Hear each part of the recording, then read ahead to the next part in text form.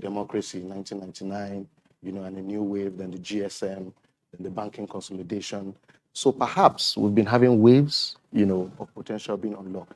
But it now seems that since that last one, we've not had such a wave that is convincing enough, to let Nigerians know. And, we've come out of COVID, we've come out of, global recession. So much has happened that may have set us back, And but what I've seen is that now we have the Japa wave, because, we have a youth bulge and they're looking for expression. And so they're going to other places to, quote and unquote, unlock their potential. So the question is, what is unlocking their potential where they are? We know that the Nigerian spirit is indomitable. Absolutely. It's an entrepreneurial spirit. So we have that, whether home or abroad. Then, so what else don't we have? I will say two things. I see outside there that there is a patriotic ownership. If you talk about the American, you hear the American dream, the Canadian dream and things like that, which are the places that we've been japa into recently. So there's patriotic ownership that, seems to be lacking. Then, of course, there is actually the governance itself in terms of, the institutional framework or open governance, some level of, a higher level of transparency that citizens would want to see from their leaders, and honesty in what we call a social contract between, the governed and the government, in the sense. So I think it's those two things that are missing, that has perhaps not unlocked our potential in this wave that we are in.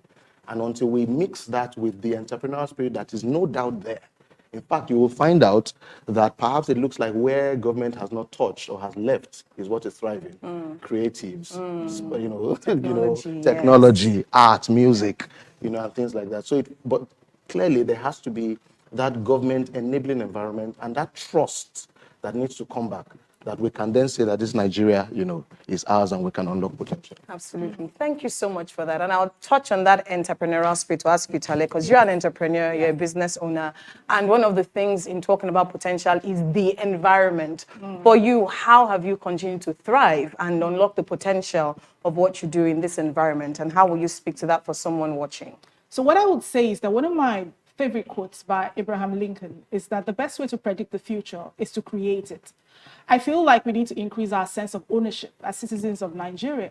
Yes, the environment might not be the best in terms of the macroeconomic policies and the microeconomic environment, but I think that what we need to do, and that's the entrepreneurial spirit, is to take ownership to be able to create blue oceans, because in a tough environment, it is an opportunity for creativity, to unlock that inherent creativity that we have.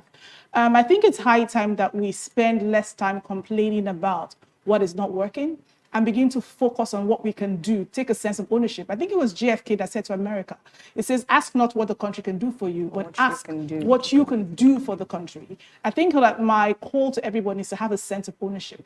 I'm not saying that we don't need the right institutions. We do. It's going to make life easy for every one of us. It's going to make us thrive as an economy. But more or less, we have to have a sense of ownership. We need to show the government, what is possible when the citizens rise to take a sense of ownership.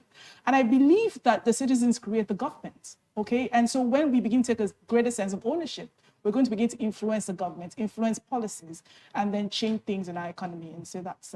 Excellent. Thank you so much. And that is really one of the things the platform keeps speaking to, that as a citizen, you are powerful and you can have that sense of ownership. And I believe that even for our speakers today, that is one area that in spite of what you see, there is still that potential first within you. Instead of even just looking at the potential on the outside, it is what is on the inside of you that you can birth what is on the outside. But Soji, I'll ask you, let's talk about our speakers for today. We have about 6 speakers. Obviously, starting with our senior pastor, Pastor Poju Oyemade. Tell us about some of the speakers today and what your expectations or so are. Pastor, it feels like the speakers, well, it should be, have been chosen because of the potential they've unlocked in their own sectors. Yes. So, we all know our senior pastor, his own skill is to unlock spiritual capital, to unlock spiritual capital and just, to motivate you in the right direction. We see him as a bridge builder, entrepreneurs, and all of that. Dr. Toyin Sanni, she's a capital market expert. She's in the finance sector and she's one of the women leaders in terms of financial services. So she will show us how she's unlocked capital first as an entrepreneur. She used to be CEO of one of the leading capital market organizations, but now she's now running her own show, as a woman leader herself. So just showing the potential, not just as a financier, but also as a female, leader, in this space. And so I think that's a very important thing. Kola Adesina, clearly in the energy sector, Sahara Energy, Sahara Group, and in the news space recently, it's been about oil and gas and energy. Suddenly we realize we can refine again, So let's see, what stories he has to tell us there. But I'm particularly interested in Professor Waziri-Azi, because she comes from, she's a technocrat. She used to be the former Director General of the National Agency on Human Trafficking or Against Human Trafficking. It suggests that, there's capital to unlock there, because they are trafficking people, means they have some talent, right?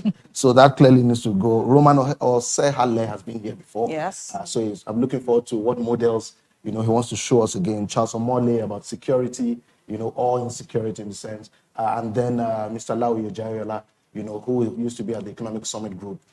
So we're looking forward to how they've unlocked potential in their own areas. Absolutely. Thank you so much. Okay, time is up and we have to get right into the auditorium now. Some of our speakers today are new. Some of our speakers today have been at platform before, but between all of them, I know it's going to be a time of great enlightenment. I want to encourage us. You're at home, you're watching, don't be distracted. Have a pen, have a paper, have someone you're watching with. And at the end of this platform, make sure that there are one or two things you're going to take away from this. Thank you once again for joining us at the platform. Send the links to your friends, to your family. Join us online. The hashtag is hashtag the platform NG or hashtag unlocking potential NG. We're going right into the main auditorium where we'll start with our national anthem. You're welcome to the platform, Nigeria.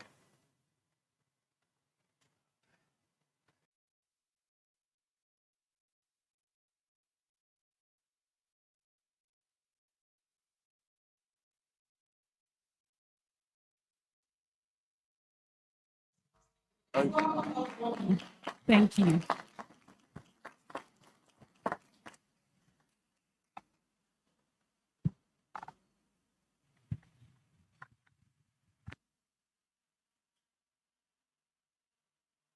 Nigeria, we hail thee, our own dear native land. Though tribe and tongues may differ, in brotherhood we stand.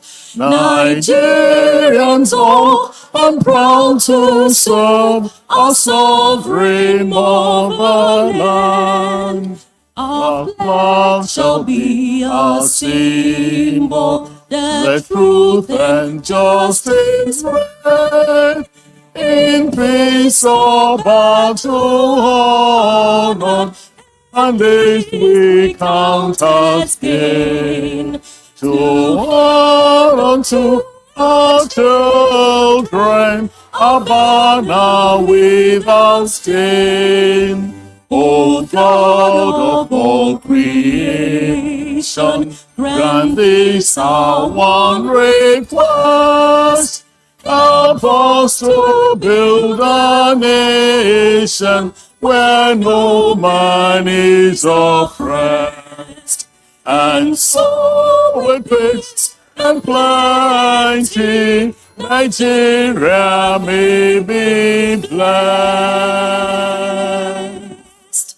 Amen.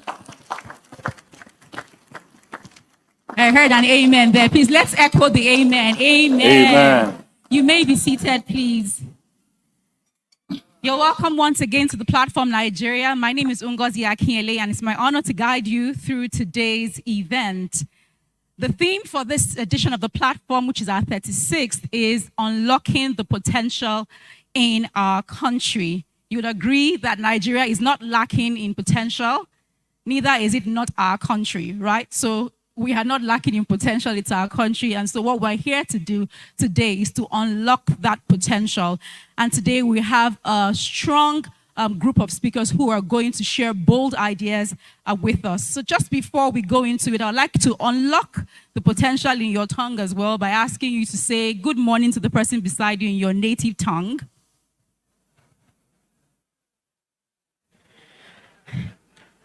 I can feel the pressure. Say, how are you? Okay, wait for the big one. Say Happy Independence Day in your native language.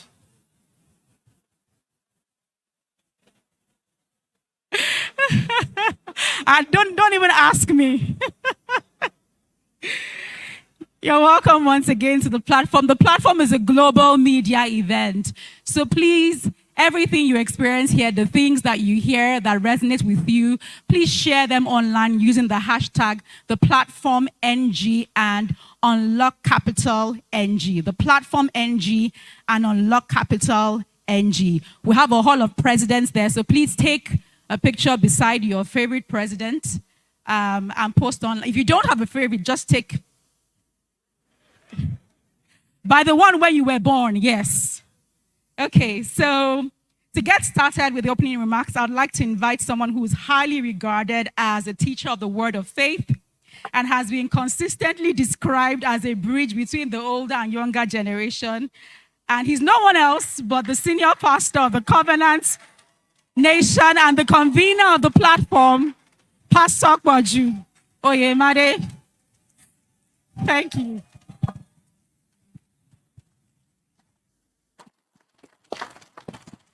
Thank you very much. All right, we may all be seated. There's no need for a long story. All right. What I just want to do is that as the visioner of this particular program, I share some thoughts that I got off, and I read this book many years ago. Must have been about maybe 15 years ago. And I believe that it's from reading this book, this particular theme was crystallized. And it's written, the name of the book is The Mystery of Capital, written by from Chile, economist De Soto, who was regarded, I think Bill Clinton regarded him and said this, to be the greatest mind in terms of economy in the emerging economies of the world. But he said something about capitalism, and I want to read it here. He said, in this book, I intend to demonstrate that the major stumbling block that keeps the rest of the world from benefiting from capitalism is the inability to produce capital. He said, capital is defined as the force that raises productivity of labor and creates the wealth of nations. It is the lifeblood of the capitalist system and the foundation of progress. And the one thing that the poor countries of the world cannot seem to produce for themselves, no matter how eagerly their people engage in all other activities that characterize a capitalist economy.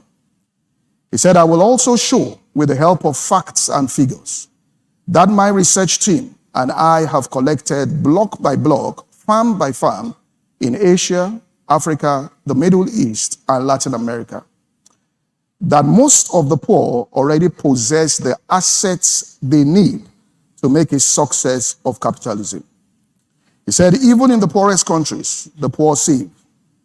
The value of the savings among the poor is in fact immense, 40 times all the foreign aid received throughout the world since 1945. In Egypt, for instance, the wealth that the poor have accumulated is worth 45 times as much as the sum of all direct foreign investments ever recorded there, including the Suez Canal and the Aswan Dam. In Haiti, the poorest nation in Latin America, the total assets of the poor are more than 150 times greater than all the foreign investments received since Haiti's independence from France in 1804. You should think about that. If the United States were to hike its foreign aid budget to the level recommended by United Nations, which is 0.7% of its national income, it will take the richest country on earth more than 150 years to transfer to the world's poor resources equal to that which the poor already possess there. The problem, he said, is that they hold these resources in defective forms.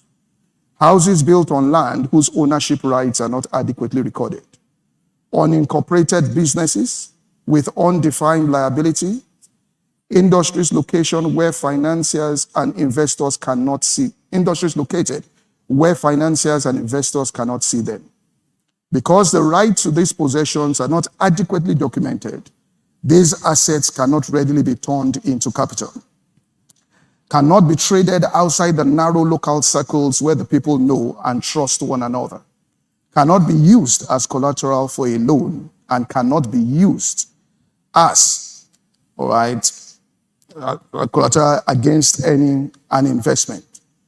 Charitable organizations have so emphasized the mysteries on the helplessness of the world's poor that no one has properly documented their capacity for accumulating assets. Over the past 5 years, I and 100 colleagues from 6 different nations have closed our books and opened our eyes and gone out into the streets and countrysides of 4 continents to count how much the poorest sectors of the society have saved. He said, the quantity is enormous, but most of it is dead capital. So when we talk about unlocking the capital within a nation or an organization, that is, we recognize that the solution to a nation or organization doesn't lie outside that organization or nation, but lies within it. And I must say that in this country, we have unlocked the capital in certain things. We've unlocked the capital, let's say, in entertainment. We are beginning to unlock the capital that is contained in fashion, all right? Years ago, people will not wear certain clothes. They might look down on it. But I just want to close by saying something, and that's where I knew the power of this thing. Recently, we had a conference in London, and the hotel where we used, which was Intercontinental Hotel, I was wearing an Ashoke trousers with a blazer and a white shirt. And I was in the elevator on my way to the conference center. And there were 2 American couples, and they looked fairly wealthy. And the man looked at me, both of them. They said, where did you get these trousers? Where did you get these trousers? We want this. I found it difficult to tell him exactly where I got it, because I would have had to say, we went into the market and then because he didn't understand. He said, so which designer, where did you get this pair? Where did you get this? I just kept saying, well, I bought it, all right? Because I couldn't go into the details of how we produce Ashoke and all of that. But he wasn't interested in the designer wears on the streets of London. He was interested in what we brought out from Africa in a way that could be appreciated by the world. And so if we are going to grow, all right, wealth, we have to learn how to unlock the capital that lies within a nation. God bless you all. And I want to thank all the speakers, all right, for taking out time from their busy schedule. These are great minds that have come together. And I will just sit down quietly and take my notes. God bless you all.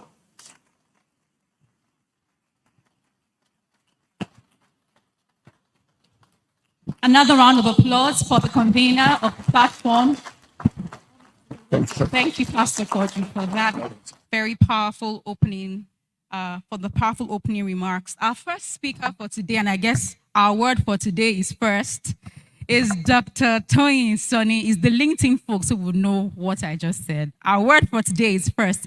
She's here for the first time. Dr. Toyin Sanni is the founder and executive vice chair of Emerging Africa Group, a leading Pan-African investment group. Dr. Sanni has extensive experience as a prominent investment banker, business leader, public personality, and speaker. She's a LinkedIn top voice and one of Africa's foremost thought leaders. Please welcome to the platform with a warm round of applause, Dr. Toyin Sanni.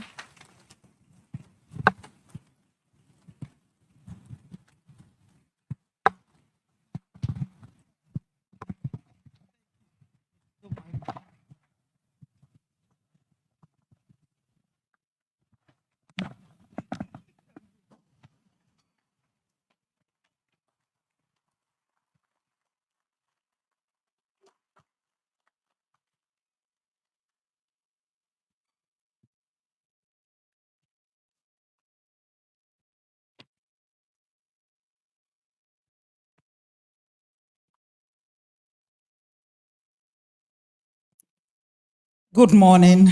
Good morning. Good morning, distinguished ladies and gentlemen. It's such an honor and a blessing to be here at Nigeria's foremost platform for the discourse of national issues.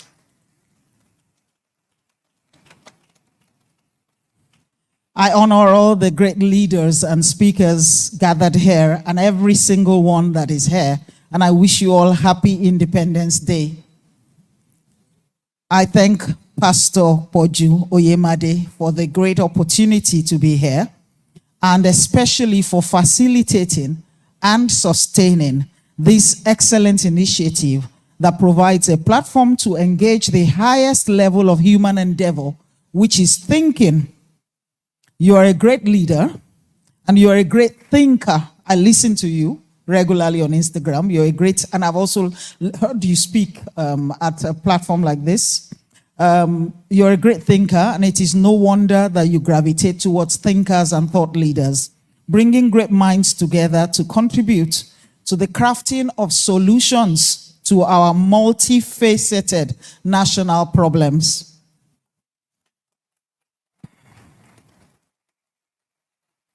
I am really honored, and briefly, I would like to contribute my quota to a topic of great significance on a challenge which continues to bedevil our beloved nation, Nigeria, today on its 64th Independence Day, even as it has for almost 6.5 decades now. I would like my slides to be put up, and I want to, by way of disclosure, I have the slides, and I will try to do a combination of directing you to the slides. Yes, there's a copy in front of me, whilst also talking to the notes that I have before me. The simple and yet all difficult question is, how can we unlock Nigeria's economic potential? Okay, I think I got that. How can we unlock Nigeria's economic potential such that the narrative about our dear nation will shift from that of missed opportunities and unrealized potentials represented by an unharnessed bank of natural resources, wide expanse of arable land adorned by the promise of a youthful and dynamic population, to that of a nation of realized promises, a proud and self-sufficient citizenry standing tall amongst the committee of nations. I dare ask, is this possible? And if this holy grail that we have sought for 64 years now has eluded us so far, let me ask again, is this possible? Has it been done before? And how? What would it mean for the average Nigerian if it were to happen? And finally, what would it take to make it happen for you and for me? Let's explore some of these questions together.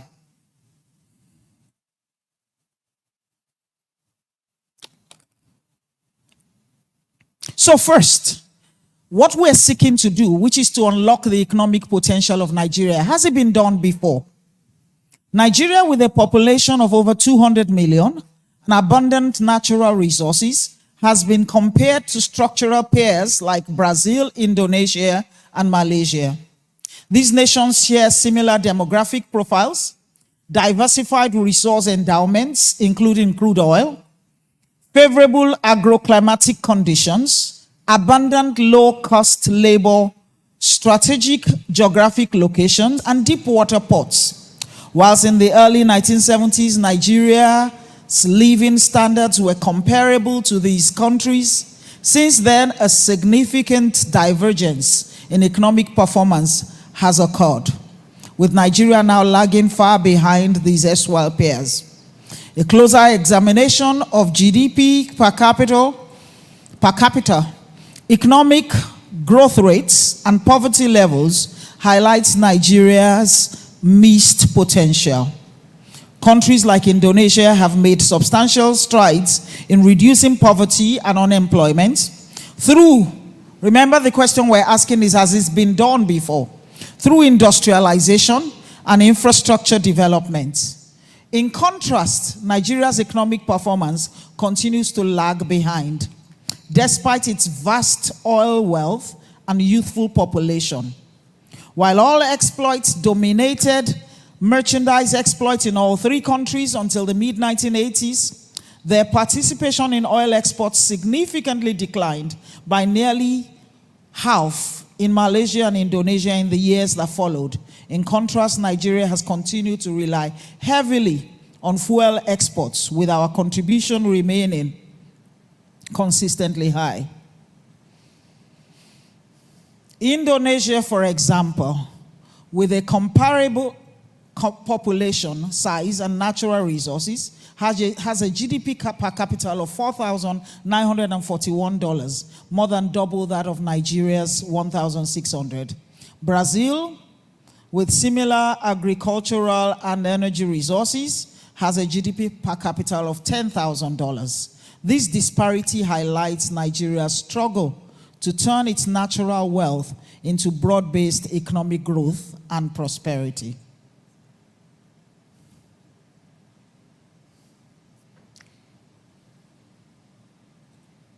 Okay, I'm very sorry for my short-sightedness.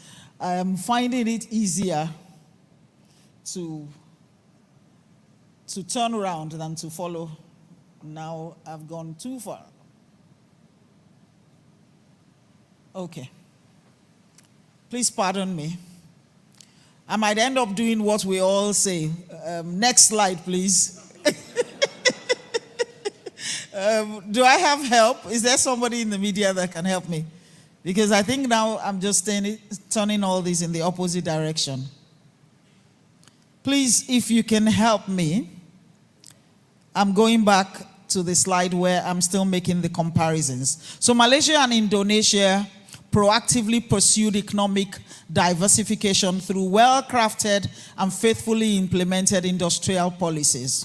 In Malaysia, the first industrial master plan in 1986 to 1995 laid the foundation for the development of manufacturing industries and promoted the processing of natural resources. The plan strategically targeted sectors with potential for import substitution, high export value, and higher value-added activities such as petrochemicals, refined petroleum, palm oil, rubber gloves, tires, and prophylactics. This approach helped to reduce the over-dependence on upstream commodities and fostered more balanced economic growth. Now, before I go into how would success look like for Nigeria, I want us to just look at some of the comparative graphs that I have there. So we're looking here. Okay, it's gone away from behind me. I'm very sorry, I'm short-sighted. So in spite of my glasses, I still can't see what I have there, which is why I'm turning around and hoping that, yes, this will come on. So if you look at education and you look at literacy rates, you can see that we lag far behind all these. You look at health and life expectancy, again, we're at 54.6%, whereas Malaysia is at 76. We have seen these statistics over and over again, but I'm going somewhere. And then you look at access to finance, and that's really where our position is so far removed. So 13%, and Malaysia 117%. That means that an innovator, a startup in Malaysia has more money than they actually need. They have access to more money than they actually need. And by the way, this is as a percentage of GDP, 117%, and we're at 13%. And then ICT smartphone penetration. We like to boast about the level of smartphone penetration in Nigeria. Unfortunately, we're still lagging behind our peers. Now, I'm going to the next question that I want us to look at.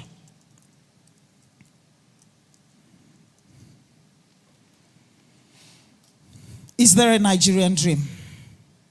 How would success impact the life of the ordinary Nigerian? So I'm asking you this question. Is there a Nigerian dream? You know, I was in the US earlier this year, And I was actually invited by the American Dream. I don't know why they thought I had an American dream. I'm not American, but I was invited by, there's actually an institute in charge of the American Dream. And their job is to study whether the American Dream is growing or it's receding, and what exactly they can do to make the American Dream a reality for Americans. So the American Dream is a real project. And they asked me to give, I gave an interview and they asked me what my American dream was. And I had to find, but the point I'm making is that this is a country that everybody envies for so many reasons, and yet they are actively committed to making things better for their people. So I want to ask again, is there a Nigerian dream? The Nigerian dream would be the innate belief in the right of every Nigerian to aspire to attain financial success on the assumption of the existence of equal opportunities and meritocracy. If it exists, it would be somewhat like the American dream, a national ethos of the United States that states that every person has the freedom and opportunity to succeed and attain a better life for themselves. Can we say that right now about our nation? The concept of a Nigerian dream is elusive, but if it exists, it is likely tied to economic opportunity, social mobility, and personal achievement, similar again to the American dream, but shaped by Nigeria's unique challenges. You know, when I was growing up in this country, I watched a lot of television, and now we still watch a lot of Nollywood movies. And if I were to craft the Nigerian dream according to Nollywood, and I'm coming back to a point that you made, sir, which is that we have to pay attention to the things that we had not paid attention to before. What is the message that we're passing to the people that are coming before about their role in creating opportunities for us as a country? So back, if I were to describe the Nigerian dream according to Nollywood, it would be pretty girl comes to Lagos, stands at the side of the street, on her way somewhere. She's very poor, she's in raggedy clothes. But then this very rich man pulls to a halt beside her, invites her to come into his car, takes her shopping. That shopping scene is always in every rags to riches story. Am I lying? Takes her to the supermarket, and then she picks things, and she picks things, and she picks this, and she picks that, and he pays for it, and they live happily ever after. Is that the Nigerian dream? So what is the Nigerian dream? Or what should be at the heart of the Nigerian dream? At the heart of this pursuit should be the tireless, relentless effort to overcome barriers and create opportunity where none seemingly exist. Nigerians are constantly innovating and striving to survive in a system that often seems designed to hold them back. The popular culture of multiple side hustles is not just a trend, it is a reflection of how dogged your average Nigerian is in their quest for economic independence and success. The Nigerian dream, therefore, should be about entrepreneurship, creativity, education, and ultimately the creation of a better present than your parents' past, or a better future for your children than your present. Than your past and your present. However, it is often constrained by systemic problems like unemployment, poor infrastructure, and unstable or unfavorable economic policies. A case in point that we're facing right now: high inflation, high interest rates, and domestic currency, all of which are today the reality and perhaps the nightmare of small businesses. In essence, the Nigerian dream could be defined as the pursuit of prosperity, upward mobility, and the ability to succeed regardless of our background. But unlike in many successful economies, achieving this dream in Nigeria often feels like a matter of luck than a result of deliberate planning or policy support. The Nigerian dream envisions a future where each generation surpasses the achievements of the last in terms of income, education, and overall quality of life. However, recent data paints a sobering picture of limited economic mobility in Nigeria. Sadly, the scale of poverty in the country is staggering. The number of Nigerians living below the poverty line has grown from 70 million in 2010 to an estimated 109 million in 2023, placing Nigeria among the nations with the largest poor populations globally. This trend is further reflected in Nigeria's Human Development Index, HDI ranking, where it's placed 161 out of 193 countries in 2022. Many young Nigerians face the same, if not worse, economic challenges as their parents. Unemployment, underemployment, and inadequate access to quality education hinder their progress. These increase the risk, unfortunately, of many youths resorting to crime and many migrating away in search of greener pastures. Harsh and deteriorating macroeconomic conditions further complicate the pursuit of economic mobility for younger Nigerians. For instance, prices of imported used cars, once a symbol of financial progress, have soared beyond the reach of the average youth. So you find Nigerians well into their 30s, approaching their 40s, well coming into their 40s, who are graduates and have been working since they graduated, and they still cannot afford to buy a second-hand used car that has probably been used for 20 years in another economy. This example, amongst others, illustrates how economic goals are becoming increasingly unattainable as the goalposts continue to shift. Despite these challenges, I'm coming a little bit to the good news. Despite these challenges, Nigerians remain resilient, excelling in various sectors, from the thriving markets in Lagos, Kano, and Aba, to the unicorn startup communities in Yaba, Ilupeju, and Ikeja, providing cutting-edge fintech solutions to the bustling creative industry in Nollywood, on Instagram and TikTok, and that are making waves globally. Perhaps spurred by these inspiring stories, a growing number of youths have turned to entrepreneurship. So today, 84% of employed Nigerians are self-employed. I think we can clap for ourselves. Thank you. According to the National Bureau of Statistics, I personally admire our millennial and Gen Zs. I admire them so much. They're working so hard. Working so hard to make a future where they cannot take anything for granted again. So are there pathways to realizing the Nigerian dream? What should be done to unlock the economic potential of Nigeria and make the Nigerian dream a reality? It needs deliberate planning and coordinated actions. The success stories of countries like Singapore and South Korea, oh my goodness. Yes, somebody's helping me. Thank you. God bless you. Yeah. The success stories of countries like Nigeria and Singapore and South Korea show that sustainable economic process is not accidental. It is built on strategic policies, investment in education, and economic diversification. Nigeria has the natural resources and human capital to thrive, but our path forward must address the challenge of the big elephant in the room, competitiveness, as a nation in its bid to retain and attract back its best human capital resources.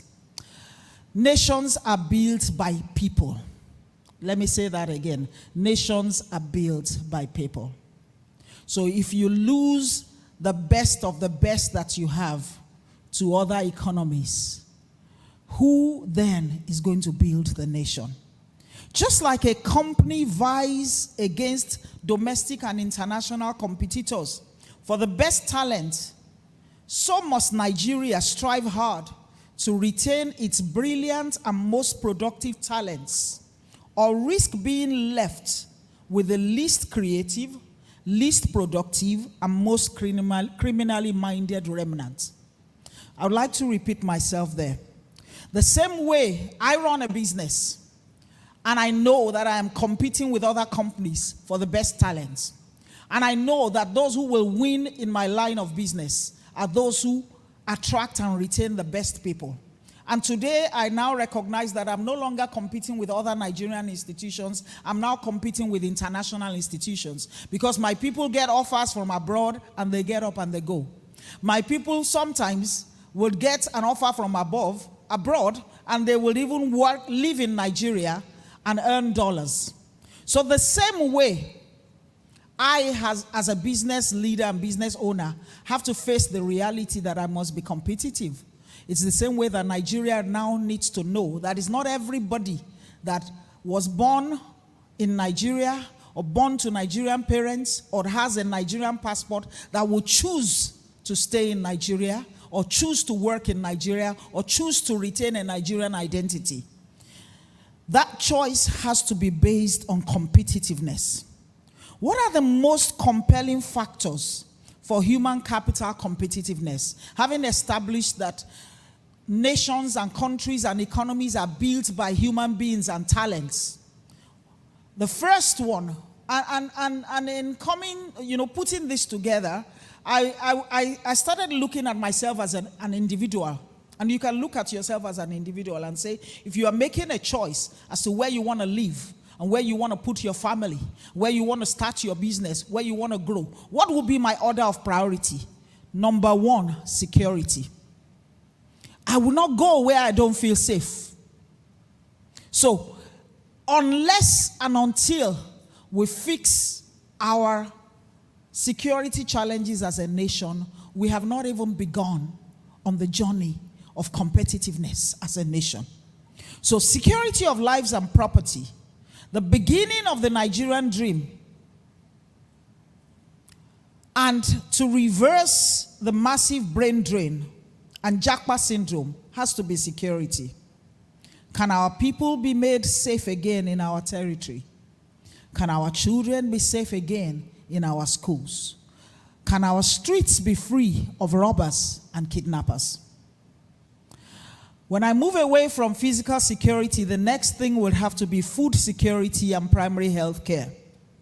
Presently, not just our present is threatened by poverty and lack of food security. Unfortunately, there are huge implications for our future. 1 in 3 Nigerian-born children under the age of 5 is stunted physically and intellectually due to malnutrition, according to UNICEF.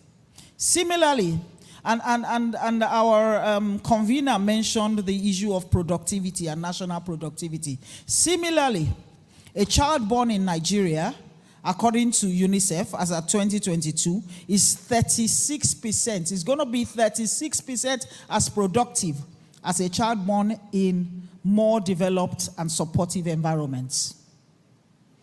For me, that's a big shock. So if you give birth to a child in Nigeria, no matter the genes they inherit, no matter how hard they work, they have 1/3 the productive capacity of a child born in the more supportive economies of the world. So they are, look at it this way, they have 10 fingers. 7 fingers have been crippled and made unproductive for reasons that have nothing to do with the child or with the parents of the child. That is scary. The next thing is education. So after you are safe and you have been fed, the next thing you look at is education. It's a critical tool for breaking the cycle of poverty and achieving social mobility in Nigeria. For many families, investing in education is seen as the primary route to a better future. So my father was born into a family, polygamous family, very, very poor family in his village, and he got to go to school because he was a son and the first son. So the family had to ration resources and decide who will go to school and who will not go to school. And that singular decision of giving him an education made a difference to his lifestyle, made a difference to the lives of his children, made a difference to the lives of his children's children. But do you know that increasingly, unfortunately, education is no longer that differentiator that it used to be in Nigeria? Because you now have people who graduate and go out of school, and years and years and years, decades after, there is no difference to their life. What can actually make the difference? And that takes me to the next point: social mobility. This refers to, oh yes, by the way, 20 million children out of school. The figure has increased since 2022. 20 million children out of school in Nigeria. Third largest in the world. Unfortunately, the other economies that came first and second are economies that are multiples of our size. So if you're looking at it as a proportion of the number of children, we're actually number one in the world in terms of children out of school.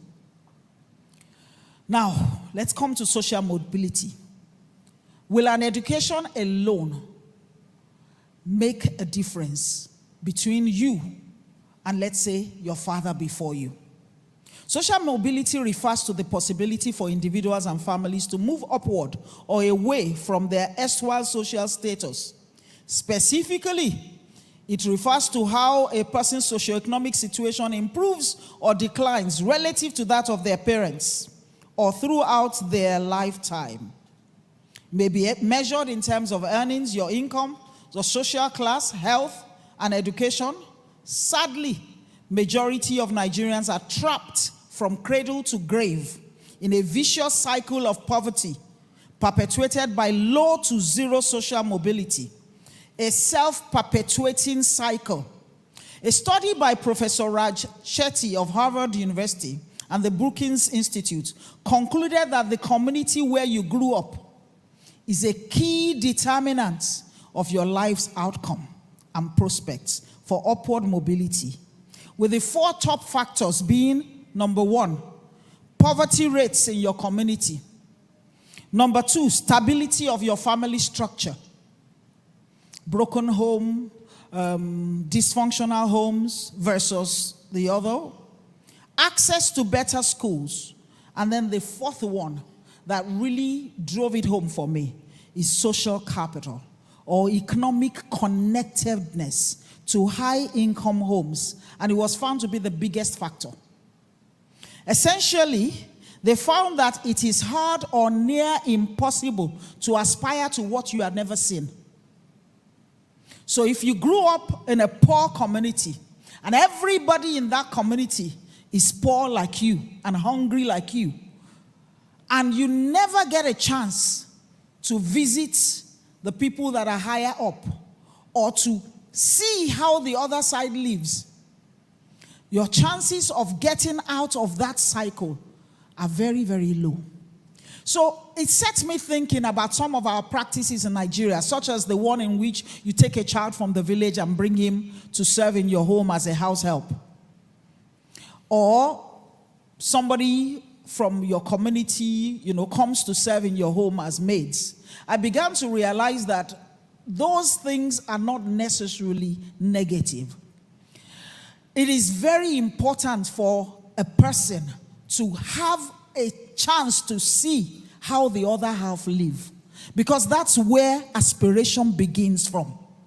And so you now had programs in the US that were very deliberate about desegregating the minorities and the socially excluded, looking for ways in which you can embed them into communities so that they can have a way of seeing. So sometimes sports, for example, the ability to go and play sports with children from a richer school, a richer community. So it's high time we brought the children from Agege to come and play football with the children in Ikoyi and Victoria Island, because as they begin to build some kind of connection and relationship and exposure, the chances of having a future is better. There is something called the lost instance concept. And the concept essentially says, again, it has been found that you are 10 times more likely to be an inventor if you come from the top 1% family. So what then happens, it means that there are millions and millions of people who have not invented anything, not because they are not ordinarily capable of inventing, but they've never even been raised in an environment in which they can think of the possibility of inventing. For me, I run a charity. For some of the Nigerians here, it begins to stimulate your ideas as to the things that you could do. When a study that was done in the US on communities that had the highest and the lowest level of social mobility. So they took the ages and the income of people and compared with the income of their parents at that age. And a city called Charlotte had the lowest. Incidentally, that city is the headquarters of Bank of America. And Bank of America decided to look inward and find out what is it that we have been doing. We've been here for so long, and yet our community has the lowest social mobility. And they checked their HR practices, and they discovered that they tended to hire from other communities. So they were perpetuating the same vicious cycle, because the children of this community didn't, they don't exactly have the same, they don't have it. So we go and hire. They now decided that they will start picking students from that community, exposing them, giving them internships, training them, and gradually you saw that, that mobility thing began to change. So in my humble opinion, the primary responsibility of government to its citizens is to prioritize the above 4 needs above every other direct expenditure. Clearly, resources are scarce. Government simply cannot afford to finance every need of the people. However, if it can address security, if it can address food security, if it can address social mobility, and if it can address education, then it can begin to formulate policies that will address the remaining. So I am an investment banker. We invest significantly in infrastructure development. But what I'm saying to you is that if we don't fix the social investments that are necessary, all that infrastructure will not do anything for us. Remember that we appropriate policy framework to incentivize domestic and foreign investments. We can fix the big needs. What are these big needs? Infrastructure investment to support economic activities, industrialization to diversify away from crude oil dependency, by formulating an industrial master plan aimed at fostering economy diversification, enhanced and strengthened justice system, fostering and incentivizing innovation and creativity. I am saying, let's fix these ones with policy. But let government focus its scarce resources. We know the resources are scarce. Focus the scarce resources on social investments. Make sure that the people are safe.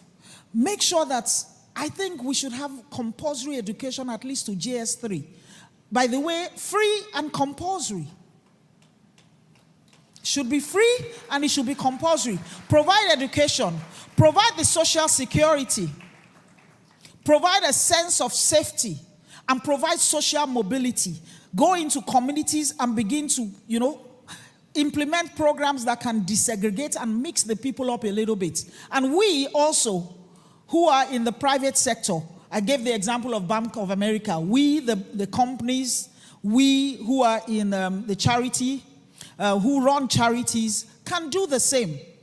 If we work and we focus attention on these things, we create an environment in which then we can attract investments from outside. In conclusion, with proper planning and long-term vision, Nigeria can create an environment where success is not left to chance, but fostered by policies that encourage entrepreneurship, innovation, and economic inclusivity. Generational income growth is driven by several key factors, and these can be consciously developed with political will and sustained effort. These factors once again include education, access to capital, social mobility, meritocracy, and equal opportunities for women, youths, and those from poor households. Infrastructure development addressed largely through policies that will encourage private sector investments. Innovation and technology, encouraging innovation, particularly through technology, can be a major driver of economic growth.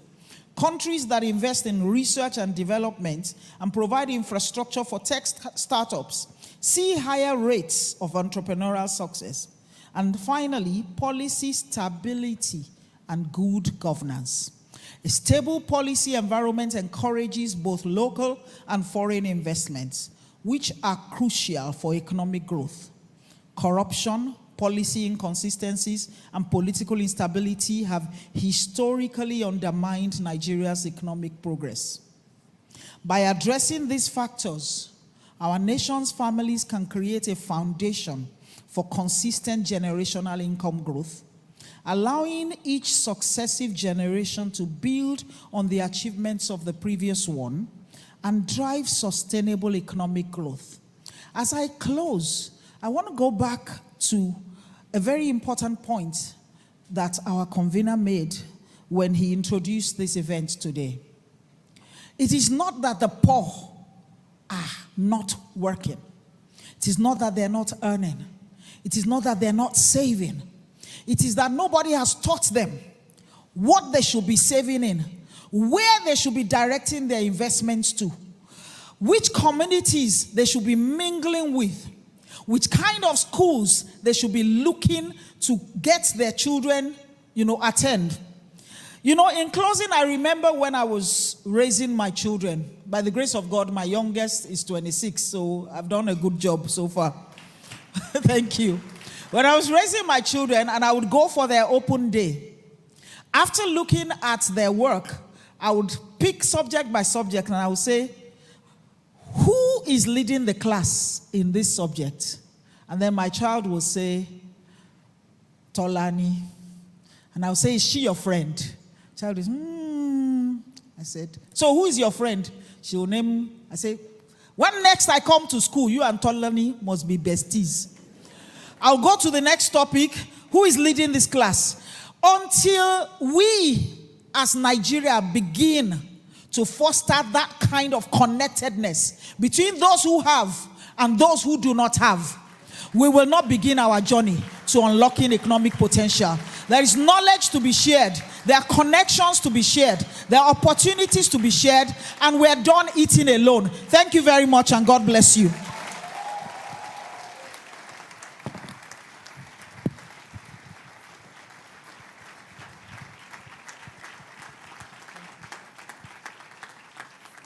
Wow, thank you so much. Another round of applause, please. So now we heard, let me just echo a few questions. Is it possible? Is it possible? If we see it, it's possible, right? Is there a Nigerian dream? Fantastic. Please, you may be seated. Let's appreciate her once again. Please connect with your neighbor. Connect with your neighbor. We've heard about the power of connections now.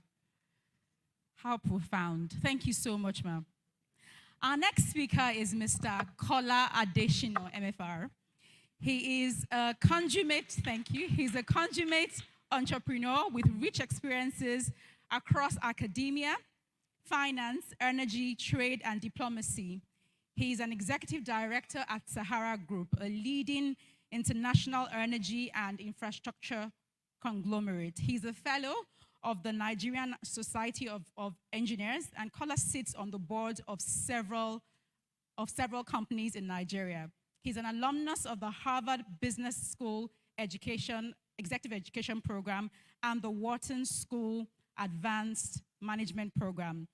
Mr. Adesina is a recipient of national awards, including the Member of the Order of the Federal Republic of Nigeria, and was recently appointed by His Excellency President Bola Ahmed Tinubu to serve as a member of the Presidential Economic Coordination Council, a body tasked with developing and implementing a comprehensive economic coordination and planning system for Nigeria. Clearly a lot of work to be done there. Please let's welcome to the platform for the first time Mr. Kola Adesina.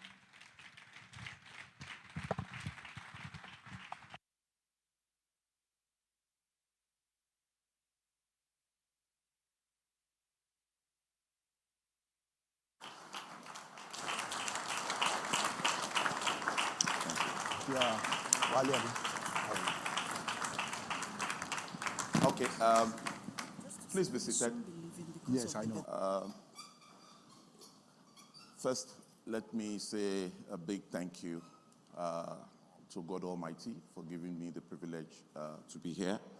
And next to that, the convener, my brother, my friend, Pope. He doesn't like that name being said publicly. If God can transform Poju Oyemade, he can transform you as well.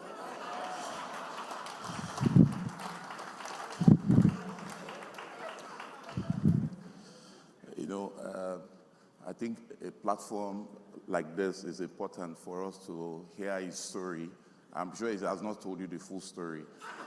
Some of us have stories to tell, but I will not behave like the person that was changing the slide for Mrs. Toyin Sanni, who couldn't monetize the work he or she was doing. You will have to pay me to tell you. So my task is easy because it's nice to speak after somebody so eloquent, versed, knowledgeable, has seen life at the highest and is still going far. Our last child is 26. My first child is 26. So I still have a long way to go in that space. So I'm not going to give you so much than what she's done. But by the way, please kindly give her another round of applause.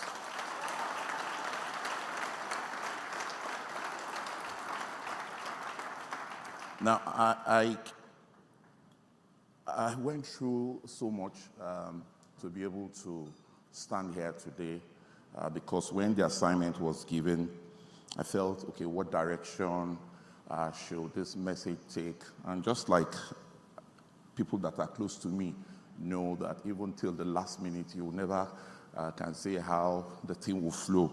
So I flow with the Holy Spirit. So Holy Spirit is telling me that I should jettison this presentation and speak from my heart.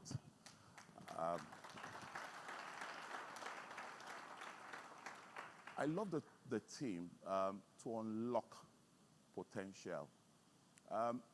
If you are social media compliant, there's something that is seemingly consistent in our social media in Nigeria. And what is that? Negativity, negativity, negativity.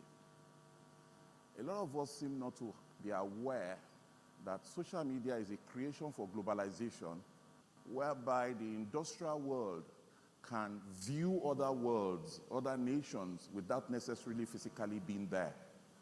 And it's the messages that come out of the nation that is reflective of the way and manner we are treated and respected.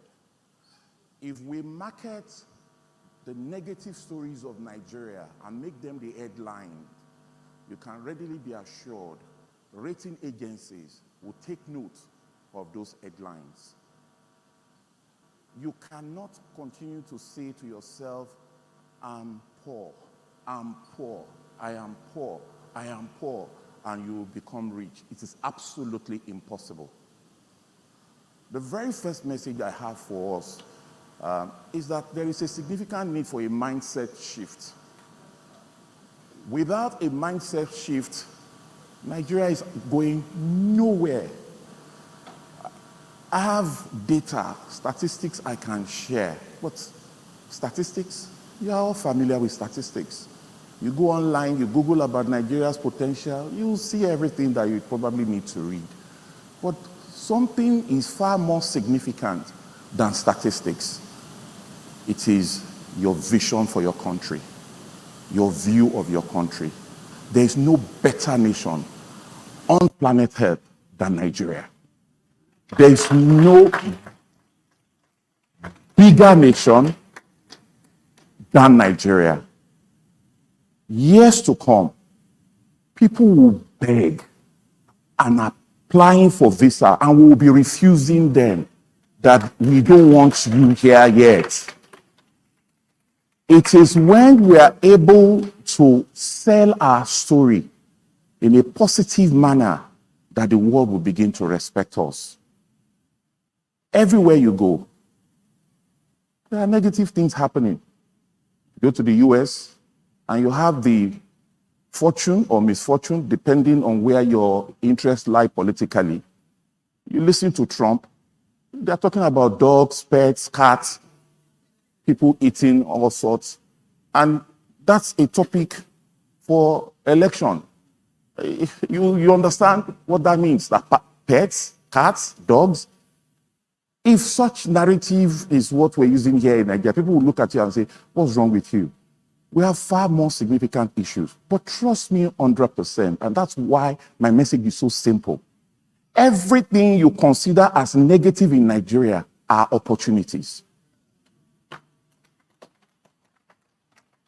When you speak to insecurity, it's an opportunity. Some security companies have been created in Nigeria, resolving security issues and benefiting from those issues.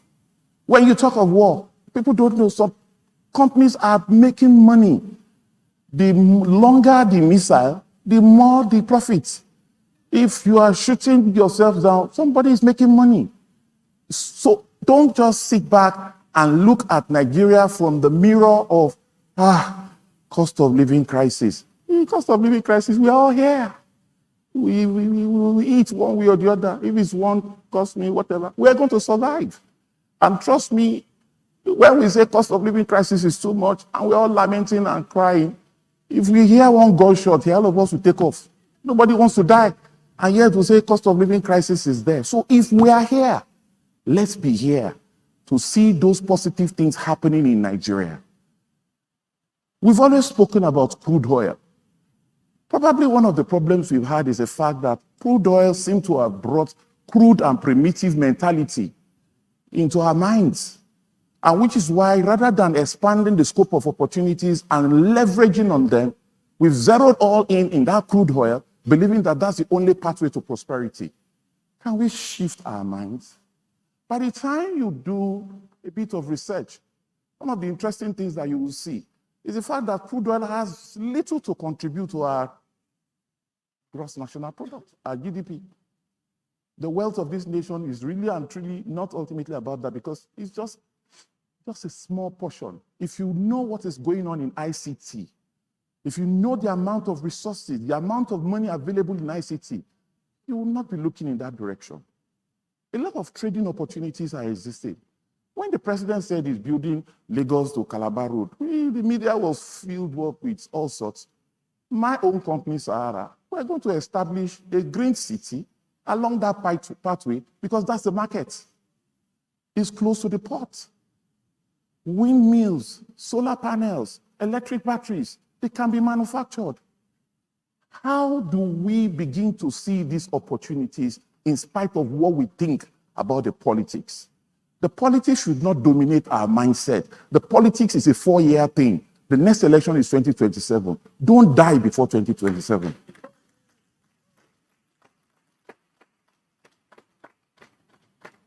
Today, before coming, I woke up again, just like I said earlier. I was thinking, what should I speak to? I said, okay, before you go to talk about Nigeria, you have to listen to what your president has to say. And I listened. 10 clear points.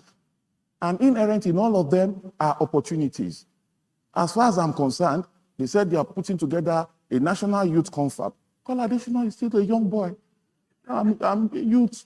They have to cater. I must be in the room when such conversations are taking place, because I'll still be alive till 100. So I still have 40 years in front of me. So issues that needs to happen regarding my future, I have to be in the room to influence it. If you are not mindful enough, conscious enough of the potential that God has given you, that talent He endowed you with. Day one, when you were formed in your mother's womb, you will never see opportunities around you. A lot of us, and I've cited examples like this a few times, I've had the privilege of speaking in public spaces. You're going to Ibadan. Several of us choose to do what we love to do. Some people, it's an opportunity to sleep because they didn't sleep so well.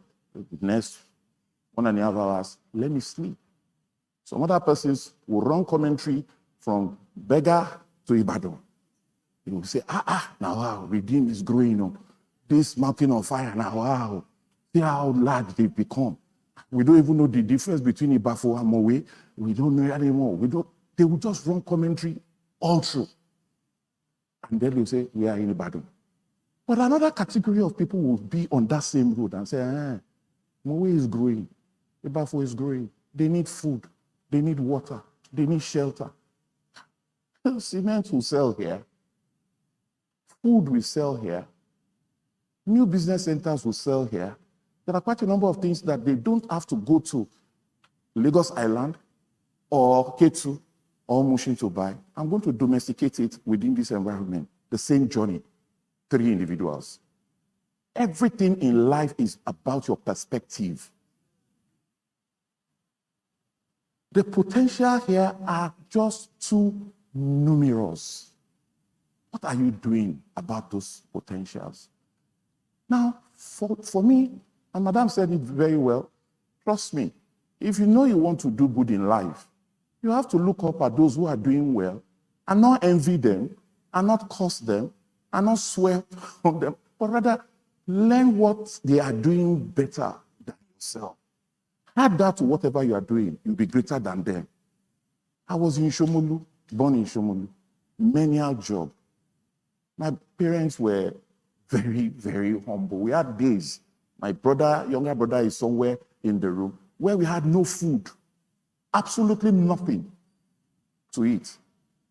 So I had to go into all sorts of menial stuff to get to where I am.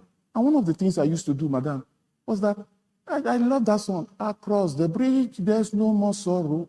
Across the bridge, there's no more pain. I said, okay, this bridge, on the other side, is Ikoyi.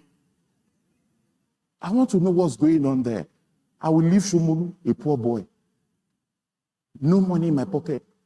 Just to come and see the way and manner rich people live.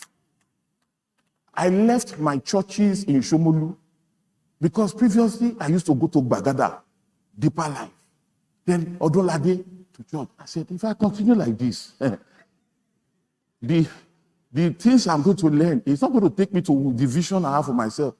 I started attending service here at Corona here. And meanwhile, I was living in Shomolu. People will ask me, wait, the God you are looking for, is he not here?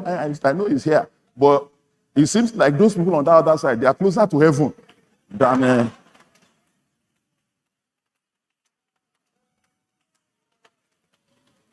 So, and without a doubt, the messages were different. Honestly. Because in Shomolu, it's wishes and wizards. They will say they are coming. When they bring food to you at night, don't eat it. Oh. If you eat it, wake up. You have to fast. You have to do this. But when I started coming to Via and Ipuyi, they will say, yeah, let somebody shout hallelujah, hallelujah. You are going to prosper. Amen. You will do good. Amen. You will own houses in Ikoyi. Amen. And I didn't know that truly what I thought was a joke was real. Now I live in Ikoyi. That poor boy in Shomolu, 18 Oluwalobon Street, with a house that is bent like this, with a restroom that my wife entered and couldn't go back again, that she had to ruminate about her future, that is this man I want to go and follow? She had to think twice. But because the God I worship made me to go to Unilag, and she can see the bridge. So she saw that this guy is likely to connect to a better future, and she stayed put. Today, she's having fun. There is something good about Nigeria.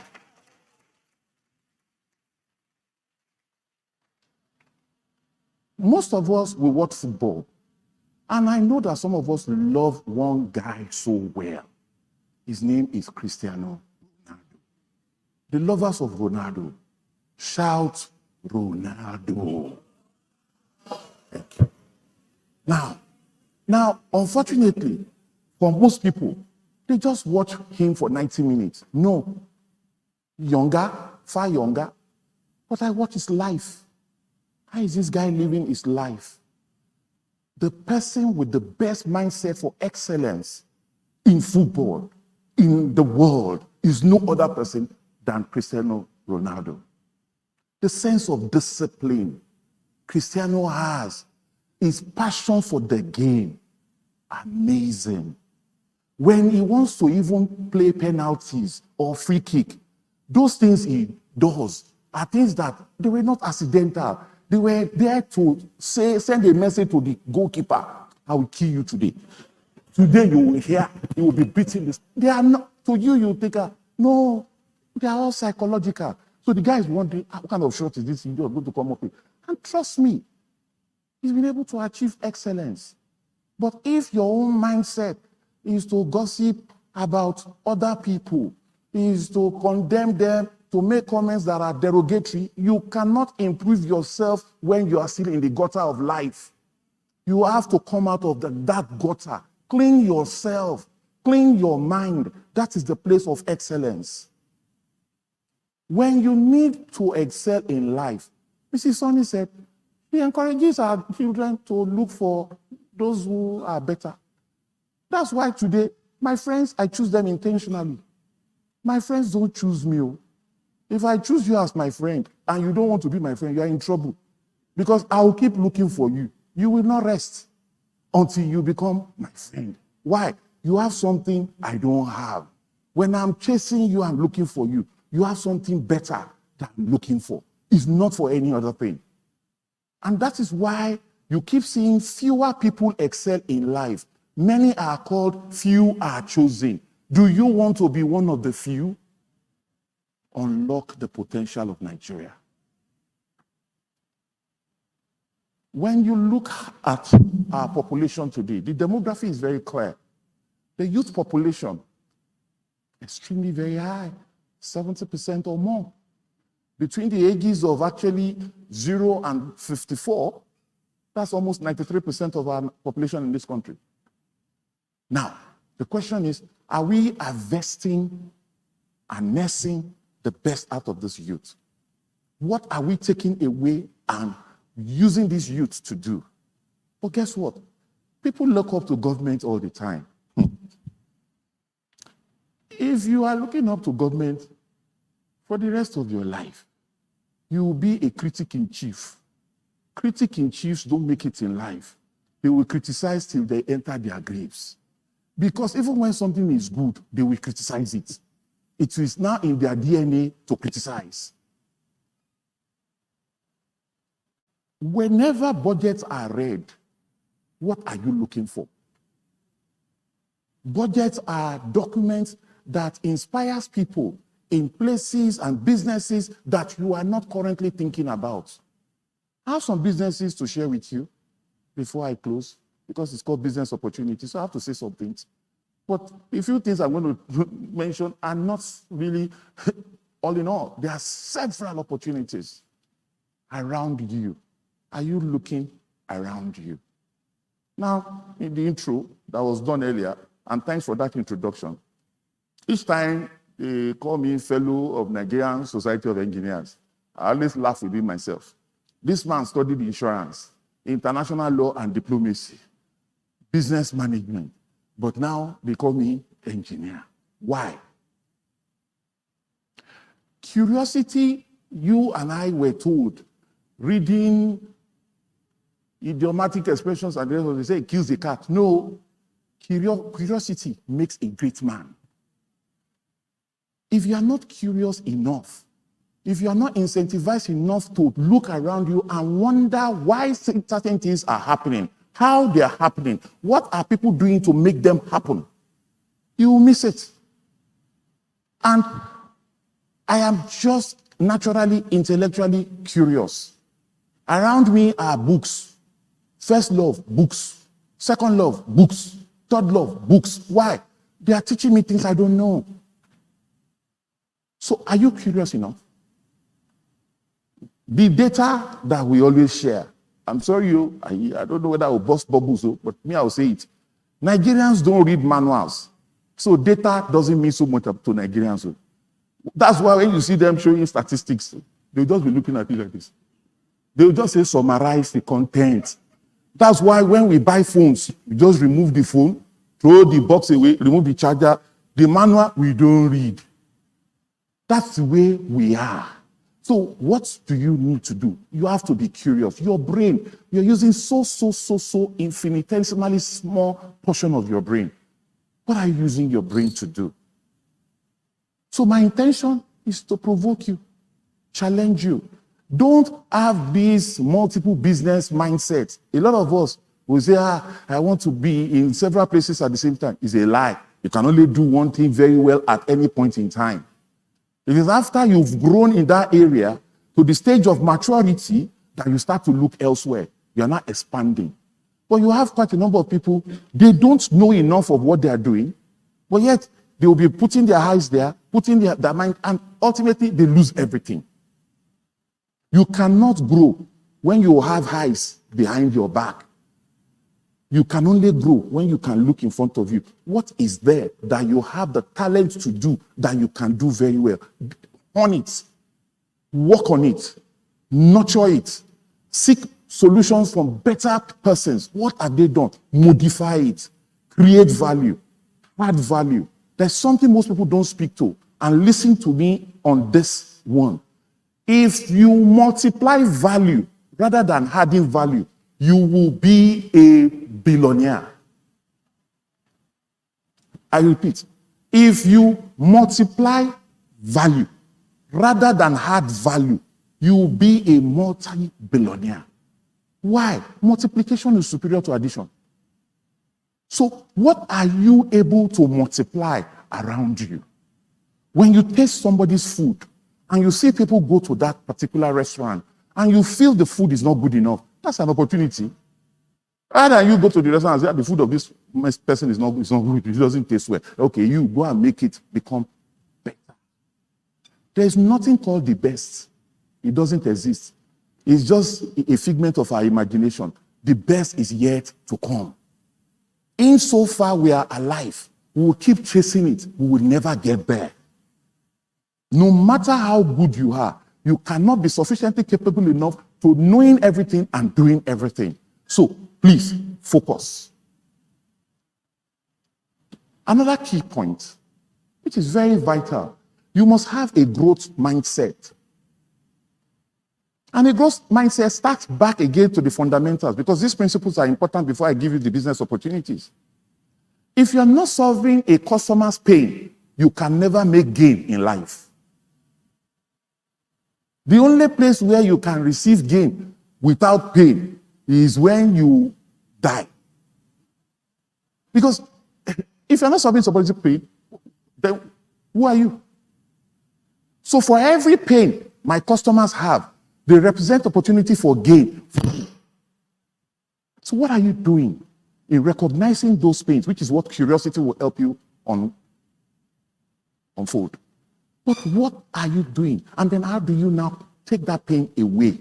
In taking that pain away, the customer will be willing to put his or her hand in his pocket to give you that money. We are all competing for the same money. And interestingly, I heard something in New York last week. This will stun you. If I ask most of you here, what is the biggest impediment to business opportunity? Most of you will say funding. I've been told by those who know that $146 trillion is flying around and floating around the world looking for where to birth. I repeat, it's not 146 billion, $146 trillion. I had a meeting with a community I recently joined. It's called the Adaptive Intelligence Community. These young people, they went to Wharton, Harvard, the best schools in the world. And this group was created for the purpose of ensuring that the community of the world, the rest of the world, can adapt quickly, intelligently, and then we can multiply the benefits few people are enjoying today. And guess what? The outcome of this, my dinner meeting, showed. This guy just simply said, Kola, we see what you're doing. We see your passion for your country. We see the love you have for your country. You've used the platform of even Watson to market Nigeria. We are prepared to put $3 billion into any venture of your choice.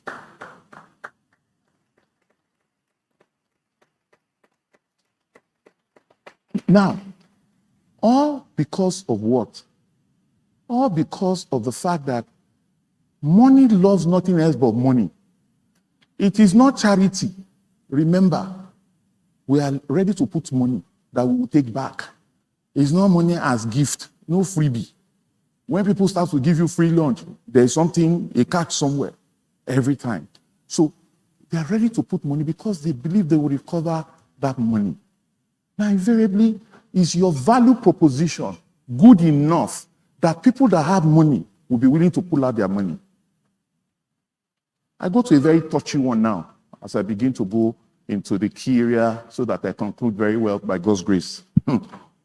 Integrity is everything. No? A lot of us, we just assume that we can bamboozle people and all that. Yeah, so easy to read. Most successful businessmen, and I mean really successful, that went through the hard knock of life to achieve success, they can see a fake person so easily. And few questions they will ask you, you will fall. If you are not a person of integrity, don't make business opportunity your forte. Go and do something that is regular, be paid salaries every month, so that there won't be any problem in the land. Your reputation will not be destroyed. So and it is true one means, it means know yourself. So it's not everybody that is cut out to do business. So, I repeat, it's not everybody that is cut out to do business. High risk, high returns. Low risk, low returns. No risk, no return. If your job is one that to step down from here down here is a risk, please don't go into business. So, because in business, we'll be jumping from 30th story down, and there won't be any pillow or whatever to receive us. We'll just believe that we will get down and nothing will happen to us. That's a kind of venture, because you can't have enough information. You can't have all the information. Research is good. I hear that every time. Do business research. Research will only probably show you at best 70% of what you need to see. But the 30%, from my own experience, they count more than the 70%. And which is why integrity is far more powerful. Integrity is not documented. It's something that comes out of people's behavior. The younger generation will say, fake it till you make it. If you come to me with a business proposal and you brought a G-Wagon, you are wearing Richard Mille, Gucci shoes, and all the paraphernalia of beauty. And you say, okay, sir, things are tough.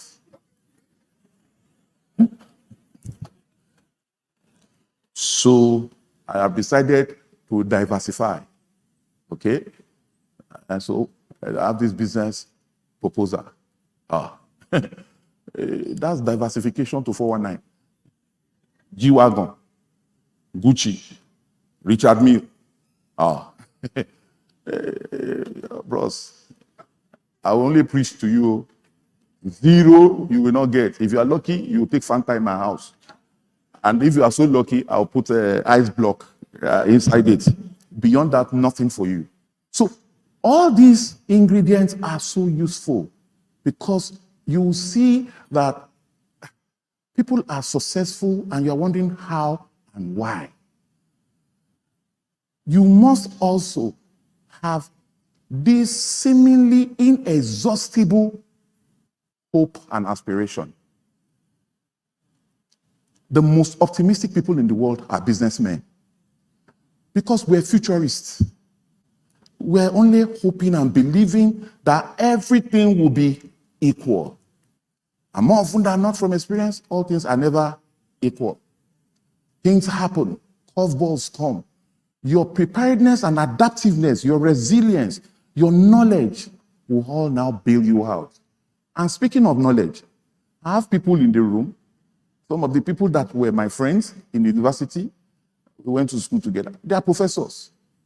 I have them as friends. Why?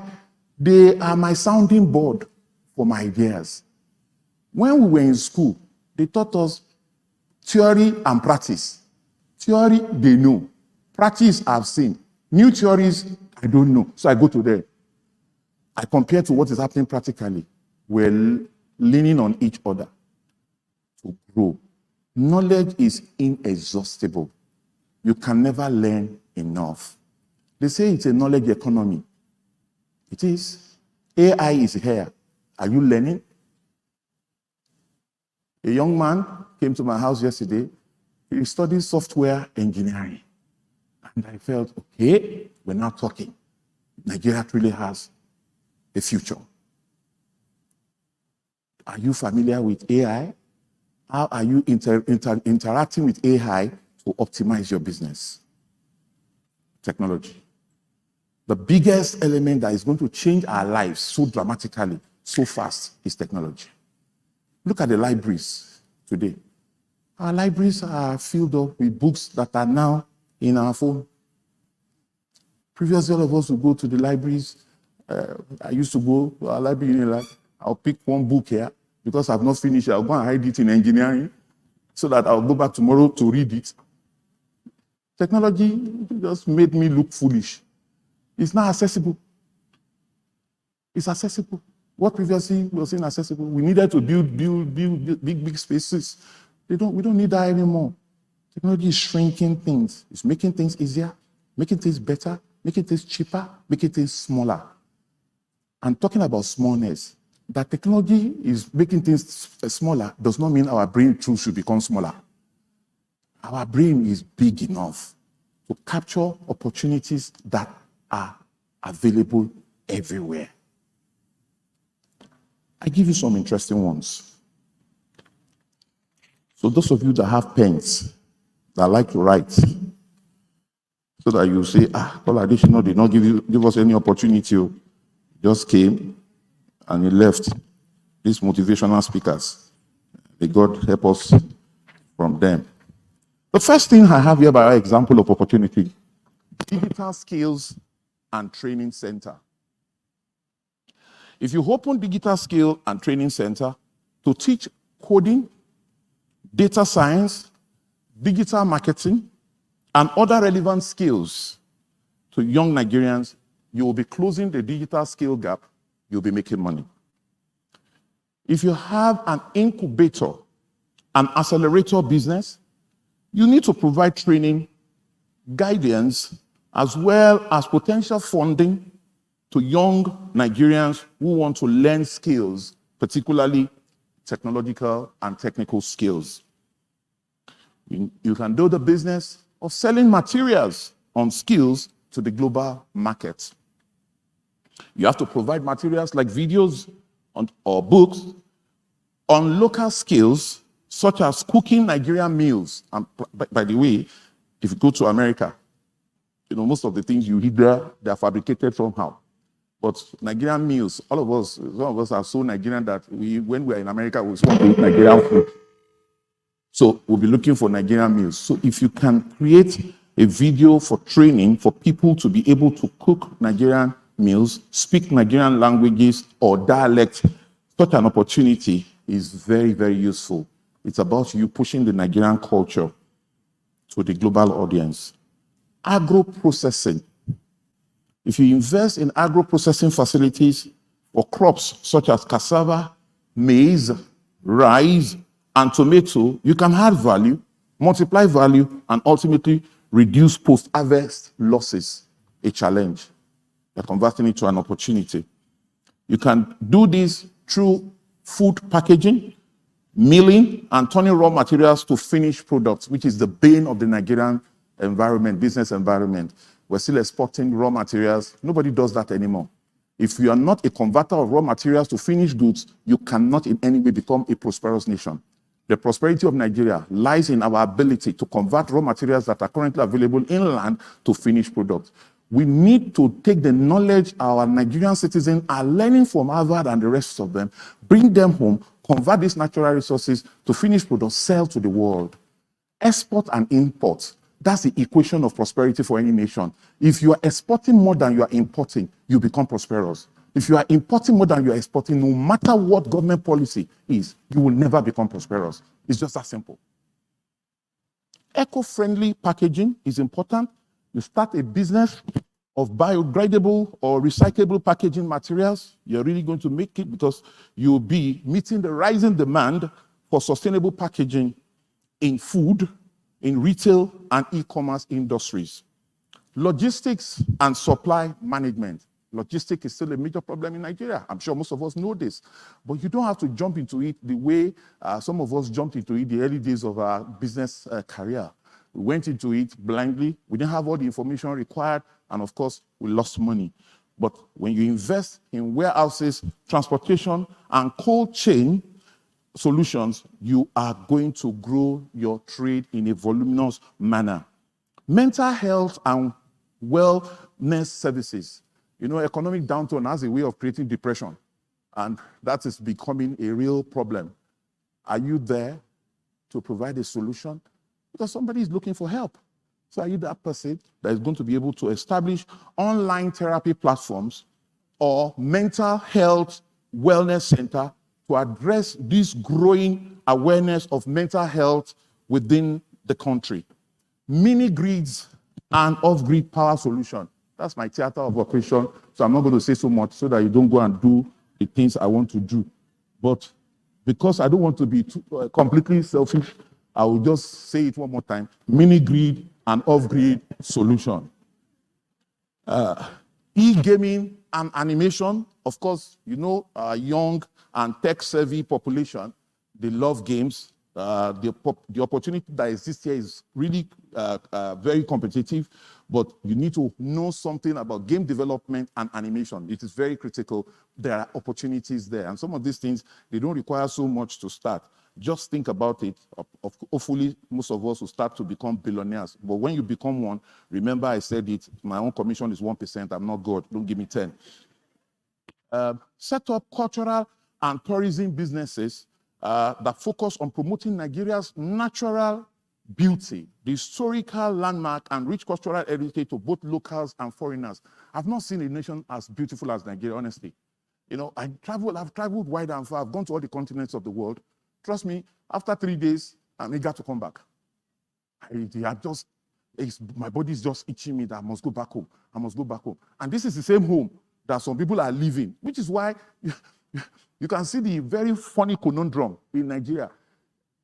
Expatriates, foreigners are coming in to come and take away the wealth of Nigeria and send back home. Nigerians are going out to go and keep the money abroad. So, you see, Japa is not bad, please. Let's make it a policy, a directive policy of government. And what do I mean here?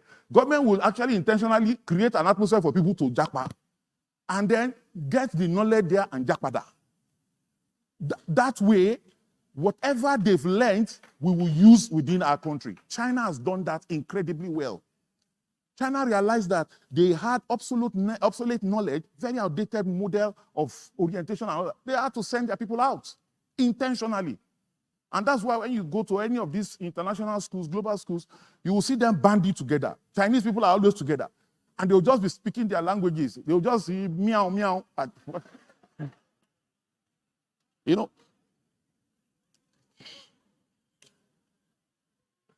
And if you check, how do they stay in America? As a matter of fact, the percentage of people that stay back is about just 4%. And you know the irony? The 4% is equally state-driven. It's the state that will say, don't leave, just stay there. So that you will be telling us what is going on. Information is power. You don't understand the quality and the value of information. You need it as a nation. We can only become competitive when we have the adequate information and not just having the information, using that information. Renewable energy solution, like I've mentioned earlier, I know some people wrote it down. I saw some people scribbling things they want to do in Lagos Calabar Road. Please come to me, I will not say it again. Something can be done in that axis around electric cars, batteries, and the rest of them, windmills, so many things can be done on that part. Deliberately, intentional, clear, and executable policies. Those things you can influence government to do. Agricultural technology, in terms of agri-tech, agriculture is still the biggest earner for Nigeria, is the one generating the biggest resources, whether you and I like it or not. Most of us don't want to be called farmers. I'm a farmer. I own a small greenhouse tomato farm. So people call me engineer. I'm a farmer as well. So please join us in this regard. Drone monitoring is useful. Irrigation systems, very vital. Data-driven solutions, essential. Organic skincare products are women. If you know the amount of money spent on skincare and beauty by Nigerian women, you will know that the so-called cost of living crisis does not exist. People only choose to put their money in what they love to do. That's all. It's about choices. So they just realize that, look, what is happening now is displacement. Displacement is making people a bit jittery, that is not going to affect cost of skin products. So skincare is an area of interest you should all look at and make sure that you are able to do it intelligently by growing interest in more natural beauty products and domesticating it in Nigeria. Business process outsourcing, of course, no company knows it all. No company can do everything on their own. So there is a way that you need to outsource certain areas. As a matter of fact, I really encourage global industries, unicorns particularly, to make themselves a process organization. Invariably, you are taking in information, converting to raw materials, but again, you are sending out your people as ambassadors to different places to learn new things. Few of them will come back and make your organization bigger and better. Mobile retail units, you have to create mobile retail businesses in terms of food trucks, mobile tailoring, or grocery vans, as well as bringing goods and services directly to customers. People have become lazy, so they don't want to go out again. They need you to bring everything to them. That's an opportunity for you, though it's equally an healthcare problem, but we'll solve that as an opportunity equally. Pharmaceutical distribution, food, clothing, shelter. The next one is health. People want to stay alive. Everybody wants to stay alive, no matter what the risk is. The chemists, they are still making money, whether you like it or not. So how do you work around that in terms of hospitals, rural clinics, and solving distribution gaps in the healthcare sector? Personal shopping. You can start a personal shopping business. Some of us don't know how to give gifts. So if you start it, run it, monetize it, we'll use you to buy gifts for some of our friends. Moving entertainment meetups. These are some very interesting ideas. But there is the last one, or maybe two, that I need to speak about as I close. There's a Nigerian, I saw the video yesterday, Dr. Ahmed Ninolowo, who did something so unique. He did the first stroke intervention in Nigeria, a surgery. There is a clot in the brain, and this Nigerian, in Nigeria, after schooling abroad, has an hospital here, and is able to remove the clot in the brain in this country. And he learned this abroad, and is back here. Meanwhile, some of his colleagues are still there, probably earning salaries. Now, he's solving a problem. A lot of people have challenges around you. Those challenges, whilst you need to pray and fast for those challenges to go away, there are certain steps you probably need to take. You need to see it as an opportunity. A friend of mine, another good egmo of mine, Dr. John Mabayoje, was sharing something on a platform, Toyin Ranta platform, which I belong to, and he spoke about machine tools, where a Dr. Harmon Strecker created the emergency bed where that he can calculate the weight of people and the rest of them in the process of any surgery and the rest of all those things. And he's just an orthopedic surgeon. But beneath his hospital, he had this machine tool mindset where he goes to, meets the patient, finishes, go back there, machine tools, fabrication. And similarly, John Mabayoje has done exactly the same thing. He has an hospital he's building in Oyo State, and he has this machine tool mentality in this area as well. Vocational studies used to be the central base of our industrial agenda in Nigeria. At a point in time, we lost it because everybody now wanted white-collar job. We now wanted to be accountant, whether chartered or scattered. We now wanted, so everybody just wanted to just be holding the pen. And you know, if you want to truly make it in life and unlock the potential available around you, your hands were created for a reason. You must use this hand to do something. What are you using your hand to do? The prospect, the beauty of Nigeria lies in our hands, not in the hand of government. Government will only do the best they can do. The resources of state are not enough, and they know it. To be able to allocate it in multiple areas is a challenge. And historically, there have been fundamental, foundational errors made in this country that has led us into this mess. Because when we had money abundantly, rather than use the money to create wealth for the future and build infrastructures that will turn around the future of this country, we started drilling out money. We started giving out money to everybody. And meanwhile, other nations, as they were making the money, they had the deliberate plan of supporting entrepreneurs who were ready to take risk. The risk of Nigeria's failure is in our hands. The potential of Nigeria's future is equally in our hands. Like I said, the best nation on planet Earth is Nigeria. I will love her till the rest of my life. I will serve her, and I will do everything humanly conceivable in my own corner to build the Nigeria of my dream. Please join me and others in doing this. God bless you all.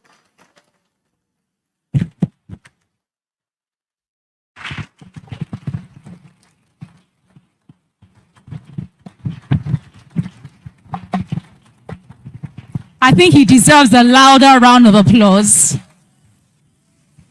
For those of us who are already planning our next business venture, you should clap more. You should clap more for the free ideas that you got. How powerful. Thank you so much, sir. You may be seated. Vision, view, and what we are voicing. Powerful, powerful messages. Please note that the hashtags for today are the platform NG, hashtag the platform NG, hashtag unlock capital NG. I'll say that again. Hashtag the platform NG, hashtag unlock capital NG. There's so much that we are sharing online. Please join the conversation.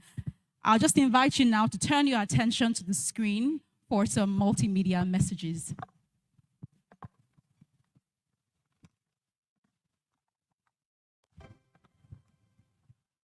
My name is Wamaka Ali.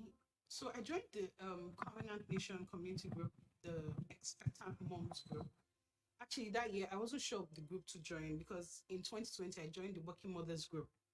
And it was during COVID and there was lockdown and all. So I was even pregnant then, you know, but I lost the child. Yeah. So when the community group came up again, I wasn't sure of which group to join because really, I was like, I can't join, you know, Working Mothers group again. In fact, I wasn't going to join any group.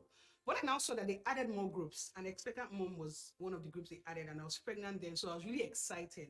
So I joined the group, and it was really, really fulfilling for me because I had people that could relate with what I was going through, my past. You know, we had people who shared their experience of what had happened to them in the past. So for me, it was a huge blessing, you know, because I was scared all over again. My first child is about 6 years old. She's turning 6 soon, and it felt like I wasn't going to have another child because the fear, it was my 5th pregnancy actually, and this is number 2. So the fear of, you know, is this going to happen again? The 2020 experience, and you just start counting all the experiences I had, and, you know, joining our faiths together as women, you know, it was really, I had this rest of mind because I can remember the last time I was pregnant, I couldn't pray. I could only praise. And I knew something was off, but I couldn't just, you know, pinpoint. But at this point now, you had a community of women who were pregnant too, you know, going through the same thing and joining our faith together, it meant a lot to me. We clocked in to pray, we clocked in for confession. So we had, there were parts where we had lectures about pregnancies, what to expect, nurturing your child. It was really interesting. It was educative. Don't just join, okay? Also share your experience, share your story. It might, bless someone. It might be what someone actually needs to hear. So basically, don't do life alone. Join a community group and you would be blessed.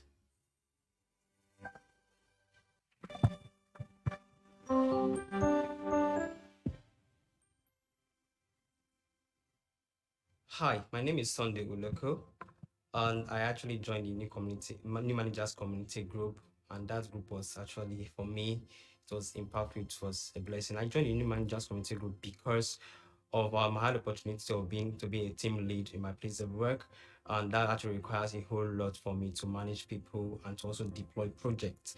For the new managers community group, I learned how to manage my time, also how to also manage my boss. We learned how to also brand my platform, support, and do a whole lot. There was a particular time I was also given a project, and that project actually needed to fly within a short period of time. What I actually learned from the new managers community group helped me to scale up the project, and for me it was a success. I even got feedbacks from my colleagues and all of my team members, my place of work, that they actually loved the project. For me, also, new managers group was also a fun. We had hangouts with my colleagues, my friends, which I actually met there, and it was also a blessing. I also learned that how to serve people, a whole lot which I cannot even tell you out there, but I want to actually encourage you that you should actually join the new managers community group or any other community will actually fit in, because there is a whole lot of new community group out there. You will never regret it. You're going to meet new people, you're going to meet you're going to learn new things, you're going to learn spiritual things, you're going to learn a whole lot of things on how to manage your life and even your career, and a whole lot. So don't think about it twice, just click on the link and register.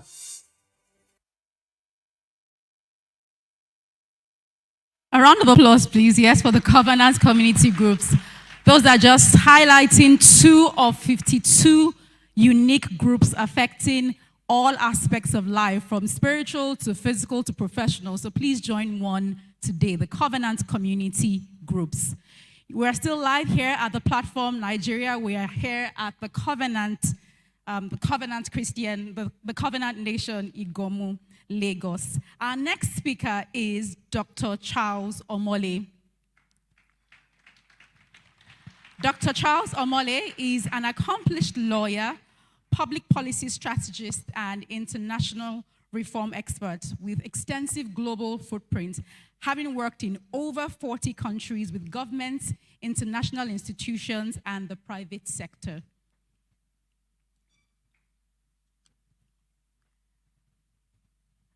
I beg your pardon, please. Our next speaker is Professor Fatima Waziri-Azi. Please, a round of applause for her. If it's not loud enough, I would not continue.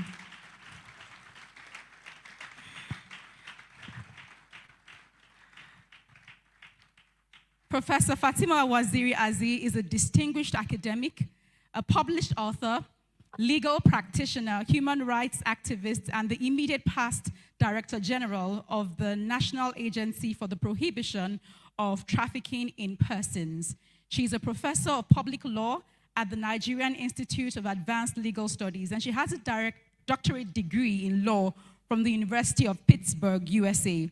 Between 2019 and 2021, Professor Waziri-Azi served as a senior special assistant to the former President Muhammadu Buhari on the rule of law in the office of the Vice President.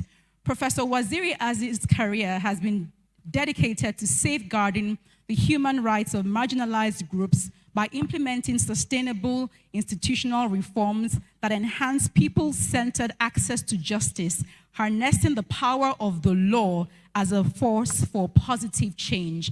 Please welcome, for the first time to the platform, Professor Waziri-Azi as she takes the stage.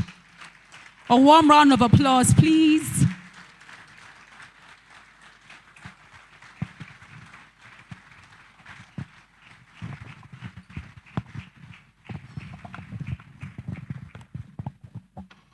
Please be seated.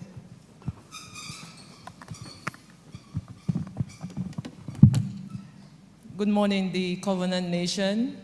Ladies and gentlemen, it is indeed an honor to share the stage with so many other distinguished speakers who have come before. For years, I have watched the platform on television, so I thank Pastor Poju and Toyin Oyemade for inviting me. It is truly a pleasure to be here. Although I have only 30 minutes to speak, I decided to merge two issues and address a topic that strikes at the very heart of our national development, which is the dangerous role of corruption in driving human trafficking, its profound implications, and the solution that can lead to a brighter tomorrow. So as we gather here today on Independence Day to deliberate on the future of our great nation, it is also imperative to recognize and confront the twin evils of human trafficking and corruption, both of which undermines our collective aspiration for progress, stability, and prosperity. The two previous speakers, Mr. Adesina and Dr. Sanni, in passing talked about the Japa syndrome. And I noticed that a lot of times when Japa comes up, people laugh, but it's serious business. In my role as Director General of NAPTIP, I saw a lot of young people get into trouble just because of this thing called Japa. Now, human trafficking, as we know, is a crime that preys on the most vulnerable members of our society.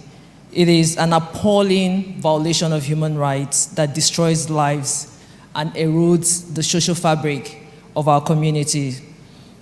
Corruption, on the other hand, is the insidious force that perpetrates this crime, enabling traffickers to operate with impunity, weakening our institutions and stalling our development.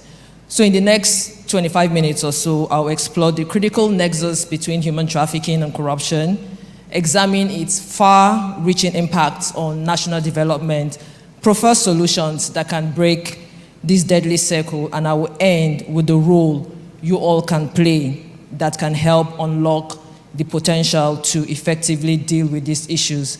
Next slide, please. So to comprehend the complex relationship between human trafficking and corruption, it is essential to understand what these terms mean so we can recognize their manifestation. So human trafficking is not just statistics. It is the faces, the stories, the hopes of those who suffer. And we must recognize its intricacies, how it thrives in the shadows, exploiting desperation and fear. And we must recognize that behind every case, there is a human face. Now, a lot of people, understand human trafficking as the movement of persons from one place to another, whether within or outside the borders of a country of origin for the purpose of exploitation. However, it is more complex than that because human trafficking involves the recruitment, the transportation, the transfer, the harboring, and the receipts of persons. It could be through the means of whether fraud, force, coercion, deception, abuse of power, or vulnerability, or giving and receiving of benefits for the sole purpose of exploitation. Now, let me break this down further. For an act to qualify as human trafficking, it must have three key elements. So we have the act, what is done, which is whether it's the recruitment, transportation, transfer, harboring, or receipt. Then we have the means, what is done. So through, or rather how it's done. So it could be through fraud, through deceit, through coercion, through abuse of power. Then we have the purpose, why it's done, which, like I said, solely for exploitation. So to further distinguish, and this goes to the very young people here in the house and those probably watching on TV or online, when you pay someone, you enter into a transaction with a smuggler to take you into a country where you are neither the citizen or a legal resident, you are not a victim of human trafficking. You are a smuggled migrant, and that in itself is a crime. When you enter another country outside the migratory framework of that country, probably you use false documentation or you overstay on your visa, you are not a victim of human trafficking. You are an irregular migrant, which is also a crime. So it is clear that human trafficking is an entire value chain with different people playing different roles in the exploitation process, thereby creating that opportunity for corruption, which I'll speak on in a little bit. Next slide, please. So human trafficking is one of the most profitable criminal enterprises in the world, generating a yearly revenue of around $150 billion. Let me put this in perspective by doing a very vivid back-of-the-envelope calculation. So imagine one trafficker controls 50 girls. Each of these girls are forced to have sexual relationship with, say, 15 men a day at perhaps $50 per man. So which means one victim generates an income of $750 a day. Now multiply that by 50 girls. It gives you $37,500 a day. So let's assume these girls are forced to work for, say, 20 days in a month. Multiply that, it gives you 750,000 US dollars a month. Crazy, right? Now, Nigeria, unfortunately, has become a significant source, transit, and destination country for trafficked persons, particularly women and children, who are subjected to the traditional form of trafficking as we know them. Next slide, please. So whether it's sexual exploitation, forced labor, debt bondage, domestic servitude, buying and selling of persons, child pornography, or organ harvesting. However, human trafficking has continued to evolve in line with globalization and in terms of demand and supply, especially with digital transformation, which has led to a massive online explosion. So what that means is that traffickers now operate online as much as they do offline, meaning traffickers now have access to a wider pool of persons. So, human trafficking, as it is traditionally understood, has progressed, and current trends of human trafficking include fake online job and scholarship advertorials. We have human trafficking fueled cyber fraud, and this is where traffickers lure victims and through deceit, of course, and force them to work as online scammers. We have trafficking through sports. We have orphanage trafficking, the use of flyers to recruit victims, then peer-to-peer recruitment for organ harvesting. And organ harvesting, I believe, is a crime that everyone should be aware of so that you can, in turn, educate others about it, because there's a lot of misinformation and disinformation about organ donation and organ transplantation. In fact, this past March, NAPTIP, which is National Agency for the Prohibition of Trafficking in Persons, commenced the prosecution of the first ever organ harvesting case involving a very popular Abuja-based hospital. The case is still being prosecuted, but there's a lot of information regarding this case online that you can read about. And finally, we have what is referred to as sextortion. So let's talk about the crime of sextortion for a little bit. Sextortion is a crime that occurs when someone threatens to distribute the nudes or private videos of another person, except that person either, grants them some sexual favors or pays them money. And sextortion is a global problem affecting mostly children and teenagers and has led to a high rate of suicide amongst children. In Nigeria, sextortion affects mostly young adults, especially university students. In 2023, which was just last year, the US National Center for Missing and Exploited Children received 26,400 reports of financial sextortion, including 6,100 financial sextortion from Nigeria, which amounts to 23% of the global sextortion reports that were received in 2023. And this is extremely disturbing. In fact, this past August, Meta, so the owners of Facebook, Instagram, WhatsApp, and Threads, removed about 63,000 Instagram accounts in Nigeria attempting to target people with financial sextortion scams, including a coordinated network of around 2,500 accounts. It also removed 1,300 Facebook accounts, 200 Facebook pages, and 5,700 Facebook groups, also based in Nigeria, that are providing tips. So you see, sextortion is now a big business in Nigeria that provide tips to people interested in the sextortion scam business. So please think about that when next you become extremely friendly and trusting, with that person you just met, that good friend you just met online, to the extent of wanting to share your private content with them. Please don't. Now, corruption, on the other hand, next slide, please, is the abuse of power for private gain. And it takes many forms, ranging from the minor use of influence to institutionalized bribery, including behaviors or practices such as bribery, nepotism, collusion, fraud, embezzlement, self-dealing, trading in influence, and misappropriation of public resources. So corruption erodes public trust, it weakens institutions, and undermines the rule of law. Now, in the context of human trafficking, next slide, corruption provides the enabling environment that allows the crime to be invisible, enables the impunity of offenders, and ensures the re-victimization of victims of human trafficking. Corruption facilitates trafficking and aids the flow of people by weakening counter-human trafficking measures.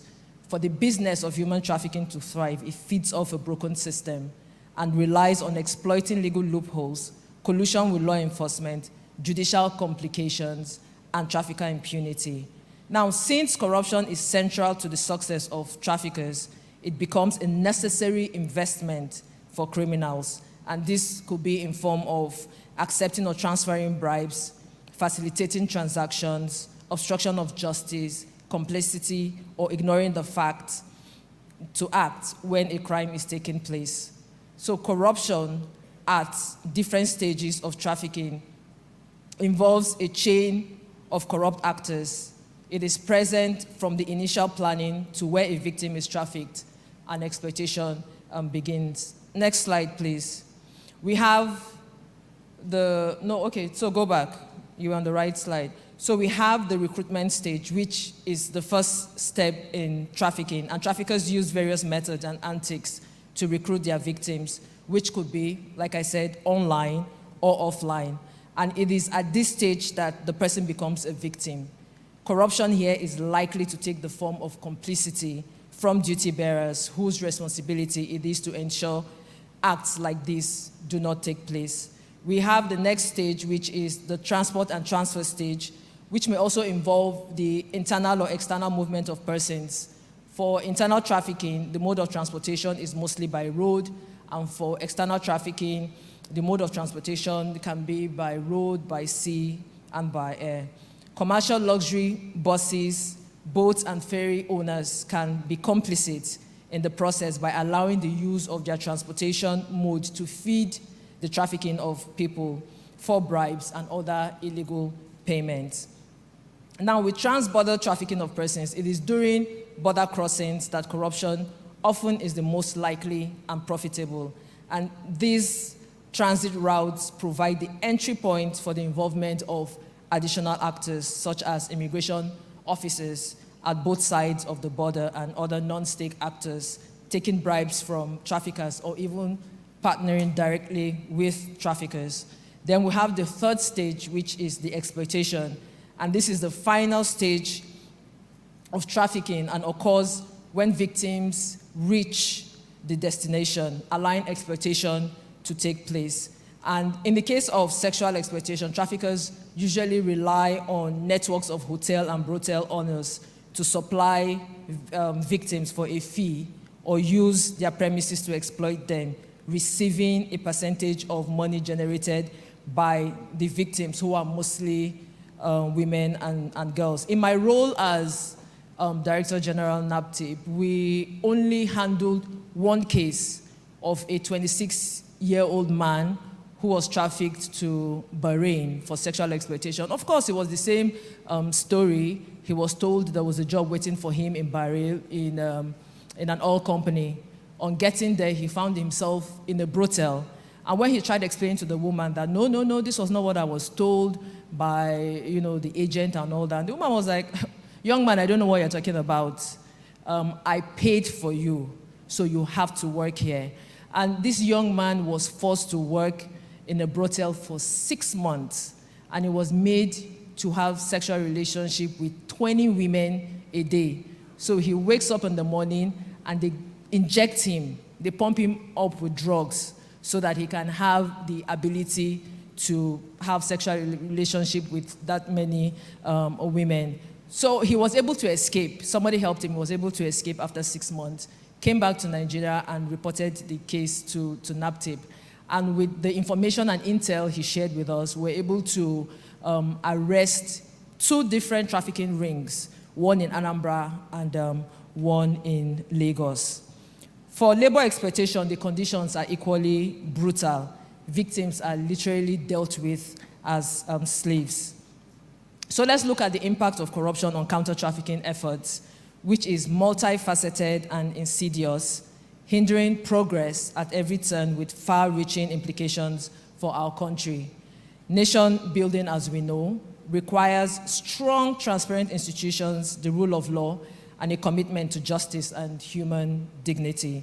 And corruption erodes these foundations by, first, undermining victim identification and protection, whereby corrupt officials accept bribes from traffickers to turn a blind eye to their activities, making it easier for traffickers to operate without detection, sharing information about potential investigations, or tipping traffickers off about raids.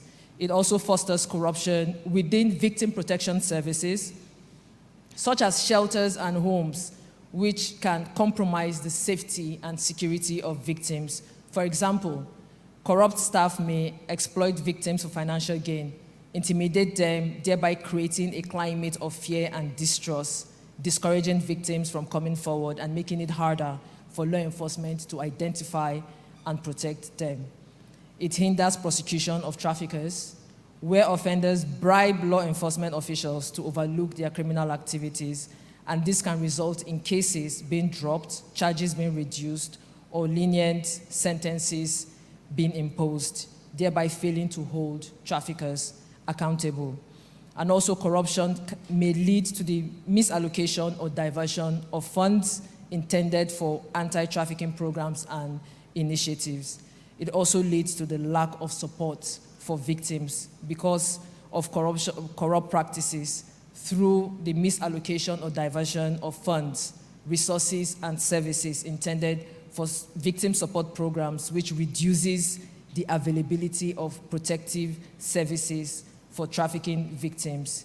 And there are instances where victims are even forced to pay bribes or provide sexual favors for assistance or protection, thereby undermining their rights, their dignity, and their well-being. Now, what are the solutions for addressing corruption in the context of human trafficking? And I have come up with some key solutions. We need to strengthen our legal framework. Domestic laws on trafficking in persons should be in line with international standards concerning trafficking in persons and corruption. As such, the Nigerian Trafficking in Persons Act should be amended to include corruption-related human trafficking issues by criminalizing acts by public officials who use their office or position to impede investigation, prosecution, or the execution of a lawful order. We have transparency and integrity framework for public officials at risk which should be established and strengthened. So institutions all across Nigeria, mostly federal institutions, have what is called the Anti-Corruption Transparency Unit. We have it in sectors like NAPTIP, in Nigerian Police Force, and Nigerian Immigration Services. And these sectors I just mentioned are at-risk sectors when it has to do with human trafficking. So the actors in these sectors should be empowered to investigate and report corruption-related human trafficking cases. Number 3, human trafficking is increasingly recognized as a predicate offense for money laundering, meaning the proceeds derived from this illicit activity are often laundered to disguise their illegal origin through cash incentive businesses.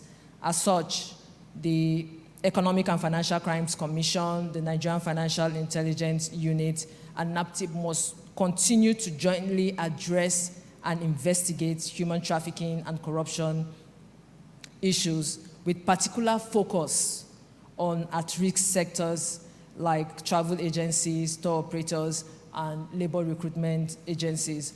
And the reason why these 3 sectors I just mentioned are at-risk sectors is because historically these are sectors that have been abused and they are used to traffic young Nigerian men and women abroad under the guise of a better life.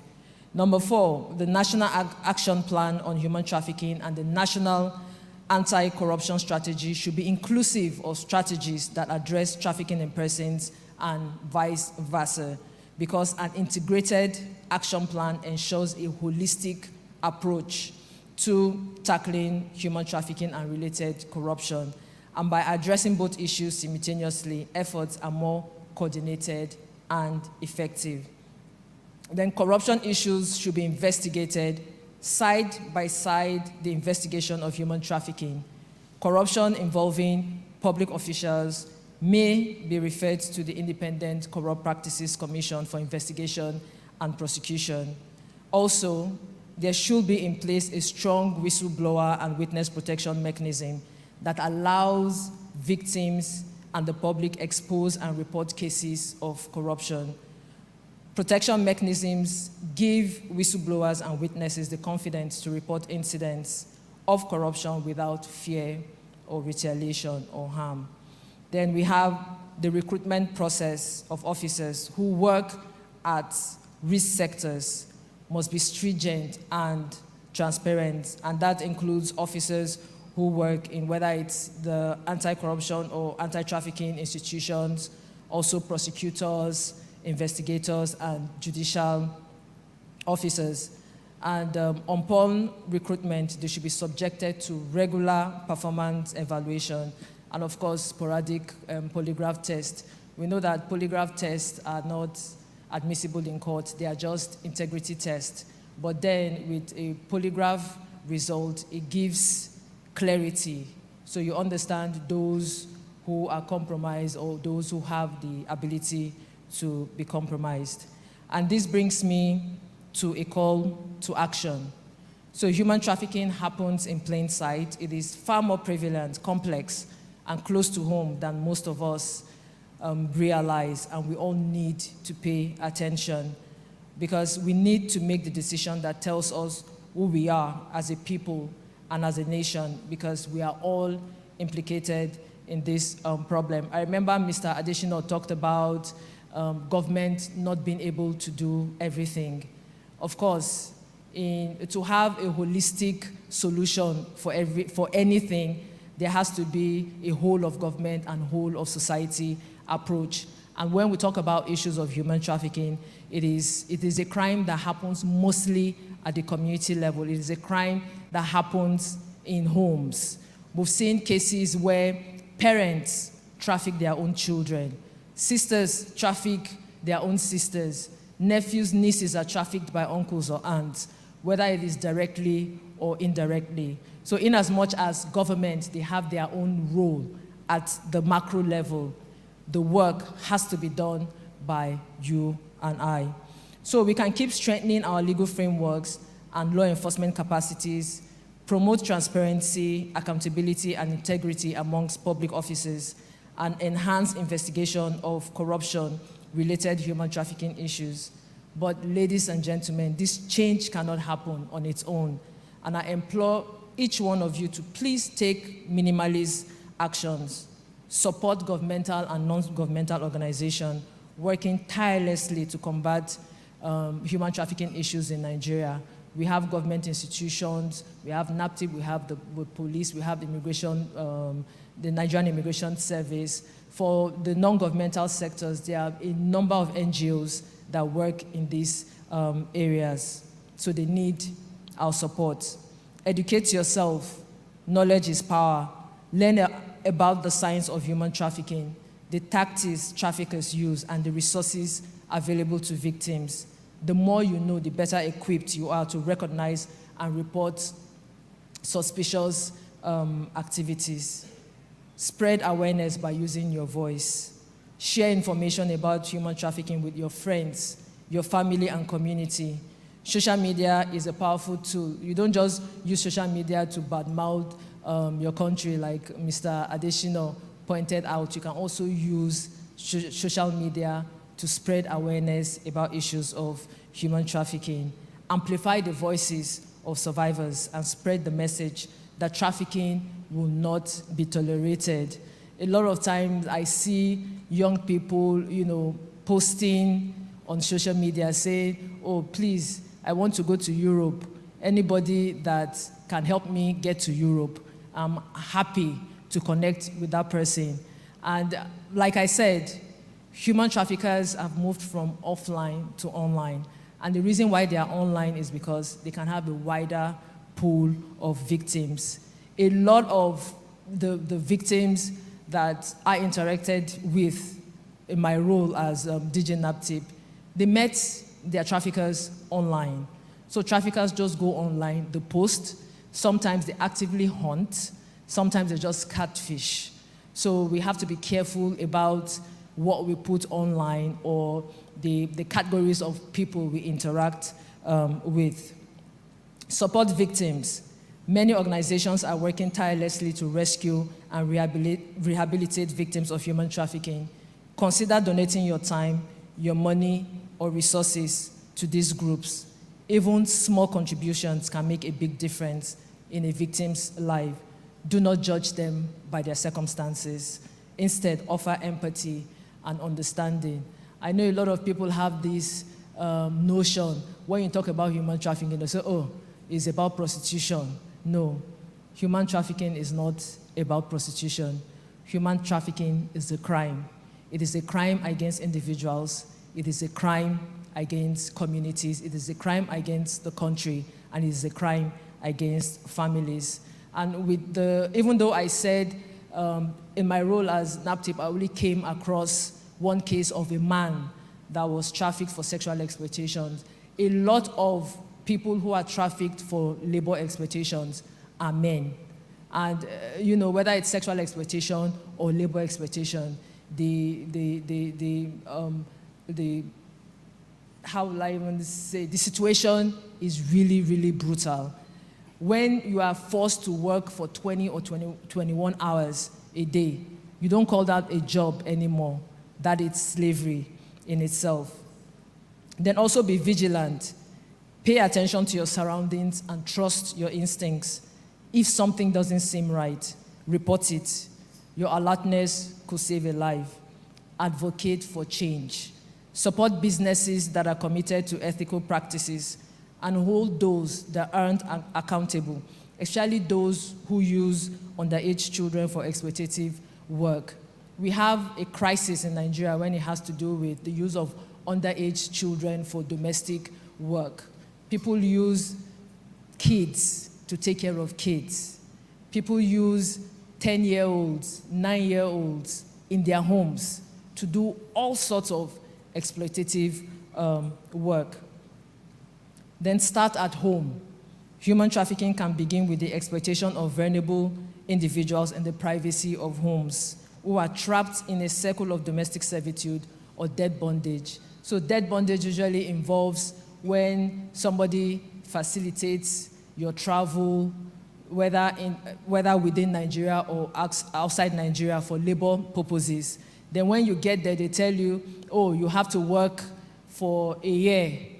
That person that broker, whether it's a broker or an agent, we collect your salary for a year or 2 years before the victim even starts earning salary for themselves. And that happens a lot with house helps, people who patronize agents.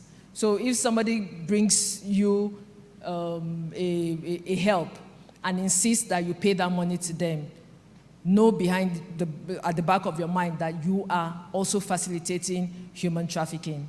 That is what is called debt bondage. Then become a mentor or support programs that provide mentorship to at-risk youths. Positive role models can make a significant difference. There is no greater legacy than to help someone else win. Don't just look for miracles. Become someone else's miracle. And stay committed. The fight against human trafficking is a long one. It requires persistence and dedication. Don't let the enormity of the problem discourage you. Every action counts. Every voice matters. And remember that small power can be meaningful power. Your small actions become an instrument for your own visibility, your own steadiness and sense of connection. It is how we grow, because individual actions, when combined, can have a profound impact on combating human trafficking and helping survivors rebuild their lives. So in closing, let me be clear. Combating human trafficking in Nigeria is not a choice. It is a moral imperative. The role corruption plays in enabling human trafficking represents a formidable challenge to Nigeria's nation-building efforts. However, it is a challenge that we can and must overcome. And may our collective efforts pave the way for a better and safer Nigeria. Thank you and happy independence.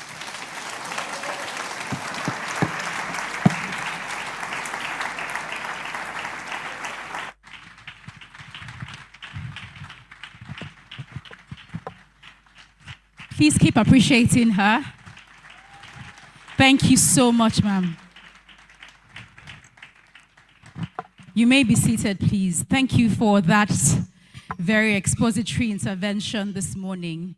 You know, it's powerful because the connection for me is that as we talk about unlocking the potential of Nigeria, we must know and take a stand against things that leak that potential. We must fight against things that erode the potential of our country. That's why that is truly a powerful intervention this morning. Thank you so much, ma'am. And on a lighter note, if all of our professors looked like you, ma'am, we would like to be in school. Our next speaker is no stranger to the platform. He is Dr. Charles Omole. He's an accomplished lawyer. Thank you on his behalf. He's an accomplished lawyer, public policy strategist, institutional reform expert with an extensive global footprint, having worked in over 40 countries with governments, international organizations, and the private sector. Dr. Omole is the Director General of the Institute for Police and Security Policy Research, where he leads initiatives that foster collaboration between law enforcement, the military, security practitioners, academia, and the private sector across Africa. His expertise is recognized globally as a consultant and rostered expert for the United Nations and the United Nations Development Program on institutional transformation, law and order, and security sector reform. He has also served as National Security and Intelligence Reform Advisor to the Speaker of Nigeria's Federal House of Representatives in the ninth session of the National Assembly. Please welcome once again to the platform, Dr. Charles Omole.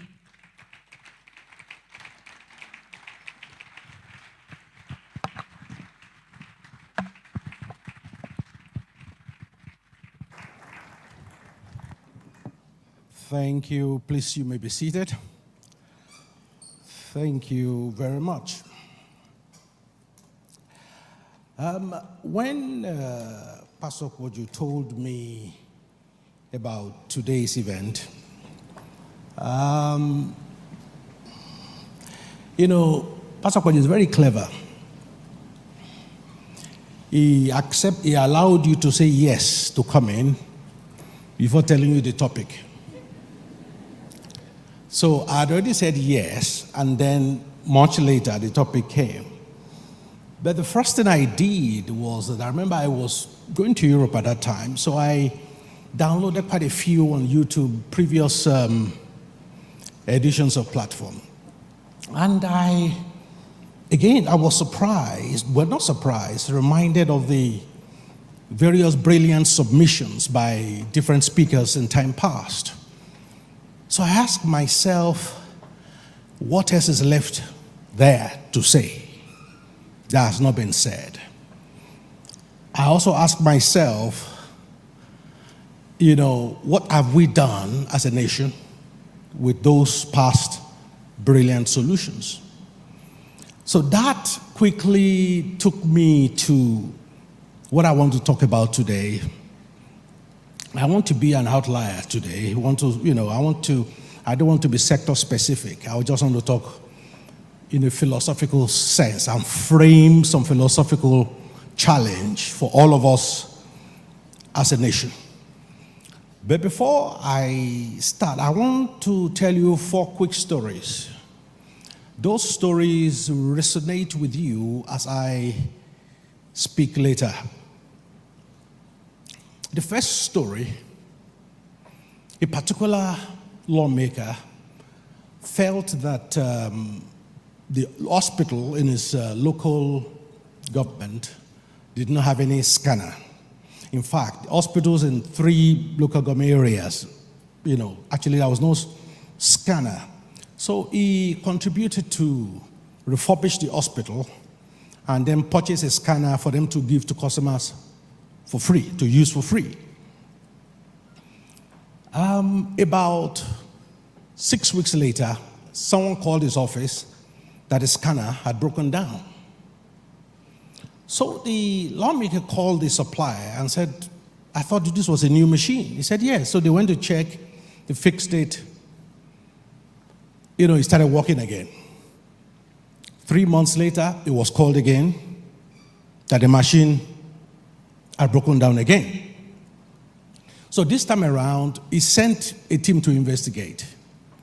And they came back to him that the machine was being deliberately sabotaged by the staff of the hospital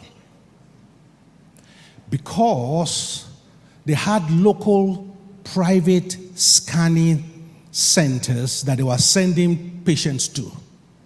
And they were being given a particular amount for every patient they send.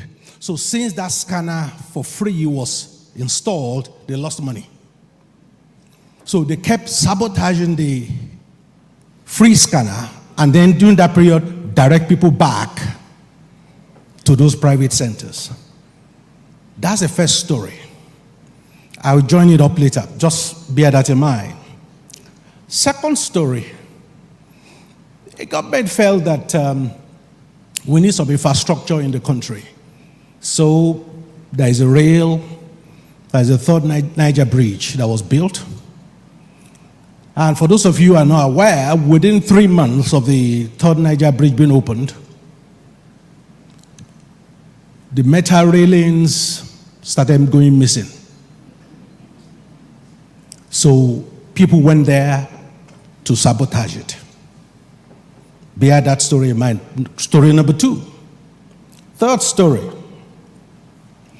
While I was working with the National Assembly, there was a particular lawmaker I met. I'm being deliberately vague here because it's still in the National Assembly. We were talking one day and he said, he said, Doctor, I said, yeah. He said, do you notice that many of the longest serving lawmakers in the National Assembly are from the North? I said, I have not done the research. He said, yes, most of them are from the North. I said, why is that?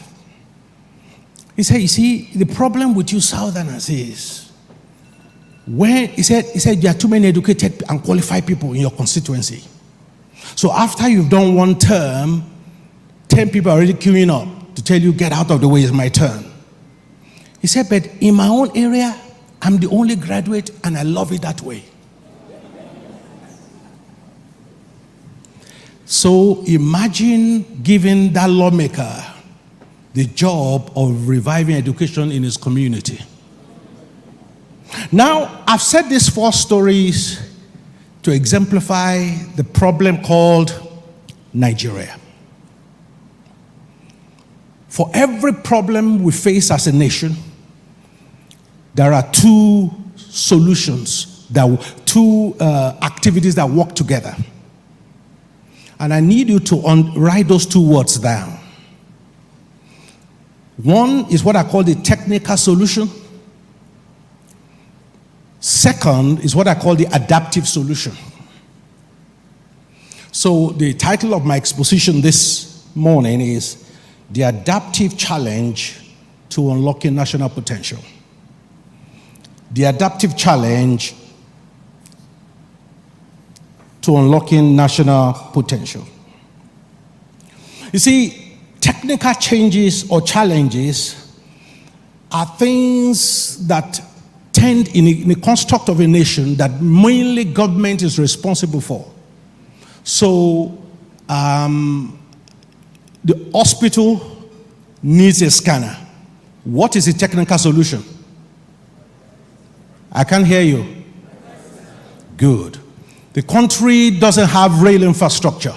What's the technical solution? Country is lacking in bridges that link cities together. What's the technical solution? Now, you can see here, those are technical solutions. And a lot of the submissions over the years on this platform have provided a lot of such technical solutions. But for a nation like Nigeria, there is a bigger problem. And that is what I call the adaptive challenge. And that's what I want to focus on today. If by any chance I can't finish my notes, I will put it up on my Twitter handle at Dr. C. Omole for you to download free, because I don't see how I can finish it looking at the time. But let's proceed. Adaptive challenge. Adaptive challenge deals with how we mentally interact with a technical solution that has been provided. And today I'm going to be talking about the 10 toxic mindsets that I have seen in Nigeria that means that no technical solution will work until those mindsets are changed. In fact, one of the stories I didn't tell you, right? I did say 4 stories, right? How many did I tell you? You see, you are not paying attention. The 4th story, because I was about saying something that I was going to link to the 4th story. The 4th story was, there's a country in Africa called Kenya. So they changed their constitution many years ago, and because of massive corruption, they decided to change the electoral system so that everything, including transmission, is electronic. And the idea was that with electronic transmission, there will be no more electoral malpractices. Guess what? The second term presidential election of Uhuru Kenyatta was nullified by their Supreme Court for malpractices. And if you read through the legal documents, one of the things that stood out for me was that the chairman of their IEBC, that's the equivalent of INEC, his login was used over 100 times across the country in different cities to log into the computer system. So, you created a technical solution called electronic transmission, but the adaptive change has not occurred. So the same people who are bent on rigged election are in charge of the electronic system. So what is happening is we are providing lots of technical solutions in Nigeria, but until our mindset as a people change, no technical solution will work. So when many of you go around talking about, oh, we need electronic transmission of result, I laugh. There are countries that have it, and elections is still rigged. Back in the United Kingdom, we voted, when I was living there, we voted with pencil and paper, not even biro. Pencil and paper, which means people with the right adaptive mindset will make any system work. People with wrong adaptive mindset will frustrate every system. And that is the problem we face in Nigeria. Adaptive changes are difficult to come by. And I think that is the challenge we face as a country. Every country have implemented changes at different times. There are countries that introduced compulsory wearing of seatbelt. People rebelled against it to start with, but they engaged in a certain program that changed the mindset of the people, and now people wear seatbelt. There are countries that made drinking of alcohol above a particular level and driving an offense. Of course, people rebelled against it, but there were adaptive programs put together by the government. People now see drinking and driving as a wrong thing. They didn't see that before. So the challenge here is this. Technical problems are more about finding a solution, whereas adaptive challenges are about changing the way we think, the way we work, the way we address and interact with those technical solutions. You see, Nigeria, we face a particular unique challenge. 61% of our population today were not born before 1999. We have a massive population who never lived under the military. You call them Gen Z. And many of them, of course, believe they're always right. That the older people don't know anything. Oh, you old people, you are the one that caused the problem of our country. Well, before you throw stones at the old people, let me throw my own stone first. You know, at the Declaration of Independence in the United States, we call some people the founding what? Founding fathers. Alexander Hamilton, James Madison, James Monroe, Aaron Burr, Thomas Jefferson, these are all founding fathers. But at the Declaration of Independence, which of course later on they wrote the Constitution, but at the Declaration of Independence, do you know something about them that many people don't realize? Alexander Hamilton was 21 years old. James Madison was 25 years old. James Monroe was 18 years old. Aaron Burr was 20 years old. I can go. These were the founding fathers that birthed a new nation. You Gen Z, what are you birthing?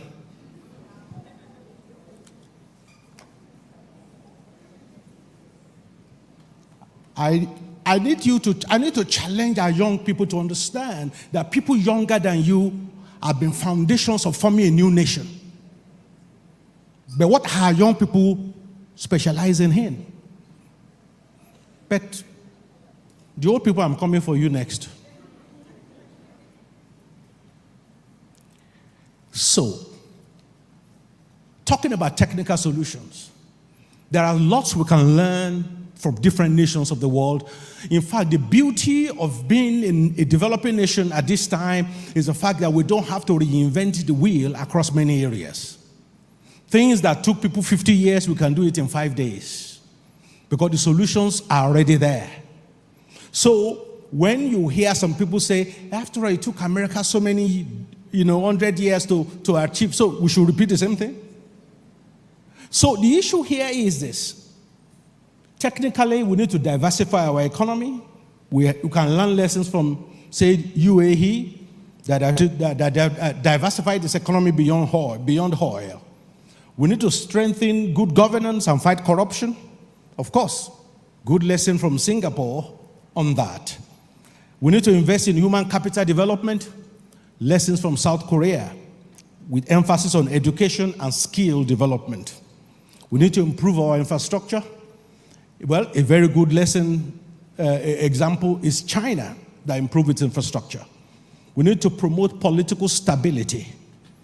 Rwanda is a very good example in Africa of a country that achieved that. We need to leverage on technology and innovation. Estonia is a very good example where 100% of government services can be interacted and obtained online. You don't need to physically go anywhere.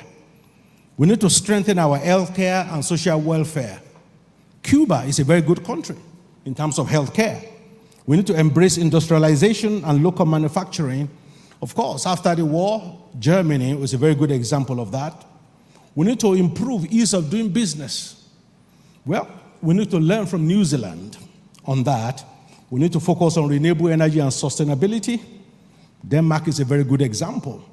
We need to build strong regional and international partnership.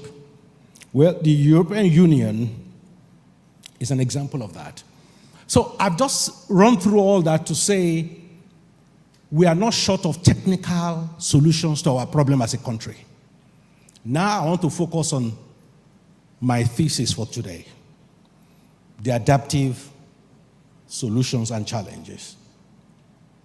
The biggest problem and hindrances to unlocking the potential of Nigeria are less technical, but more adaptive. So, what are the toxic mindsets that seems to have stifled the development of this nation? What are the toxic mindsets that means if we don't change those mindsets, it doesn't matter the innovation government bring, it doesn't matter the technical solution we deliver, we will not unleash our potential as a nation. Number one, complacency. Development stagnates when citizens become content with status quo and do not strive for improvement or innovation. This is exemplified by accepting poor standard rather than pushing for improvement. Nigeria is a nation of people who are complacent, massively. Some of these mindset I will skip, some I would address in greater detail. Second mindset, entitlement mentality.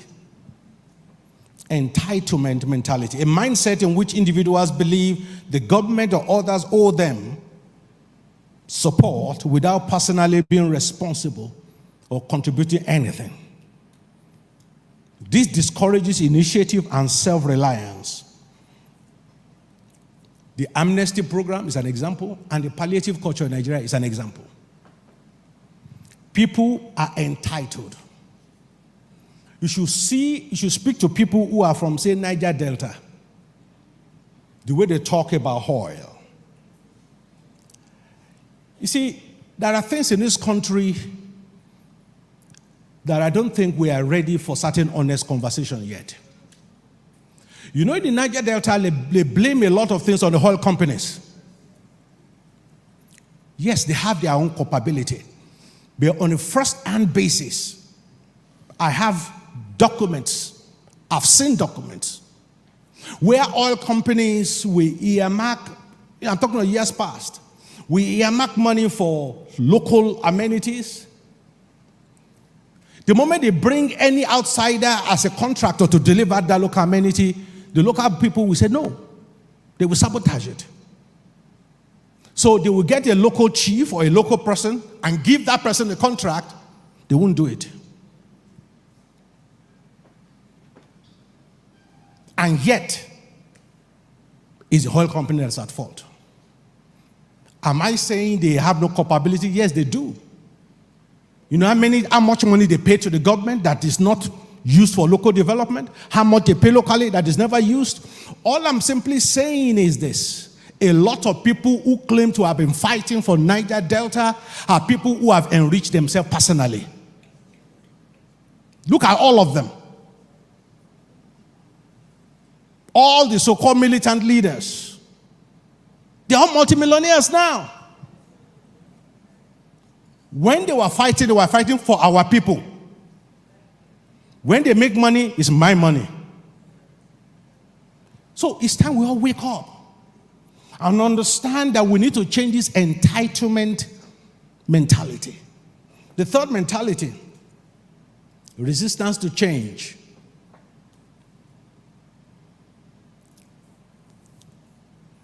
Resistance to change. Nigeria is a nation where people just want to do things the way they've always done it. The fact that it doesn't work is irrelevant.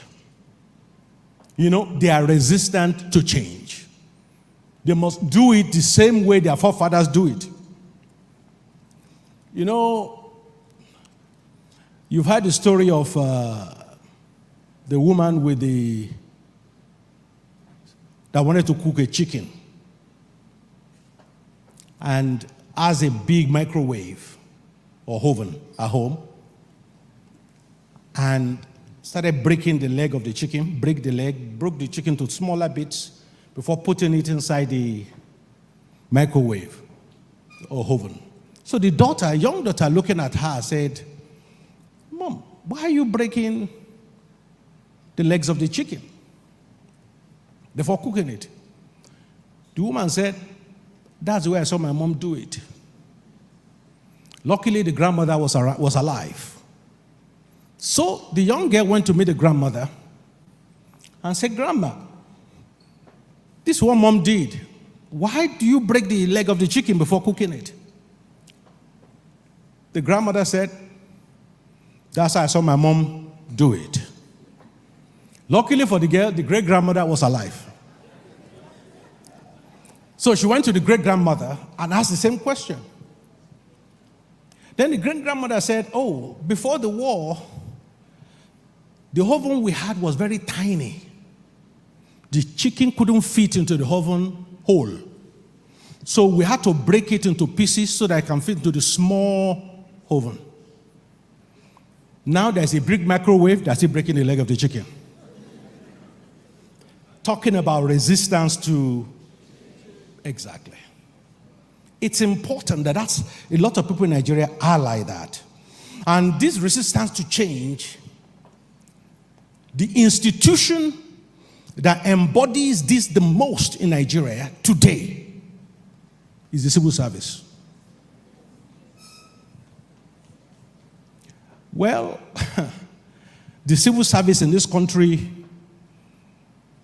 is a major stumbling block. And only those, you see, if you don't interact with them, you wouldn't understand what I'm saying.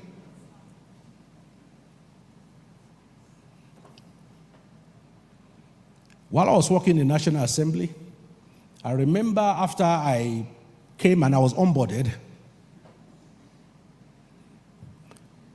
their tiny salary they were paying, the first salary I was paid was 6 months later. That's the first salary. So I said, what took them 6 months? Apparently, the onboarding process meant your file have to go to different departments. And the file had to go to those departments, paper file. So if you want to find out the status of your process, you have to call every department. You have to look for your file. Everything was done manually. Let me tell you one more thing. The salaries then was paid. What I mean then, we're talking about night assembly. We're not talking about 50 years ago here. The salary every month was paid by the staff taking cash to the bank every month. Okay, for those of you who have account with GT, they will carry cash in Ghana must go to GT to pay your salaries. Things you can do by transferring.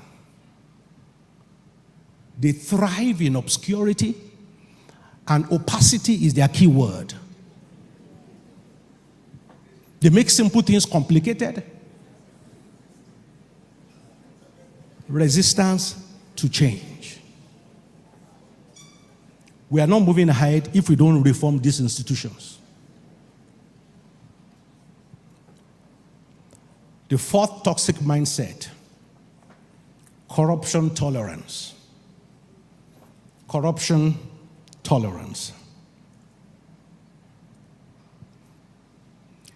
I think it's so bad in Nigeria now that if you are not corrupt, you look like a fool. You know, in fact, you are the exception. That's how bad it is. People now just expect it.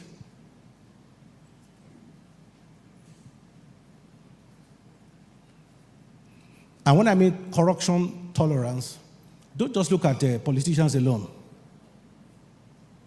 You are the security guard in a bank or anywhere. In fact, in places in Abuja, if you go out, unless you're able to tip those security guards, there's no parking space for you. And those are private establishments.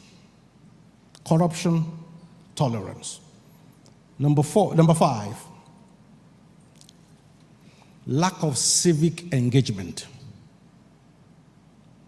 Lack of civic engagement. Now, this is slightly better, especially with the Gen Zs. It's a lot better. They're more engaged in the polity than they used to be. So that's an excellent point for the young people. But civic engagement also means there has to be a bit more civility to our engagement. You see, if you go online, sometime when I want to look for trouble, I say some things online. And those of you follow me, you know they come for me all the time. I'm not bothered. Because if you disagree with my point, we can engage. But what do you see? Look at his coconut head. And he called himself a doctor. You know, there is abuse galore. That's what many of our young people know. Such that the issue at hand, nobody is talking about it. Is it right? Is it wrong? What's your view? They have no view.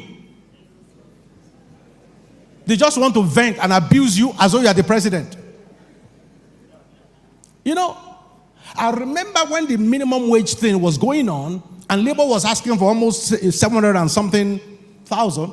I said, look, this thing cannot be more than between 50 and 70. Otherwise, the economy will suffer. Come, I trended for 3 days. Come and see the abuse.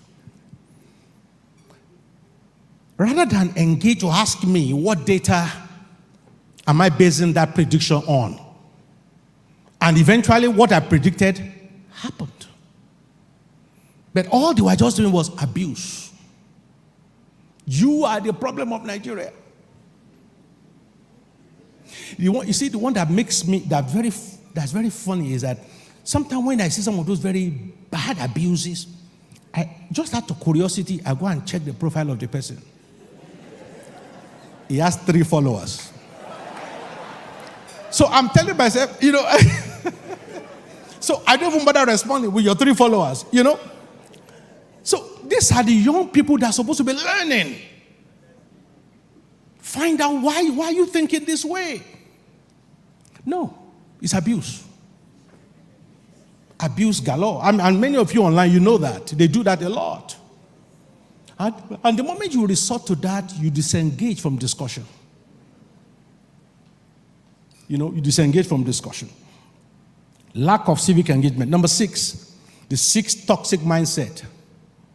Colonial mentality.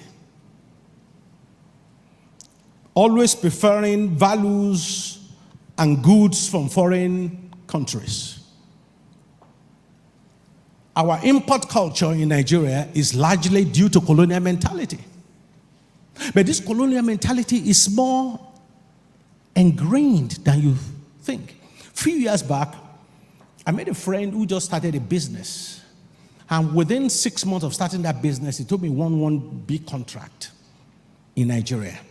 So I said, tell me the magic now. 6 months, even people who have been in the business for 5 years, they're still looking for such contract. Do you know somebody? He said, no. So what did you do?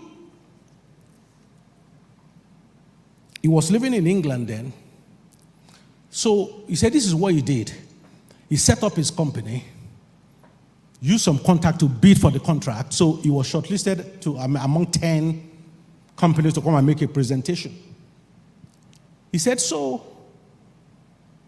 he looked at his neighbor. He lived in a place called Hertfordshire outside London.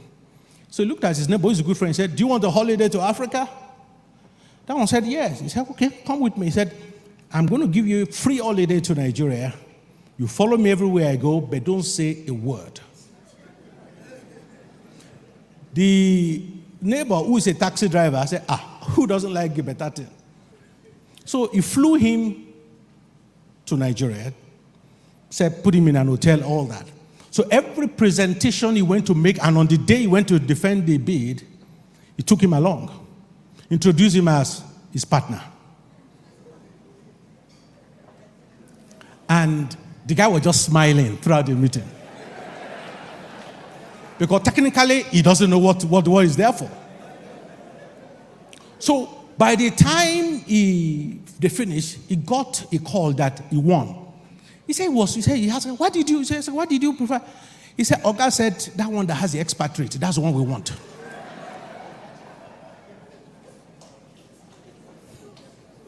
Colonial, exactly. So anytime you see a white man with a business, a Nigerian presenting business, query the white man. Make sure he's able to talk. For all you know, it could be his neighbor. But the point I'm making is, Nigerians prefer things that are not Nigerian, even though inferior to Nigerian. You know, there are terms, for example, that colonial mentality have made almost a crime. For example, if I tell you somebody is an herbalist, what comes to your mind? Aha, you see yourself? Is your pharmacist not an herbalist? No, it's true. I grew up with my grandparents, and my grandfather, I've not seen that illness that you will have. That he will go into the bush. He knows what bark of tree, what leaf, everything to boil together. I've not seen that malaria, it will clear. If drinking it doesn't clear it, it will make you bath with it. Those of you old enough know what I'm talking about. All your sweat, you are sweating of malaria, you know, and no Western medication. Those are herbalists. But because of colonial mentality, you will ignore that is easy and free. You are complaining that a tablet is now 50,000 naira per tablet, when you could easily get it for free. Colonial. Number 7, sectarian or tribal loyalties. Sectarian or tribal loyalties. This is a particularly big problem.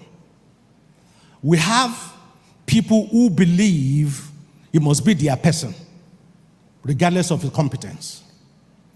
I was telling somebody yesterday, I said, if a disease called the H disease, there's no such disease, I'm just using that for illustration.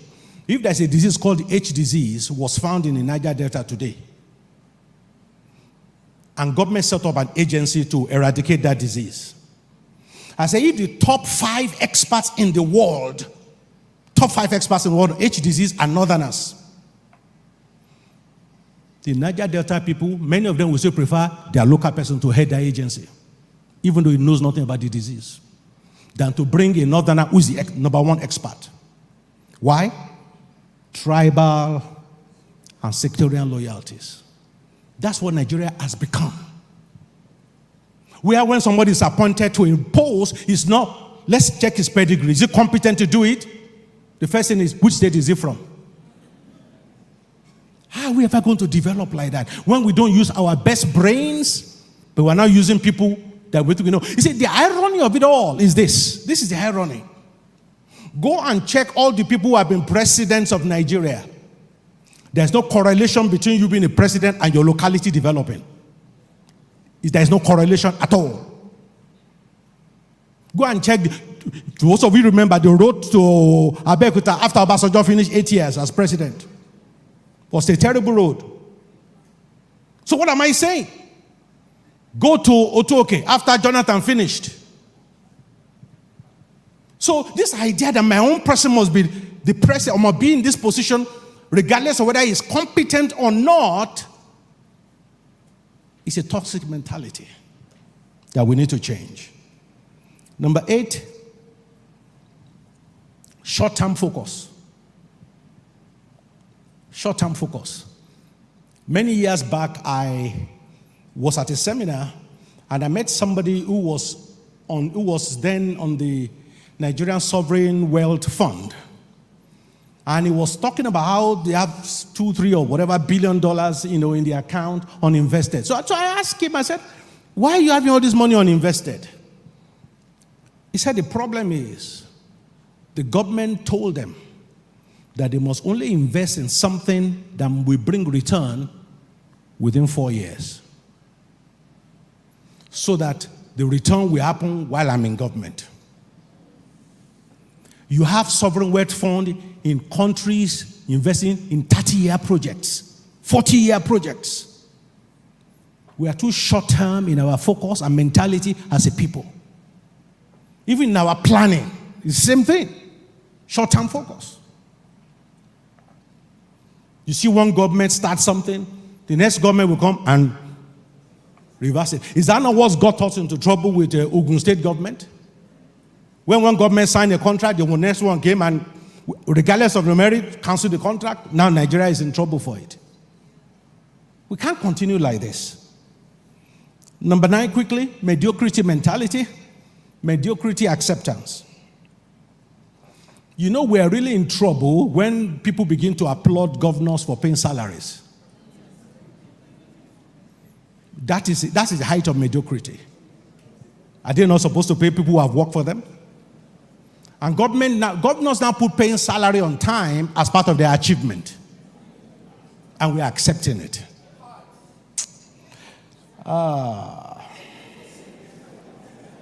Number 10, because of time, environmental negligence. Now, this is not about the green lobby or about pro or anti-climate change. What I'm saying is this about that environmental negligence. Regardless of whether you believe human activity is causing climate change or not, it's irrelevant. We all accept that climate is changing. Therefore, we need to do something about it. And many Nigerians are not bothered about that. So what are the solutions? For that, you will have to go to my Twitter handle because I have 12 solutions and I have 2 minutes left. So I'm not going to go into that. But the entire 15-page note will be uploaded this afternoon, and you can download it there for free. But to close, this is what I want to say. I've said that Nigeria is not short of technical solutions. Both past programs and even today, they will give you a lot of technical solutions. The problem we have is what? Our mindset. We've not adapted our mindset towards development. We've not adapted our mindset toward positivity. But this is the problem. Who are responsible for this? The old people. But you know what? The young people have now been indoctrinated in the same toxic mindset. So the disease that afflicted the old is now within you. And that is the challenge we face. You cannot solve a problem with the same mentality that created it. If we say these toxic mindsets are mindsets of our adults, ask yourself as a young person, are you afflicted by those same mindsets? How have you improved on your own mindset? But I will say this, the solution starts with leadership. The leadership have to exemplify what it is they want the young people to learn. When you see my 12 solutions, you will see that the number one there is about leadership, about government. So I'm not absolving them of it at all. I'm merely saying we are all in this together. So there are lots of technical solutions for problems of Nigeria, but more importantly, for Nigeria to move forward, for us to achieve our potential as a nation, we all need to change our mindset and adapt our thinking towards development and prosperity of the nation. Thank you for your time.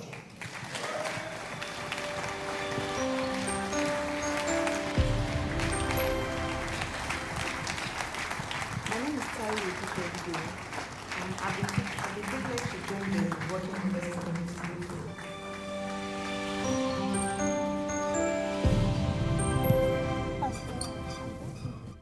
My name is Jaiyeola.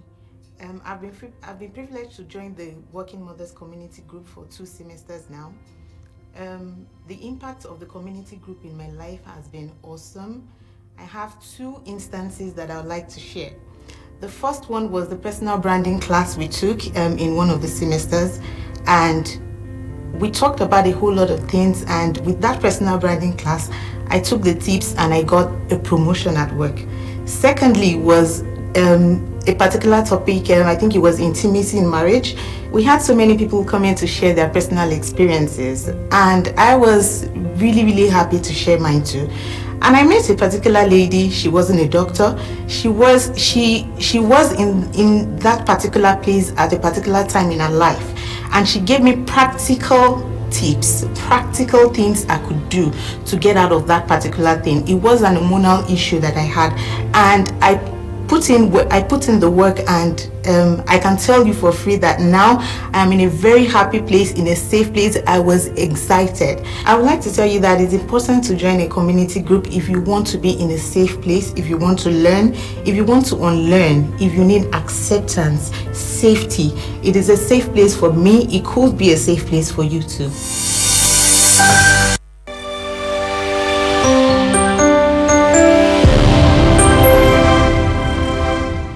Okay, my name is Olaoye, and I led the Senior Manager Community Group. I would like to say during the process of leading the Senior Manager Community Group, I met someone, Paul, and Paul was actually the president of the Project Management Institute of Nigeria. So that was actually my Paul. So when we're talking about the fact that I know Paul Warner, everyone was wondering, how did you know Paul Warner? Like, well, welcome to my world.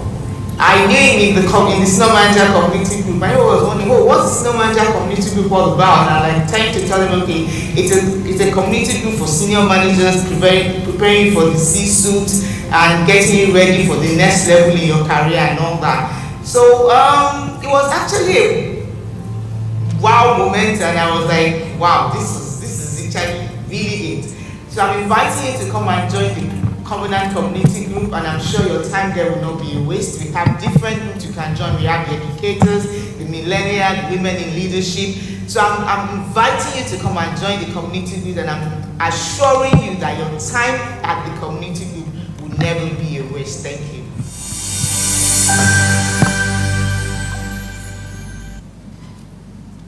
You're back with us at the platform here. That was the Covenant Community Groups.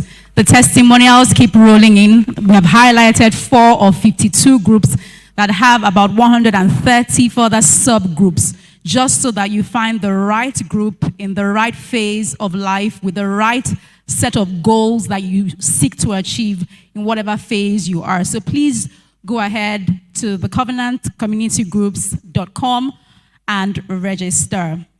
Our next speaker for today is Mr. Roman Osegale. He's an accomplished architect, consultant, and business analyst, currently serving as the head consultant at IntelServe, a Canadian consultancy firm that he founded. He holds a master's degree in architecture and an executive MBA from the Telford School of Management at the University of Ottawa, Canada. Mr. Osegale is a trained business survey analyst specializing in analyzing companies and economies to help reposition them for profitability. In addition to his consulting work, he conducts research and writes extensively on economics and development. Once again, the platform hashtags to join the conversation online are the platform NG and Unlock Capital NG. So once again, let us welcome to the platform Mr. Roman Osegali.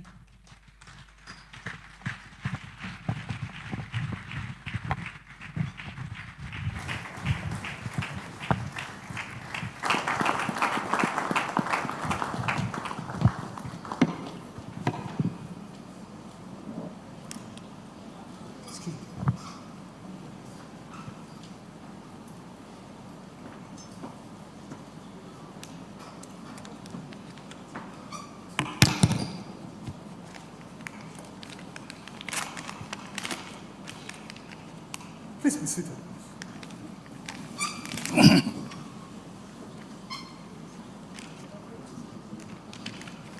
Oh, I not give me that one. Now they put there. You don't give it to me. You can't keep on there. I need the glass, the glass, the glass.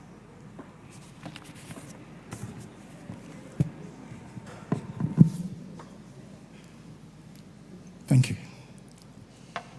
Good afternoon. I want to thank Pastor Poju Oyemade and Mrs. Oyemade for inviting me to come over to the platform again. I was first here in 2017, May 1st and October 1st, 2017.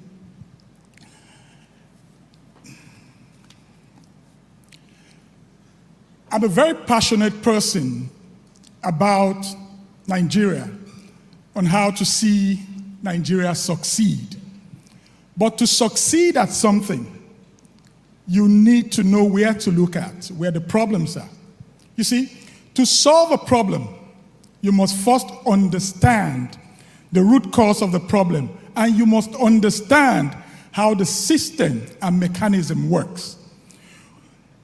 Within the system and mechanism, my job is to identify the problem and the root cause using big data.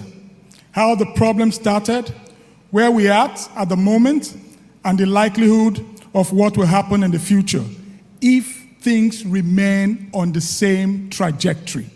Sometimes I have to go back 5 years, 10 years, 15 years, 20 years. In some cases, 30 to 40 years, mining big data to identify these problems.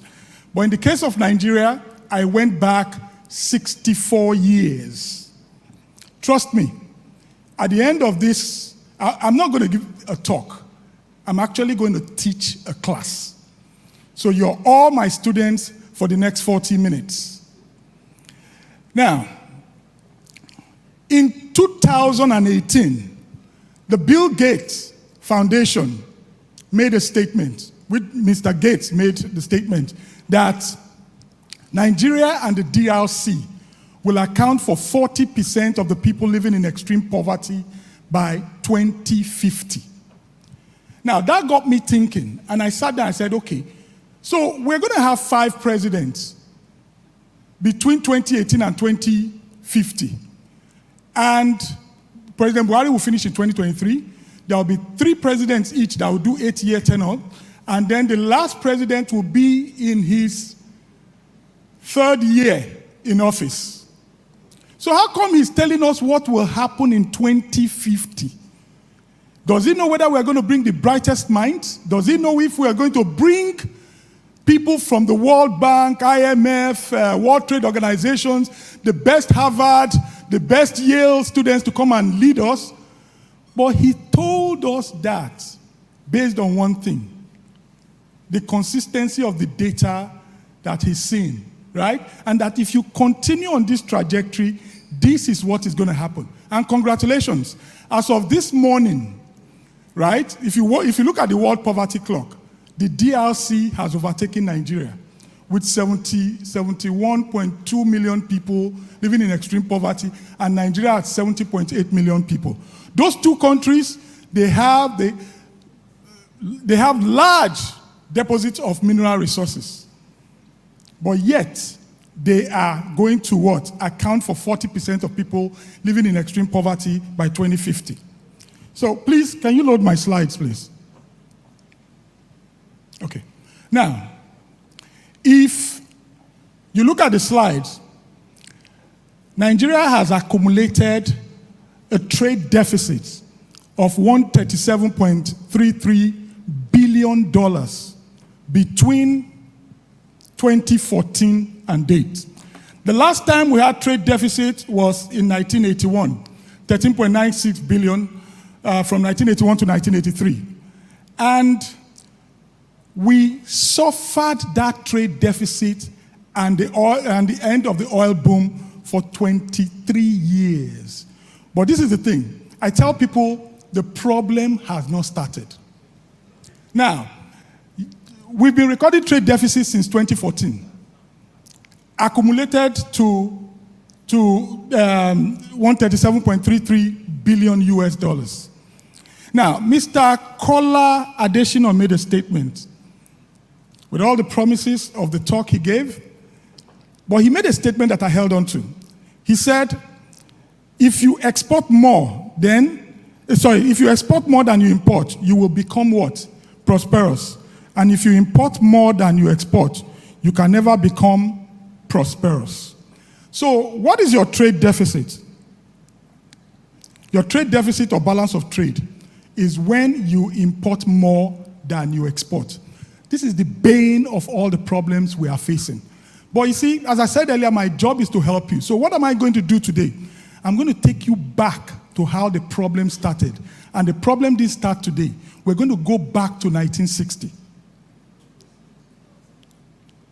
Sorry, the slides? Okay. So when we discovered oil in Olaoye in River State, we never concentrated on crude oil. In fact, agriculture accounted for 54.7% of our export and 75% of our external earnings, which meant that we were very productive. We were a very productive nation. We worked the farm, we harvested, and we sold and we exported. So we never depended on one particular commodity to give us what? To give us the external earnings, which is the US dollars. We had the granite pyramids of Kano, we had the cocoa in the southwest, and we had the oil palms in the southeast. We were prosperous, productivity. Now, next slide, please. If you look at the graph, you'll find out one thing. Our GDP increased from 4.2 billion in 1960 to 6.63 billion in 1969. The only time it reduced was 67 and 68. Why? The Civil War, right? By 1969, even while the Civil War had not ended, the 1969 GDP had overtaken the 1966 GDP. But guess what? All this happened even while crude oil prices what? Dropped from $1.63 in 1960 to $1.27 in 1969.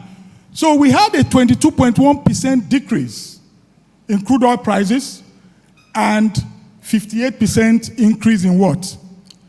In our GDP. We were growing. Productivity. So basically what happens is that in a productive economy, recessions don't last too long. Because what? You have products that are needed. But all that changed from the 70s. Next slide, please. So what changed it? In 1973, you need to take notes because most of you, Mr. Omole said, you know, about, is it 61 or 69% of the population now were born after when? Good. So most of you don't even know this. This is the bane of the problem we're facing today. Now, this was where Nigeria's problem started from. In 1973, so what is the Yom Kippur War? The Arab nations ganged up, like what is happening now in Gaza, right? They ganged up and attacked Israel. While they attacked Israel, the US supported them. The US supported Israel, right? And to punish Israel,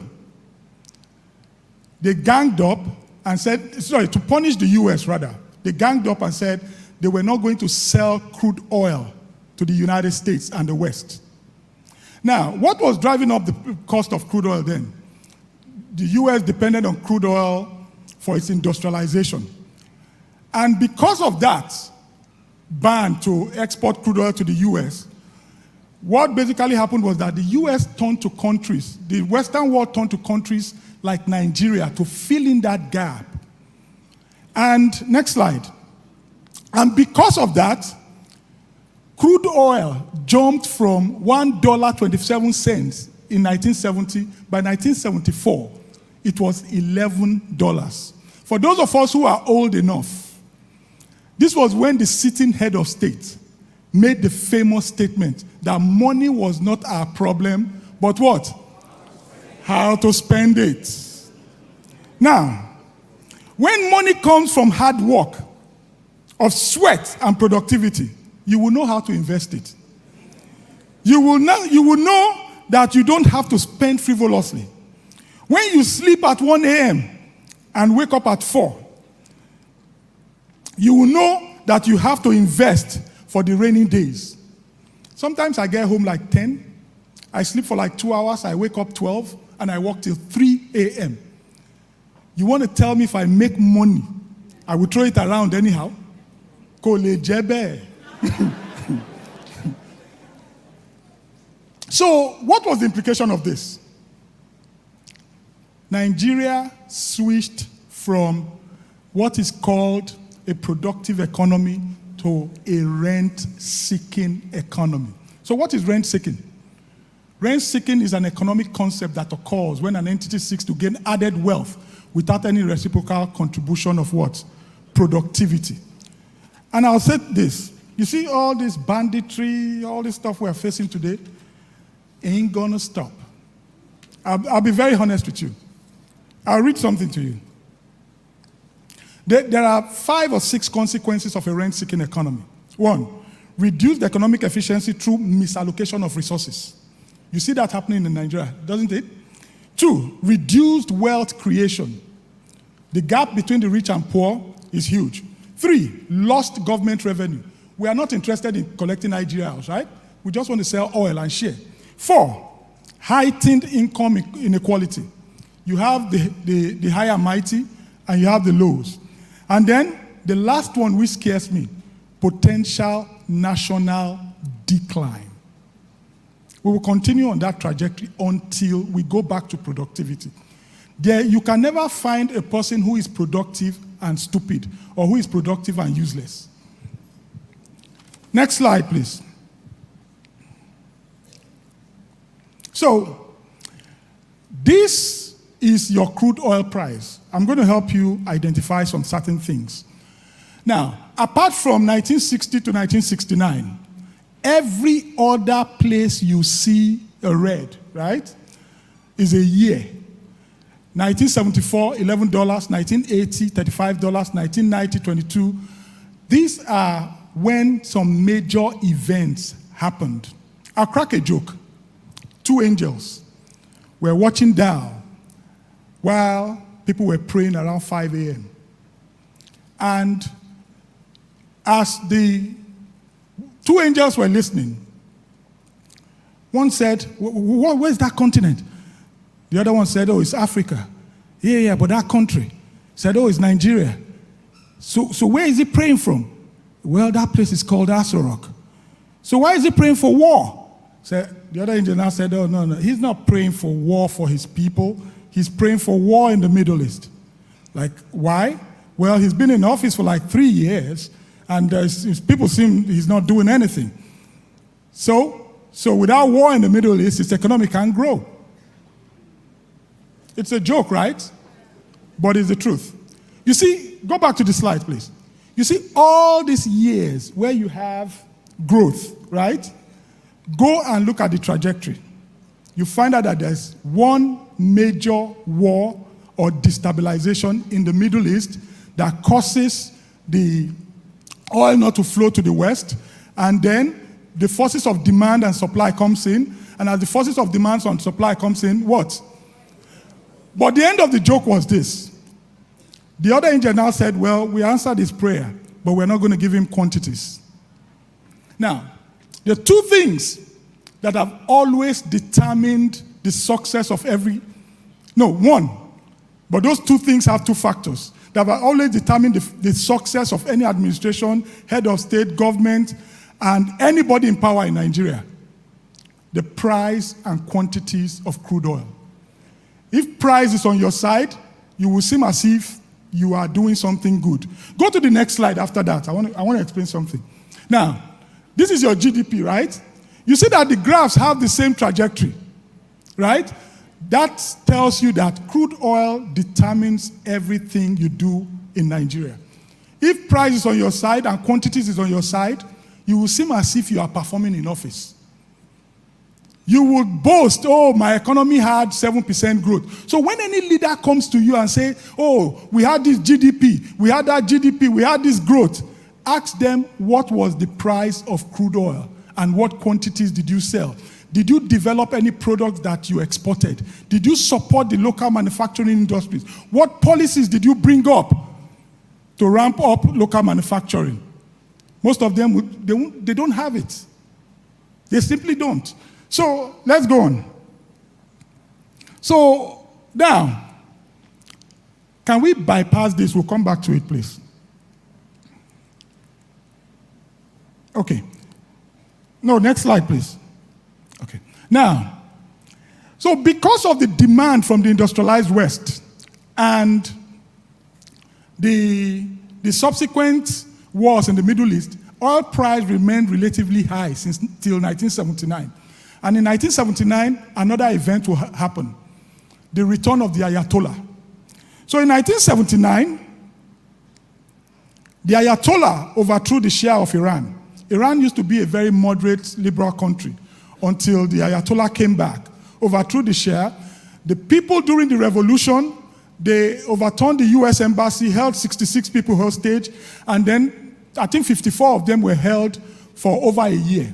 That was why Jimmy Carter lost in the 1979 election and Reagan came in. And that is the bane of the two countries' relationship till tomorrow, because America felt like they were humiliated by the Iranians. So oil cut off from Iran to the West again. And what happened afterwards? Go to the next slide, please. Oil jumped up to what? To $35.32 from just $1.21 in 1970. Who won't do hard work when somebody can be paying you? You just give your oil wells to the multinationals. They pay you royalty every month. You sleep, you wake up by 12. You put gin and juice on your side, and you sip, and you can steal a little bit of naira, a little bit of dollars, and stash them abroad. That was what all our leaders started doing. So basically, what did they do?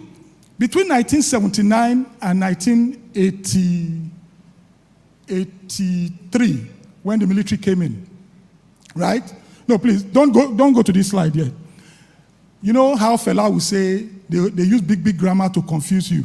Misadministration, maladministration, and all that stuff, right? All what they were doing was stealing. In fact, 16 billion between 1979 and 1983 that got missing. So, you see, when wealth is not from productivity, it is not sustainable. And it is productivity that provides the solid foundation to retain and multiply wealth. Easy come, easy go. So in 1980, another event happened again. Iran went to war. These are the wars that have shaped our economy. In 1980, Iran went to war with Iraq. And that was when the crude oil prices now got to that $35.52. So what did the US do? To curb the growing inflation, because the crude oil price is proportional to your your inflation. It causes inflation. Once they increase prices, you find out that inflation starts to happen in the economy.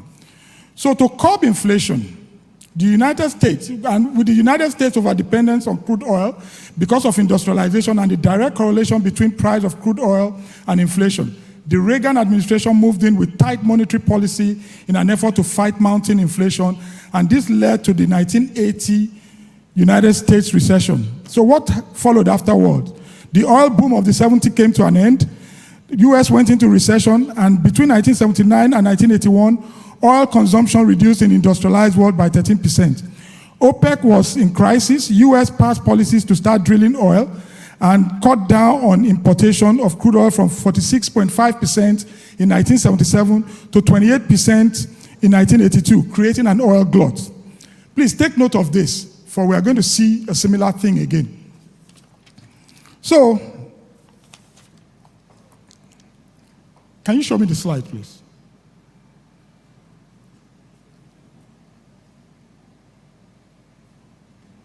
Can you go back, please? I need something. Go back, go back. Go back, go back. Okay, stop here. Now, as oil prices crashed, our GDP started crashing too. Now, by 1990, or let me say by 1989, GDP was just 44 billion. That was just 27% of what it was in 1981. And then by 1993, it was just 27 billion, just 16% of what it was in 1981. And as all this were going on, what was happening? Population was increasing. So we were all getting poorer in per capita income. Next slide, please. So you can see, even today, the Nigerian GDP per capita of 1981 is higher than where we are today. So that means that in 43 years, right, we're now poorer than we were in 1981. And congratulations. Even as you celebrate 64 years of independence, our currency has devalued by 273,000% between 1981 and now. A currency was once stronger than in 1981. So please put back the slides. So you see, go forward, please. Go forward. Okay, stop here. You see, petrodollars is quick and easy money, but dangerous in the hands of men without vision. Note that I did not use the word leaders. Why? A leader builds and plans for the future generations. But men who find themselves in the position of power without a vision amass wealth for themselves at the expense of future generation. This is Singapore. I'll take a cue from Lee Kuan Yew. When Lee Kuan Yew became Prime Minister of Singapore, he said I had two choices. Either to put my family on Forbes list or to move Singapore from a third world to a first world country. Now, this is Singapore export. And when he was transforming Singapore, he put down a policy. He said scarce forex was only meant for three things. One, medicines and drugs. That means you have to be what? Healthy at all times. Two, raw materials. And three, machineries. So the mindset of who? Lee Kuan Yew was that go and import the raw materials, import the machineries, turn them to finished goods, and export to the world. Go back to that slide. Today, Singapore is not as big as Lekki Peninsula. Singapore is 728 square kilometers. Lekki Peninsula is about 755 square kilometers.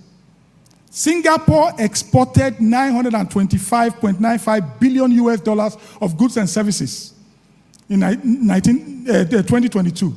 The whole of sub-Saharan Africa, 1.35 billion people, 23 million square kilometers, 1.35 billion people only exported what? 529.72 billion.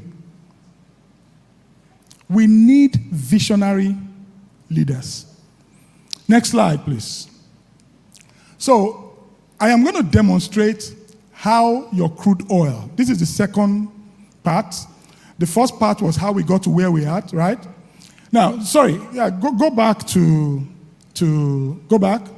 go back. Okay, stop here. Now, the Gulf War of 1990 saw us rise again. The Gulf War of 2003 to 2011. Go back, please. Go back. No, go back one step. Go back. Go back. Go back. Stop here. So when you see all these growths, right? Anywhere you see all those growths, you see from GDP of 2005, right? Now, crude oil, our GDP did not measure up for 23 years. The same thing when you look at the crude oil prices. It wasn't until 2004, during the Gulf War, right, that we marched, go back one step, that, you see, the Gulf War of 2004 matched the what? The price of crude oil in 1980. So that was when we were able to surpass the GDP of 1981. And then we also had what? The Arab Spring. And then the latest one is what? The Ukraine-Russia war. We cannot continue to kneel down in the morning and be praying for what? For one war before we have economic growth.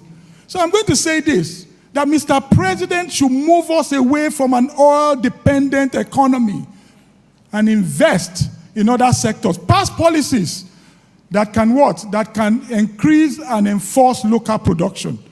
And you and I must be also aligned to use those products. Go forward, please. Okay, we're here.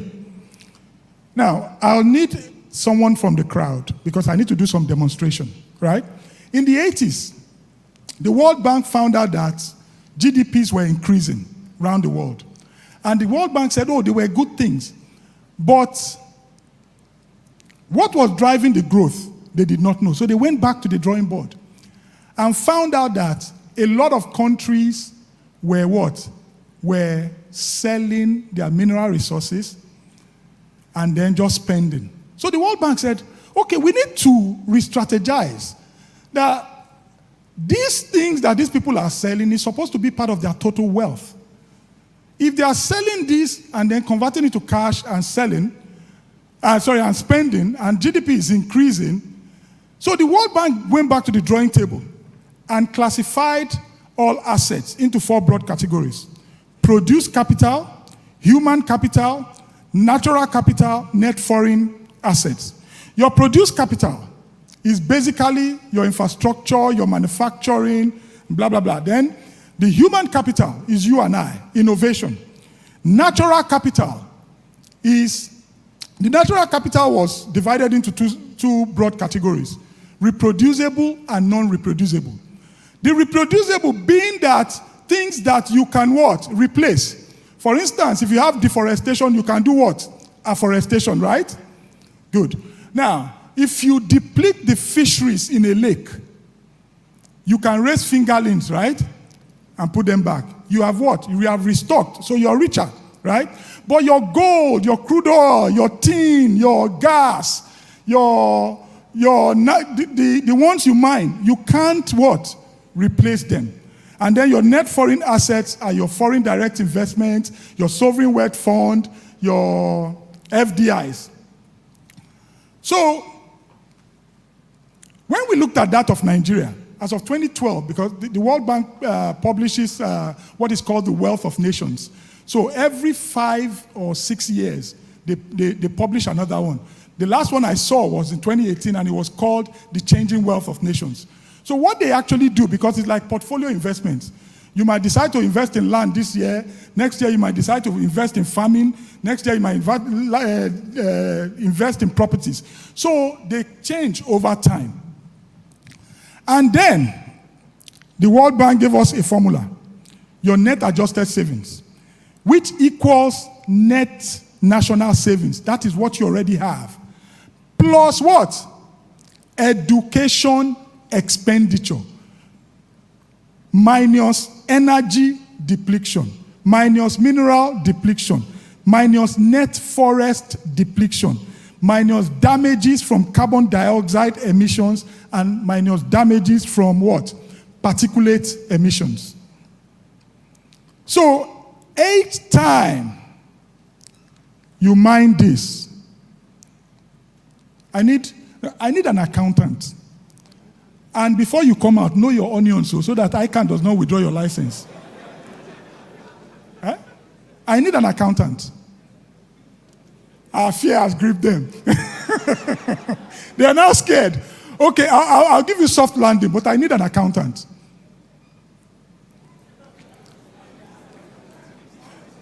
Are you kidding me? Okay, come forward, please. I need a volunteer, please. Come forward. Quick. Time is going.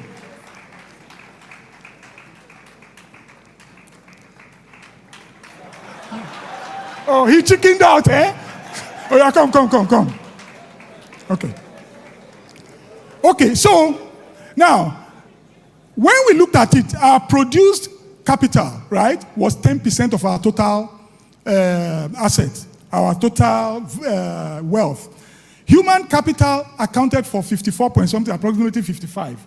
Natural capital came to about 10%.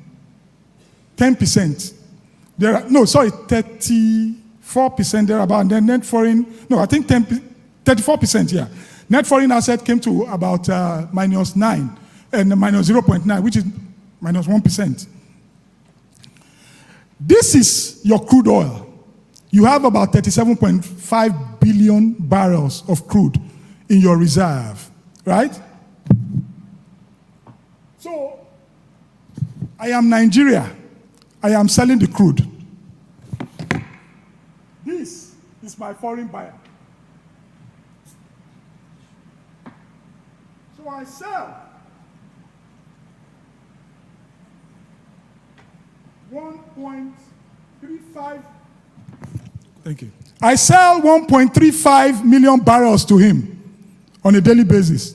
Each time I sell to him, take the money. Okay. Pay me for this crude oil. So you are the buyer now, right? You have paid me for this. Have I made money? Good. So I shouldn't have answered that question for you. Now, remember, I said this asset is part of my total wealth, right? So I have depleted the asset by what? 1.3 million barrels that day, which he paid me for, right? Now, the question again is, have I made money? Why? Because it's still the same contribution of your wealth. Good. So, basically, what you have done, you only converted your crude oil to current assets, liquid cash. You have not made money. What you do with this now determines whether you get richer or you are going to get poorer. Right? So this was why it is easy. Two countries, a lot of mineral resources, they are going to account for what? 40% of the total number of people living in extreme poverty. So what we are basically doing is we are running what is called an asset depletion economy, where you deplete your assets, you use it to fund your what? Your expenditure. Now, go to the next slide, please. So according to the World Bank, natural resources give rise to economic rents because they are not produced. Rent from non-renewable resources, fossil fuels and what? And minerals, as well as rent from over-harvesting of forests, indicate the liquidation of a country's capital stock. When countries use such rents to support current consumption, rather than to invest in new capital to replace what is being used up, they are in effect borrowing against their what? Their future. So each time you mine this is crude oil, right? Each time, why are you laughing? I did that on purpose so that DSS don't come and carry me tomorrow morning. Say, where did I get the crude oil from? So when you do that, right? When you do that, if I don't die before tomorrow morning,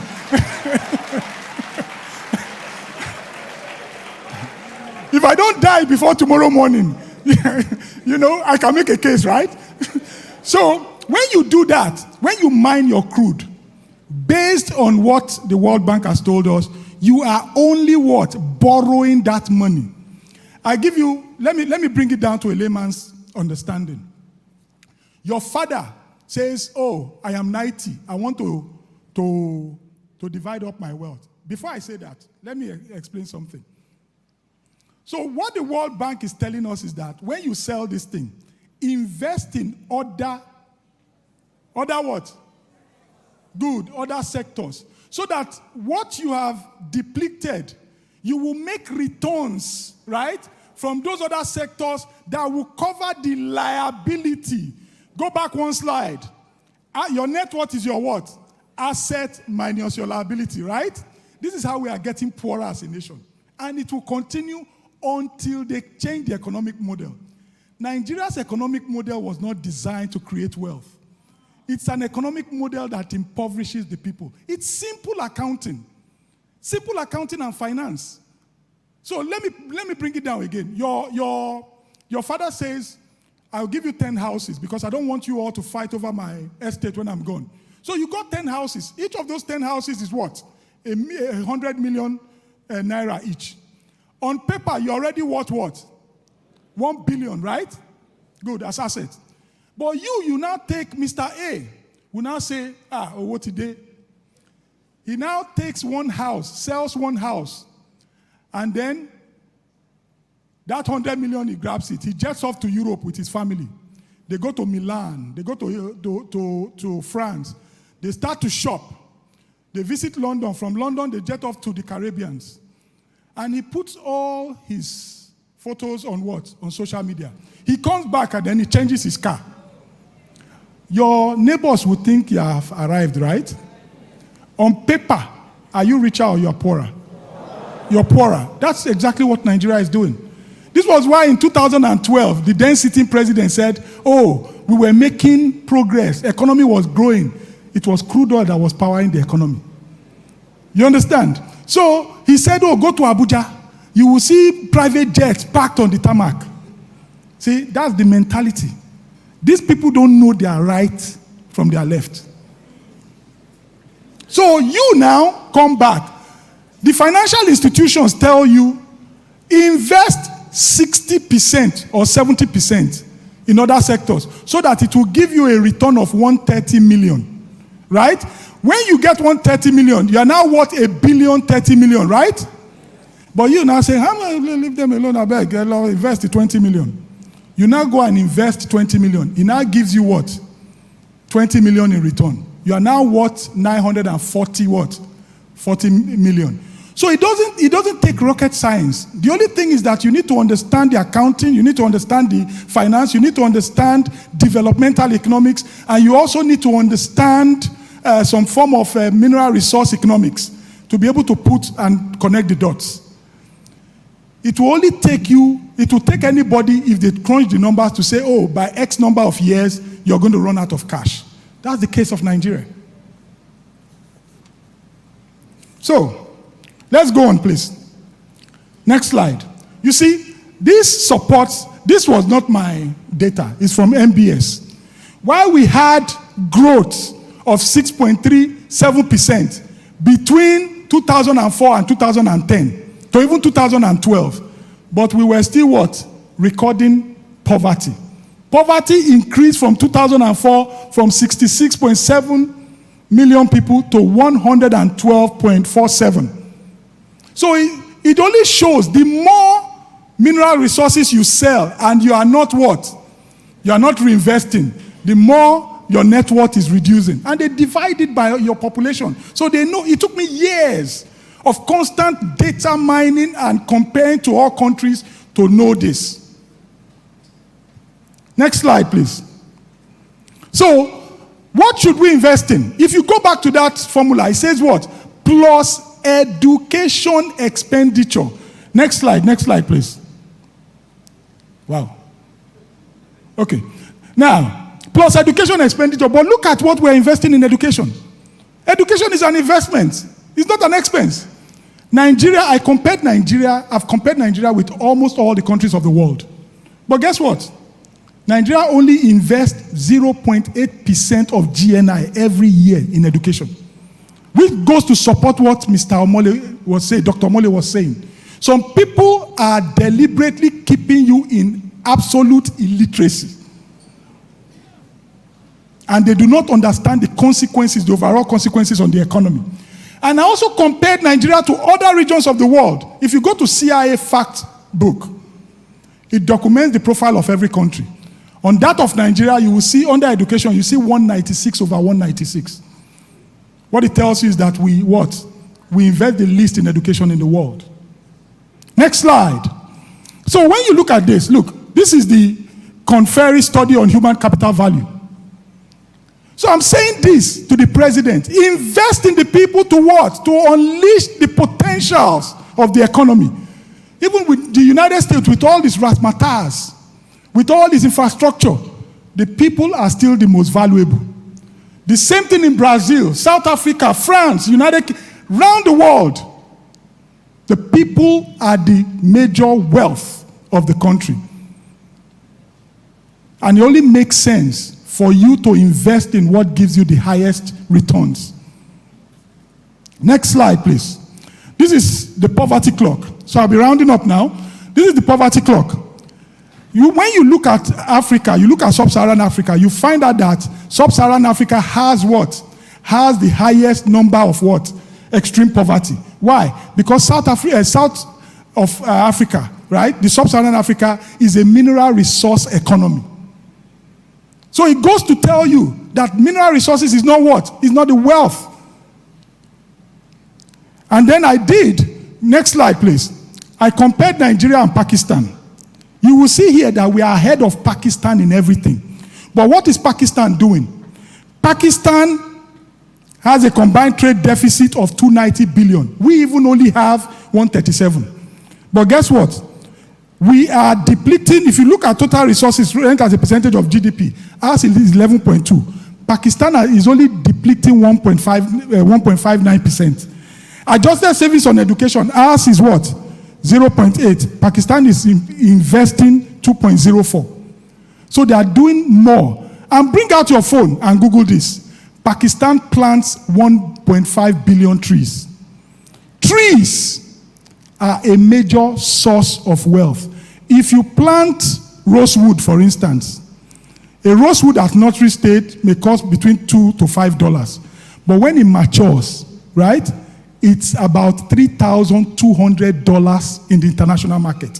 So if I plant 1.5 billion trees and leave them for like 10 years, at every stage that they are growing, I am adding to my what? To my assets.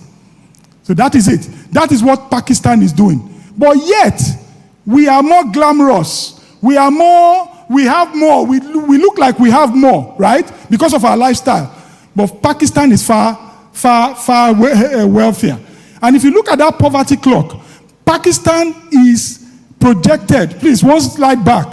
Pakistan is projected to meet the Millennium Development Goals. Pakistan is in green. They will eradicate extreme poverty by 2030. On my final note, the next slide, please. I'll just take 2 minutes on this. Nigeria is a mineral resource rich country, but a fiscal poor country. When you look at our budget, between 2014 and 2021, we only averaged 29.04 billion. On comparison purposes, South Africa, budget annually, the last budget I analyzed was 136.6 billion, 2022-2023 national budget. Their education alone was 27 billion, and health was 16.4 billion. But when you have this kind of small, meager income, what do? You should invest majority part of it, right? To give you returns that can lift people out of poverty. But we're not doing that. Rather, we run a 70% recurrent expenditure and a 25 to 30% capital expenditure. It cannot get us out of poverty. It's not possible. poverty will continue to reinforce itself. And leaving you with this, Nigeria is already in what is called the poverty trap. And one major issue we need to be looking at is this: the destinies of the haves is intrinsically linked with the destinies of the have-nothings at all. Whatever happens to the poor man, those poor people we neglect, it will come back to haunt us. And if we do not take care of them, we will not have a peaceful country like we have now. Things will only get worse. Thank you, and happy independence.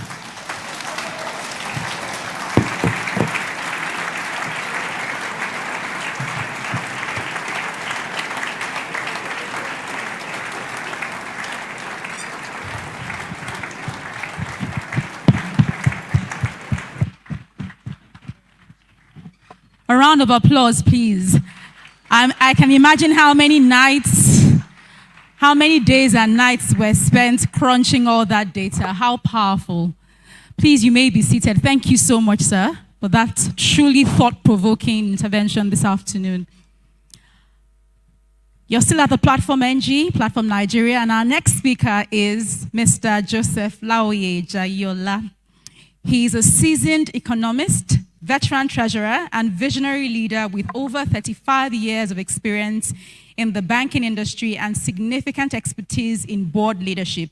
He's the immediate past CEO of the Nigerian Economic Summit Group, and has held leadership roles across several prestigious institutions.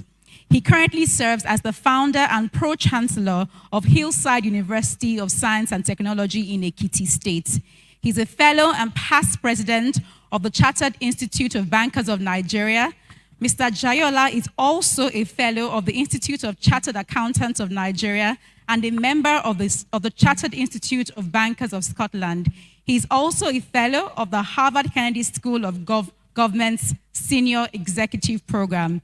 He has made significant contributions to public leadership, serving on boards such as the Nigeria Improving Business Environment for Prosperity and Nigerian National Advisory Board for Impact Investing, among others. Please welcome with a resounding ovation for his first time to the platform, Mr. Jaiyeola.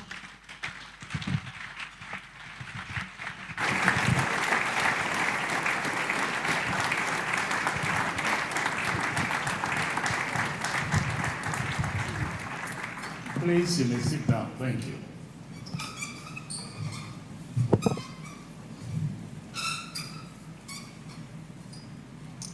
Thank you, Pastor Poju and Sister Toyin, for inviting me. And thank you for all of you watching us alive here and those who are there watching us across the globe. You know, when you speak after a lot of people have spoken, then you sometimes want to ask yourself, so what next? But I will start by speaking to a few of the issues that were raised so that I can go to mine. You know, when the convener opened up, he referred to a book, The Nature of Capital, and was talking about how we need to work on capital. You know, I read a book about the mystery of capital by Hernando de Soto. And upon the time we brought him to Nigeria at the Economic Summit to help us see how can we liberate ourselves as a nation. And there were a number of things we talk about, but still remain undone. You see, Nigeria has tremendous assets, but we are an illiquid nation. And unless and until we begin to see how do we bring liquidity out of what we have, we will still be struggling. And I give you an example. If today we decide to take land from our acts, land use decree, put everything inside our law. So even if you have your house, you cannot securitize it and use it to raise money. And every attempt to take land from the Constitution to allow us to securitize it has been met with fight. The governors won't let you. Why? Because they sign the paper for you. But I tell you, if all of the land we have, if we securitize it, you see how money will flow to you and me. You can use your hand to raise capital. Pastor Poju wants us to talk about the MSMEs, right? Many of them have those assets tied down from what you said, and they're not raising money. Today, we are going across the world looking for money.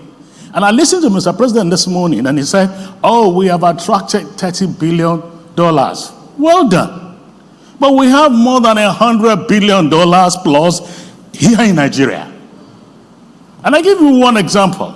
Number one, take our NNPC. Take what we have in there. To produce oil in Nigeria, most times we do what we call a JV, joint venture. So because I'm taking off from crude oil because Roman talk about oil, and I want to use that to see, well, we can mine the oil, but like you ended is what we do with it. So you can imagine today, ExxonMobil just spoke with our president that they are willing to invest $10 billion in Nigeria. And many more people want to introduce. But you know what? They can't move. NNPC hold them captive. Because for every amount they are willing to bring in, because we are JV owners, we must bring our own money too. And many a times we don't have. We used to call it reducing cash calls, we pay them. We don't have. And all we need to do is either to change the ownership, maybe we'll run like LLNG run their ownership, or we give them more and money will come. So on this platform, I want to request two quick things first. Mr. President, let us use our balance sheet. Nigeria has tremendous balance sheet that we can leverage on to raise money, and we don't need to be going about begging people. When they see our side, investor will bring, and we can move ahead. If you know many assets of Nigeria that have been abandoned, right? If you cut it, if you count it and put it together, it's wasting. And I give you one other example. I know many of you know Ikoyi very well. You see that National Secretariat? It's been there. There was dispute about who we were sold to or not sold to. But is that a reason why we leave it idle? National Stadium, it's there. Let us take our asset, let's liquefy it, and begin to raise money so that we are not beggars. Because when you own assets, what you want to do with your asset is to see how you can raise money out of it. You don't necessarily have to sell it away like run and sell and forget. But you can securitize it and raise money from it. The second thing again is that please take our land from the Constitution. Let us be able to use our land. And Nando's Dasoto came to Nigeria. He told us about how we can do what we need to do and what we need to do. So, but again, I just want to drop that so that it might be part of the things that we have from conclusions from here. So, I wanted to talk about, a lot of the things they've talked about are things that are germane. Are there potentials in Nigeria? Yes. Do we need to work on security, infrastructure, education, health of people? Yes, I agree with you. We need to work on all of those things. But there are things that are stopping us from unlocking our potentials. And there are soft issues in the room. Dr. Omole did try to talk a bit about it. He didn't finish it. But I believe that I will talk about it. I'm using this particular diagram. This is not original to me. It's a man called Patrick Lenkohi. He had used it to do many things. It's to talk about the team Nigeria. If you want to unlock the potential of Nigeria, we look at the team. Are we working a functional or a dysfunctional team? And listen to me, when I talk about team, I'm not talking about the federal government alone. I'm talking about the federal government, the state government, the non-government agency like church like this, community, and our homes. Are we working a functional team? The first thing that makes a sign of a dysfunctional team is that there is a lack of trust. Hello? There is a lack of trust.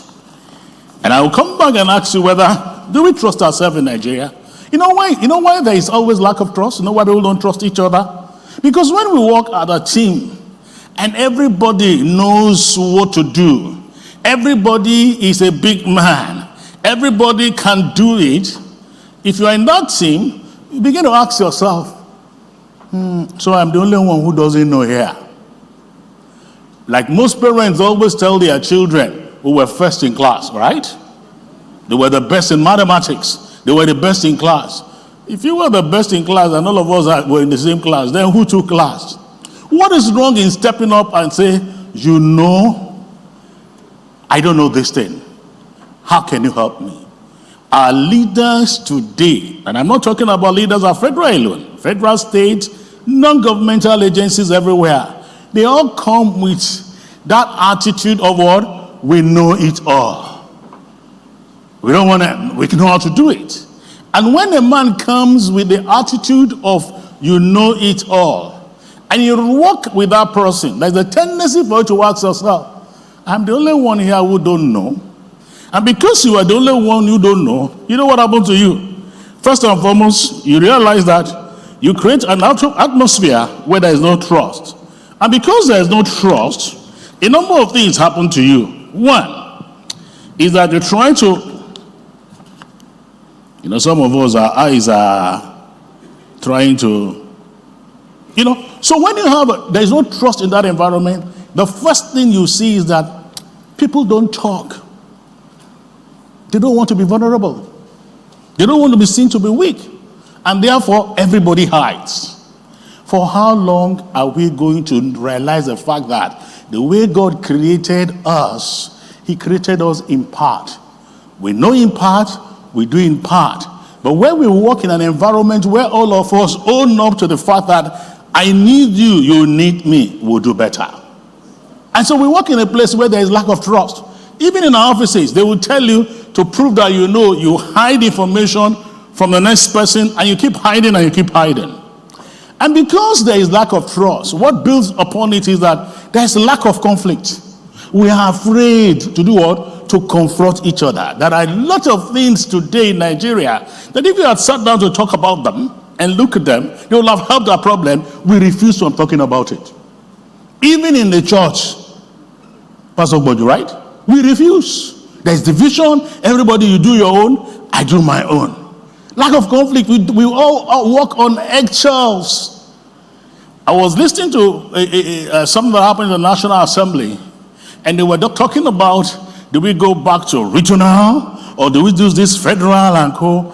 And you saw that the entire northern group came together and said, we don't want region. I mean, from the National Assembly. And it's very simple. Because we don't trust each other, we can't talk about your concerns, my concerns, and all put together.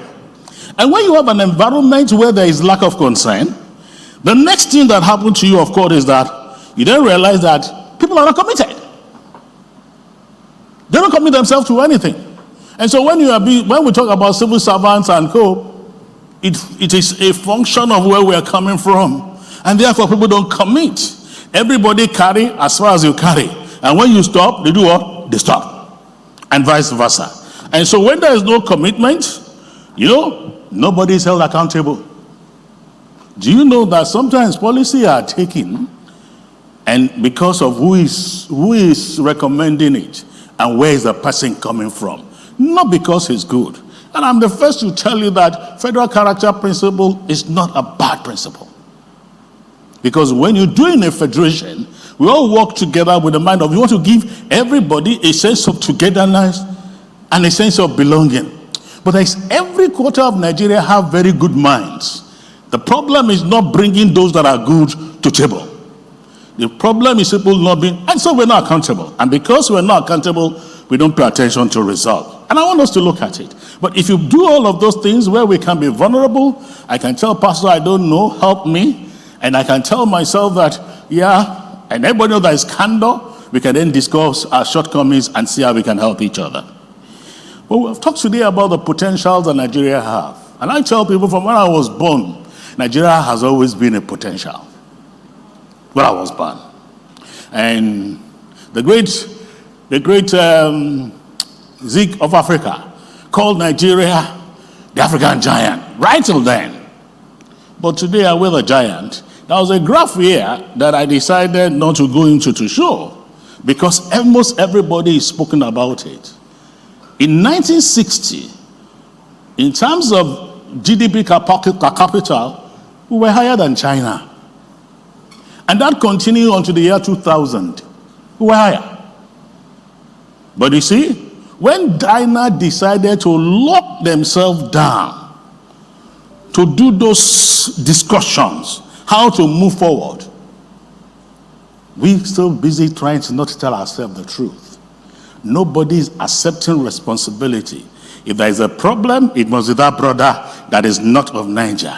If there's a problem, that must be that brother that is south of Niger, rather than sitting down and addressing issues. So unless we deal with these issues that I have identified here, and I do agree with you, our young people are wonderful, there's potential in them, but unless we do some work, it just be a problem. Four things I have listed here that we will need to, why we fail. Number one, the problem of leadership. Problem of leadership. And again, I'm not looking at leadership from federal. There's a tendency for us to always look at the man at the center. And the problem of leadership did not just start today. At least everybody that has done it historically have shown to us that the problem of leadership had been there since independence. Apart from those in the First Republic that did a few things, right when we went to the war and after the war, we just kept missing it. One of the factors is that we're not growing our assets, we're not growing our infrastructure, we're growing people. Between 1960 and 1999, Nigeria moved from about 40 million people to about 120 million people. That's what we're at. But from 1999, 2000 to date, we're not talking about 230 million people. A growth of about 120%. And we're not increasing infrastructure. We're not building schools. Our hospitals are not there. What do we expect? Those nations you talk about, China and co., as they were growing and lifting people out of poverty, they were providing infrastructure. And there's problem of leadership even at our subnational level. Sometimes when people criticize Mr. President, I do ask them myself, what are we doing with our governors? What are we doing with the people in the private sector? What are we doing with those of us in the non-government? Because the challenge is this. The leaders are people who are not just there to, why do you go to, I believe first and foremost, that leadership is for service. You take up leadership role to offer service. Because what people have done is that they have bequeathed some trust in you. They've bequeathed unto you the power to use natural resources that belong to all in the interest of the people. Unfortunately, because we don't have a clear way of raising leaders and putting people to power, anybody just come to power and they do what? They hijack us. And when they want to hijack us, you know what they play on? They play on tribe, they play on religion. And all of us start gyrating. And they say, it's my brother, it's whatever. Absence of leadership because they don't want to serve. Every leader come into office to be able to solve a problem. One of the questions I ask is that, what are the problems that our leaders are solving? One major problem we all know we're going to get to today is lack of food. Inflation is high. At the NESG, we were talking about this food position about 5 years ago. Because the trend shows that we will run out of food. This is where I'm not going to spare the church, Pastor. All of us, I know we do empowerment. Thank God, Dr. Omole called it entitlement. It's time for George to sit down and say, if we are part of those adding to price of food, how do we begin to grow food? Hello? How do we begin to grow food? If all the churches, and I'm not talking about church, the other Muslim clan, if we come together and deal with our agri problems, Nigeria will have enough to eat and will have enough to... Don't tell me it's not our role. No. When the founders of faith came into Africa and Nigeria, they saw that education and health was our problem, right? And they invested in education. My name is Victor Amodu. Today, we need to work on food. That doesn't excuse governors. Government to do its own, but we need to do the people. Ministry is about not only ministering to the spiritual man, but also ministering toward the physical well-being. So leadership, we have a responsibility. And thank God that God has put a lot in the church. Let's show the leadership in this area. And let's show them that if they're not doing right, we'll know how to do it right. After all, the leaders we have today, where did they come from? From amongst us.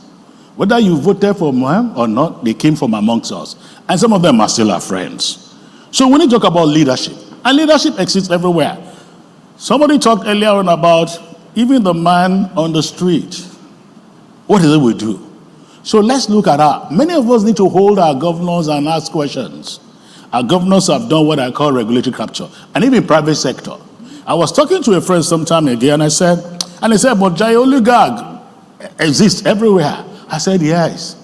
But what do they use it to do? Somebody was reading, I think it was Dr. Omole, about the founding fathers of the Americans, what they are. Many of them were slave traders. But what did they do? They spend their resources on education, on infrastructure, and making the environment very good. So we need to rethink where leadership is. How are you using the leader? What problem are you solving? The second thing here we look about is we need to look at our eroding national value system if we must lift up potential. What's our value system? I was involved in one of the development plan. And we sat down, we said, let us find out, what is Nigeria's value system? Do you know, what do we value really? We sat down in the house, in the room, and we cannot think about what is it that elicits entire support from us, apart from football. Do you know that when there is football, it doesn't matter where you have come from, we all come together. But today, Nigeria is a nation where what we value is ego, kudi, money. And we all forget that money is just a means to an end. If you start your life beginning with the end in mind, it's easier for you to know that what do we need money for? Many people are so afraid, and it's fear that bring it, and they have taken so much money, more than themselves and their children and everybody will ever need, and yet the people are poor. So we need to reorientate our value system. The value of fairness. You know, we're not fair to each other. Some people say, some people say, okay, it's our own, let's keep it. But when you were there, did you take care of them? Be fair to your people. So we need to sit down and ask ourselves, what are the values that we want to live for? I mean, we are hardworking people, but it's important to look at it. The other thing that is mitigating against looking at this potential is trust. Trust has been completely eroded. When a government will come to the national telly, and all they are telling you is what? Lies. When ministers will stand, and all they are telling you is what? Is lies. When parents will stay in their house, and what they are telling their children is all what? Lies. How will they trust you? And I tell people, you want us to trust you? Please make yourself trustworthy. And that's one of the things. The problem today is that even if government is working hard, people don't believe government. Because government will not come. Rather than government say, oh, these are challenges that we are facing, people don't believe government. You know why? Because you tell me you don't have money. And the kind of dresses and the things you are wearing and the things you go around, I don't understand. Are we really saying the truth? Lead by example. Our challenge today is that we've lost trust. And And again, you see, one of the things I try to bring here is to make sure that we don't limit it to only the federal government. It's state government, it's a private sector, and co. All for a long time in my life, one of the things I try to do is that how can we get the private sector and the public sector to talk together? But we haven't moved forward. Why? Because there is distrust. They don't trust each other. The public servant people think that these guys just want to come and take advantage of us. And those of us in the private sector feel that, these guys are just there, they are stealing money, they are not interested, and what do we do? So we need to deal with trust matter. The next thing we need to do is, of course, is that we need to take ownership and responsibility. Everybody just find an alibi. You blame this for that, you blame that for that. You wake up in the morning, you are sleeping, you are lying down, you are not doing anything, there is no direction, there is no vision, and you blame government for it. Hello? Stop blaming people. Take charge of your life. There is a book that I always make sure that every young people around me, by the ages of 14, they begin to read. It's a 7 habits of highly effective people. There's one for teens. And the first thing is what? Be proactive. Take control of your life. You have sphere of concern, and you also that you can influence. Work on your area of influence, and begin with the end in mind. We are quick to not taking ownership. There is a problem at home. A father had not worked enough to bring food on the table for people to eat. Or when he had brought the money, he has misused the money. Who is the alibi? Government. The regional government collects money. Right? Rather than spend the money, they've taken part of the money to FX and taking it out, they will say, government. We need to take responsibility. And so what do we need to do? I think we need to rebuild us by what? First and foremost, let's go back to those institutions that make things work. We need to rebuild our institution. You're talking about the civil service, sir. I'm not a child of a civil servant, but sometimes I look at civil service and say we deliberately destroyed the civil service so that we can do whatever it is we wanted to do. This same nation that was about the second or third best civil service in the entire Commonwealth, where we had the lack of Aboyade, Adesina, Ida, Ahmed Joda in this country, we killed it. When we decided to say, you know what? Then you will tell you, if you did government, they will tell you the characteristics of civil service is what? Professionalism, permanency, and co. We started driving them away. The day they began to drive them away, that's when they decided to take future in their hand. We need to rebuild institutions. It's important. If we must get our potentials right, we'll build institutions. The story was told me about the old Western region. When the sage, Chief Obafemi Awolowo, took over government, and he needed to raise his ministers and people. And some of the people said, we're not joining you, we're not interested. And he told them, if you don't join us, some people will come, make bad rules and regulation, and it will affect your business. Which was why you saw people like Chief Bode Thomas coming in government to work.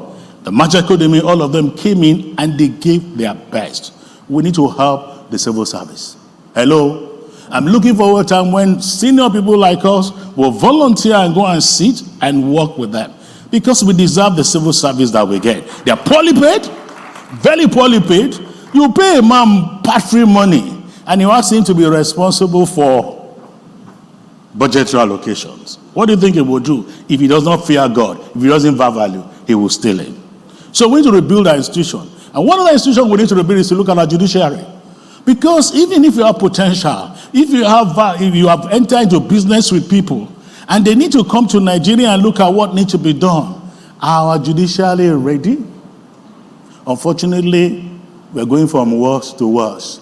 All of us, the judges their children are now being taken over to take over from them a number of things. I'm praying that the new Chief Justice will begin to do some work.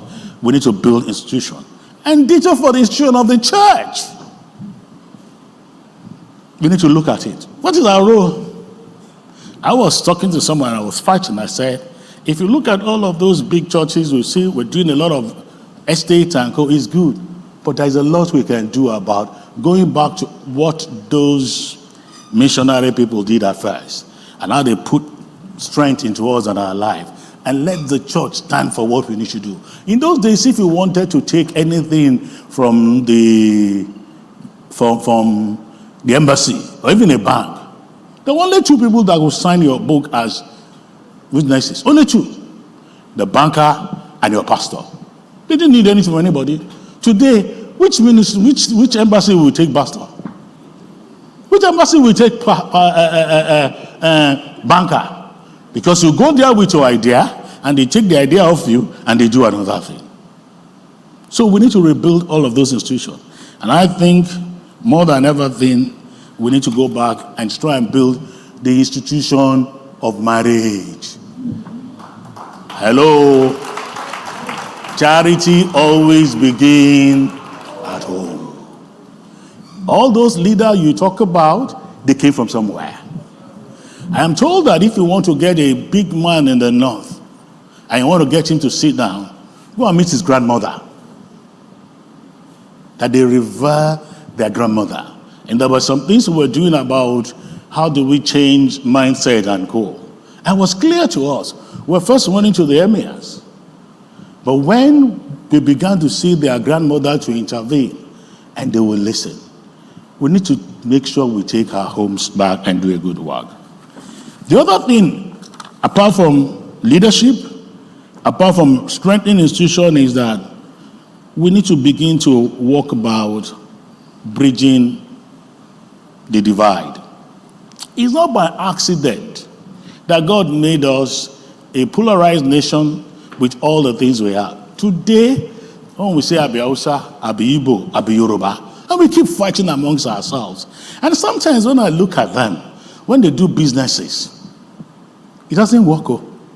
When they get to National Assembly, after that fight, I know some people that almost died because of Labour or APC or what have you. When they go to the National Assembly, can you see the difference? Hello? The first car has the ball for all of them. Did you see any difference? No complaint. And then we fight ourselves. But again, because there is no trust, because we've lost, we've become so silo, forgetting that God put strength in each of these regions, and we have capacity that if we liberate, it can work. We haven't done that. So we need to begin to build bridges across. In those days when we were young, it was very right for a Yoruba man to marry Igbo and to marry across. Today, everybody has gone back to their tent. Please, how do we do this? It is something that both the church and both the nation will have to deliberately do it. When the NYSC was set up, the intention of the NYSC was that we are going to what? We know Nigeria, we relate. But today, everybody will struggle to make sure you serve only what? In the South. Brethren, look, let me tell you, and those who are listening to us, there are a lot of potentials in Nigeria that we can harness, that we can make good. But we have to leave these soft issues we don't talk about. It's important that we talk about them. I want to tell Brother Roland, when you were talking, about the economy model does not work. The same model is the same thing. Bros, it is what we do with what we have. Our decision to make it work. More often than not, we say it doesn't work in Nigeria. Says who? The same thing works in Nigeria. But we need to get ourselves back to a position where there is trust, where there is hope, where there is confidence, where we all talk together as brothers and don't see ourselves as enemies. I want to say that there is a lot of role for those of us that are young. You've been told the mean age of Nigeria is 18. 18. This is where, and if you look at Europe and look at everywhere, they are aging. But we need to begin to build those skills. I will have talked about skills and competencies. Kola did a lot of work about it. Everybody talk about it, that we need to build. And the church have a role. The community have a role. Governments need to have a role. Anyway, let me tell you, the way education is delivered is going to change significantly within the next 10 years. Because what? Technology. You can reach many people with technology. At least today we see people sit in Nigeria and working internationally. There's a lot that Nigeria can deliver. There's a lot that is available for us as a people. But we need to begin to remove fear, mistrust, division. The government must show the way, but we, our people, must live it. Again, I want to say, Mr. President, help us live. We need cash in Nigeria. And one way to getting cash is what? Those assets that are wasting. Let us begin to leverage them. We don't have to do joint venture. We can raise about $40-50 million from our billion dollars from our balance sheet by making ourselves believable, by making ourselves people that stands in contract. To governors, the people are living very close to you. We're getting resources today and we're not meeting the needs of our people. Somebody talk about the out-of-school children. Out-of-school children today is almost about the second largest in the world. Why are people not going to school? It doesn't have to be done in the Western approach. President Jonathan did a lot of work about the Alumanjiri system, and it's abandoned. Let's begin to work and bring them there. And thirdly, let us do a population control. We cannot continue to grow the way we are growing with limited resources and think we'll be better. You know, one day, each time I ask my friends in the other faith, they will say, well, they allow them to marry more wives. So I now got involved with some scholars in Africa here.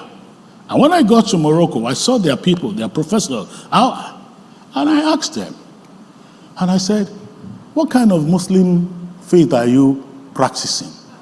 And they said the same thing like your people. I said, how come you don't have? He said the emir had instituted it, that if you cannot take care of one wife very well and provide for their needs, if you marry a second wife, it's a state problem. Today we have young people that we should give school, we should give work to, but what governors are doing is to marry them away.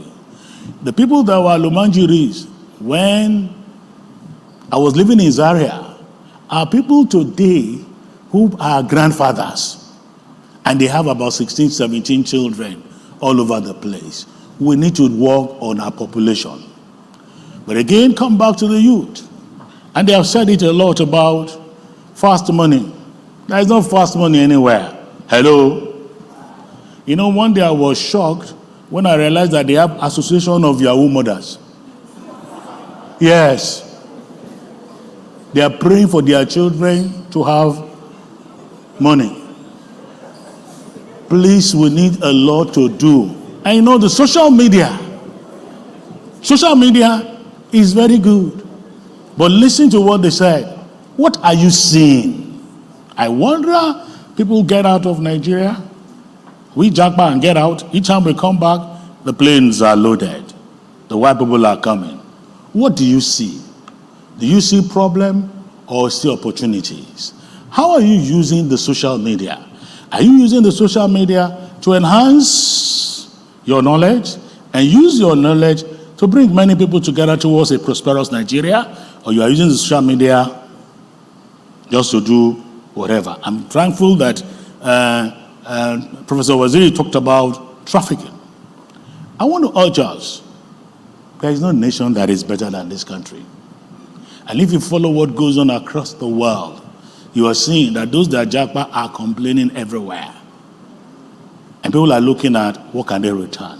We just need our government to level with us, tell us the truth, and make themselves more believable, and then leave what they say.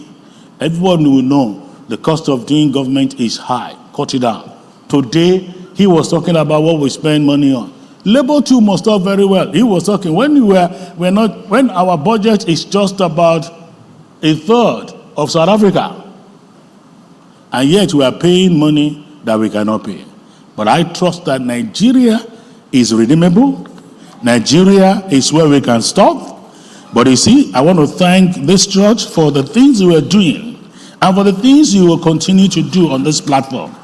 But please, I want to end on this note, very prophetic note. I know this is blown to everybody in the world, whether you're of the Christian faith or not of Christian faith. But the foundation of my standing is who I believe in. And here he says, okay, let me read it. He talks about, please show it. Isaiah chapter 49, verses 24 to 26. Shall the prey be taken from the mighty, or the lawful captive delivered? Maybe we have made ourselves a captive by the way we've lived our life, and we have entered one chance. Yeah, by the way we voted, by things we're doing, we have entered one chance. Here, we hear what God is saying concerning Nigeria. He said, but thus saith the Lord, even the captives of the mighty shall be taken away, and the prey of the terrible shall be delivered. For I will contend with him that contended with thee, and I will save their children, and I will feed them that oppress thee with their own flesh, and they shall be drunken with their own blood, as with sweet wine, and all flesh shall know that I, the Lord, am thy Savior and thy Redeemer, the mighty one of Jacob. That is the word of God for Nigeria. And I know that if you japa, you will japada, because God will deliver us as a nation. Thank you, and God bless you.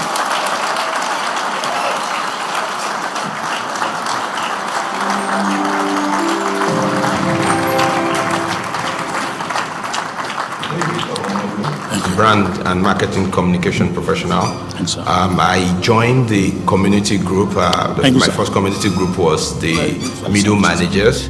And my reason for joining at the time, I was leading a team, and I had a few deficits here and there that I felt like, okay, peer mentoring could help me with. And when I joined the group, it was amazing. It was an amazing experience because there was so much resources, so much masterclass, a lot of things I didn't know. I was able to, grow, learn a lot of things. And from then on, that was about COVID period. From then on, every year I'd joined the groups, and I'd been in the senior managers group for about 3 years running, and I had the privilege to lead the group in the last semester. With the senior managers community group, you get to learn to be intentional about your career growth, about your stakeholder management, how you manage office politics, how you map the power dynamics, and get to be intentional about networking, because your network is your strength at some point. So the senior managers community group provided for me an opportunity to lead, to influence, and to serve. And I believe everybody that joined that group, we had a fantastic semester, and I would want to invite everybody out there, if you want to, don't live life alone, come join us in the community group. Build your network, be intentional about your growth. Your craft is not enough for you at some positions, because some doors needs to be opened from the inside, and come learn how to become the best professional you can be.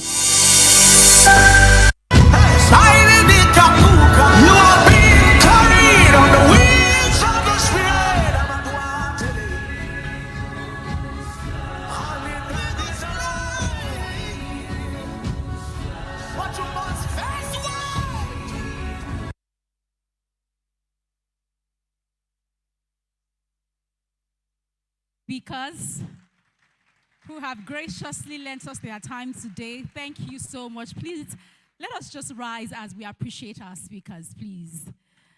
With a very, very loud applause, we want to say thank you. Thank you for pouring into us today. We are so, so grateful. And in the same breath, I'll just ask the protocol officers to please usher our speakers into the lounge as we continue to appreciate them, please. Thank you so much. Thank you. Please let the applause keep going. But I think today has just been very special.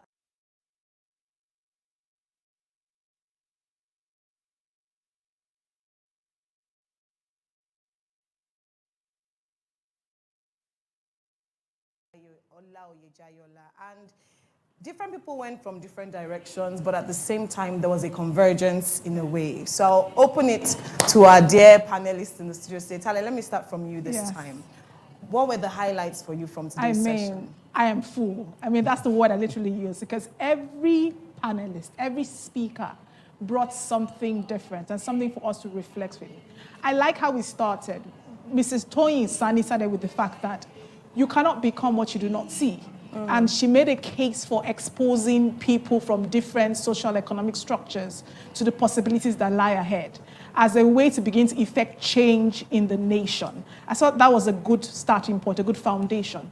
And then we went to the next speaker, Mr. Kola Adesina. I like the fact that he was such a loyalist, you know, and he had such an optimist, I like that. And he had such a positive perspective of the potential of Nigeria.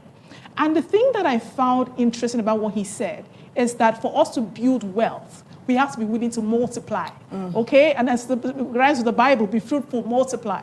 And then he said that any economy that focuses more on exports than imports become wealthy. And that's an instruction for us in Nigeria. It sounds simplistic, but that is really a formula for us to really begin to move forward. Now, I think the highlight for me, and I shared it before, was Dr. Charles. And he talked about technology solutions and adaptive solutions. Yes. Again, and I think it brings to the theme of this church. We talk a lot about renewing our minds. And he said that adaptive solutions was how technology solutions can have permanent effects. Because if you keep changing things and you don't change the mindsets of people, change cannot be permanent. And I think that that is a place in which we need to spend time to really invest in the country. And it reminds me of our days of civic education. I don't know if you took civic education, where they were really teaching us about the values of our country. I think we need to go back to the days where we teach people how to have national pride. And I think that Elder Joseph talked about it. I think I'll stop there now. Powerful. Thank you so much. Powerful. I'll just take it from where Tales talked about Elder Joseph. I think one of the beautiful things, and by the way, he was my former boss at the Nigerian Economic Summit Group. So, you know, so you could relate. Yeah, I could relate. It's a moment of pride for me. It was beautiful to see how, you know, that there's a book, the 5 Dysfunctions of a Team, you know, and how he was able to relate that to actually a nation as a team. And really, it just says it all. You know, when I started, I talked about patriotic ownership and institutional, and that trust, that social contract between the governed and the governed. So that lack of trust is really a conversation we need to come back to, you know, at some point and just say, look, how do we do this? How do we sit at the table again and begin to understand ourselves from different cultures, different, you know, tribes, different religions as well? Because ultimately, this Nigeria is our Nigeria. There's no other. You heard it across board. This is the best, you know, country in the land. And I don't think it's cliche that all of them, you know, that all of them alluded to that. I like his point also, because, you know, this is something we've been talking about, you know, from our early days as a young economist. We've talked about unlocking the economic capital of Nigeria, the, you know, abandoned assets, state-owned enterprises, you know, things that, you know, we could convert from, you know, their illiquid state to liquid state and begin to generate even far more than we are trying to borrow, you know, or get in terms of foreign direct investment. That there's just so much unlocked, there's so much asset here that can be unlocked through the capital market, the stock exchange, listing these things. We have the story of Saudi Aramco. That's an NNPC right there. You know, we have the Federal Secretariat you talked about. Every time I look at that building, I'm seeing, you know, some, you know, 5-star hotel, you know, or something that it can be converted to. Prime area. Exactly, in prime area. You look at the National Stadium, that's an amusement park or something combined with the stadium. You know, so there's so much that can be done, and people will invest in this if you make a genuine case for investment and show, like he said, you know, that you can be trusted as a government, you know, willing to, you know, expose that asset to the right capital that it needs. My high point beyond that was Mr. Roman Osegale. And I say that because I particularly remember his conversation in 2017 about investment in education. You know, and so when I saw him on the post, I was like, I need to, you know, listen to him again. So he came into the same model approach, you know, economic modeling, showing you through data and, you know, extensive data, 64 years of data, trying to let you see that this thing is not adding up because we have not been doing the things that others that were, you know, where we were and have now gone, you know, ahead of us have done. We've not invested in education in the way that we should. He talked about the learning poverty trap.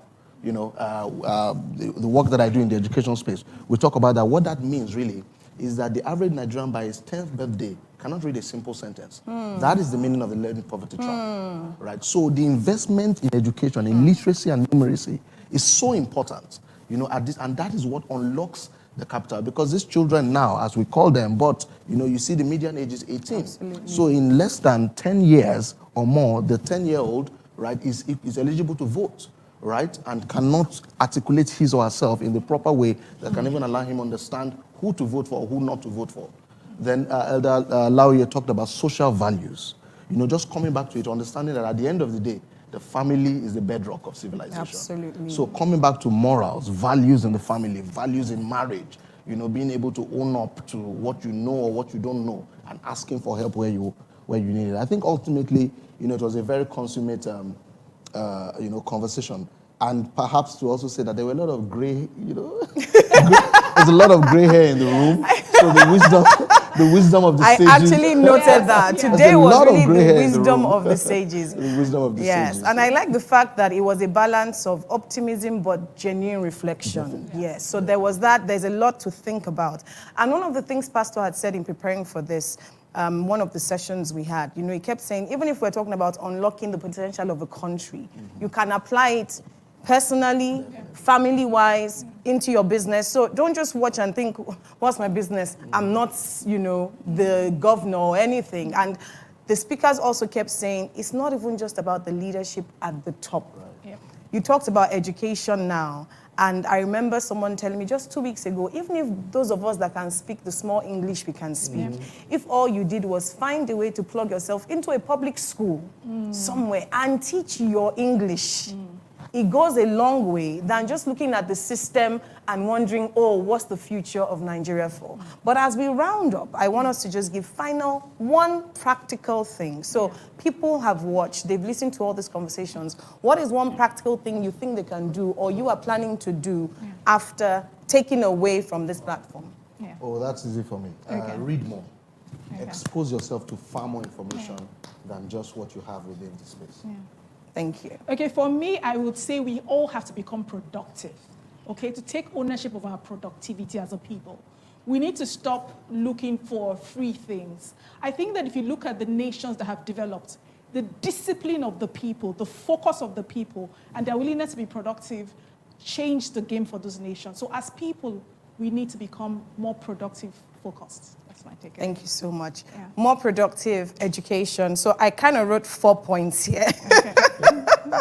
And I said number one, and my number one is obviously education. Arm yourself continuously with the right knowledge. Yeah. You know, we have a generation that we talk a lot, but not as knowledgeable on the things. I mean, when you look at that data, for instance, and I can't remember the speaker who said, the average young person now was born after 1999. Yes. So there's so many things. In fact, that hit me. I mean, I was not born after 1999, but you know, it just hit me like there's a generation that doesn't even understand a certain way Nigeria was or is coming from.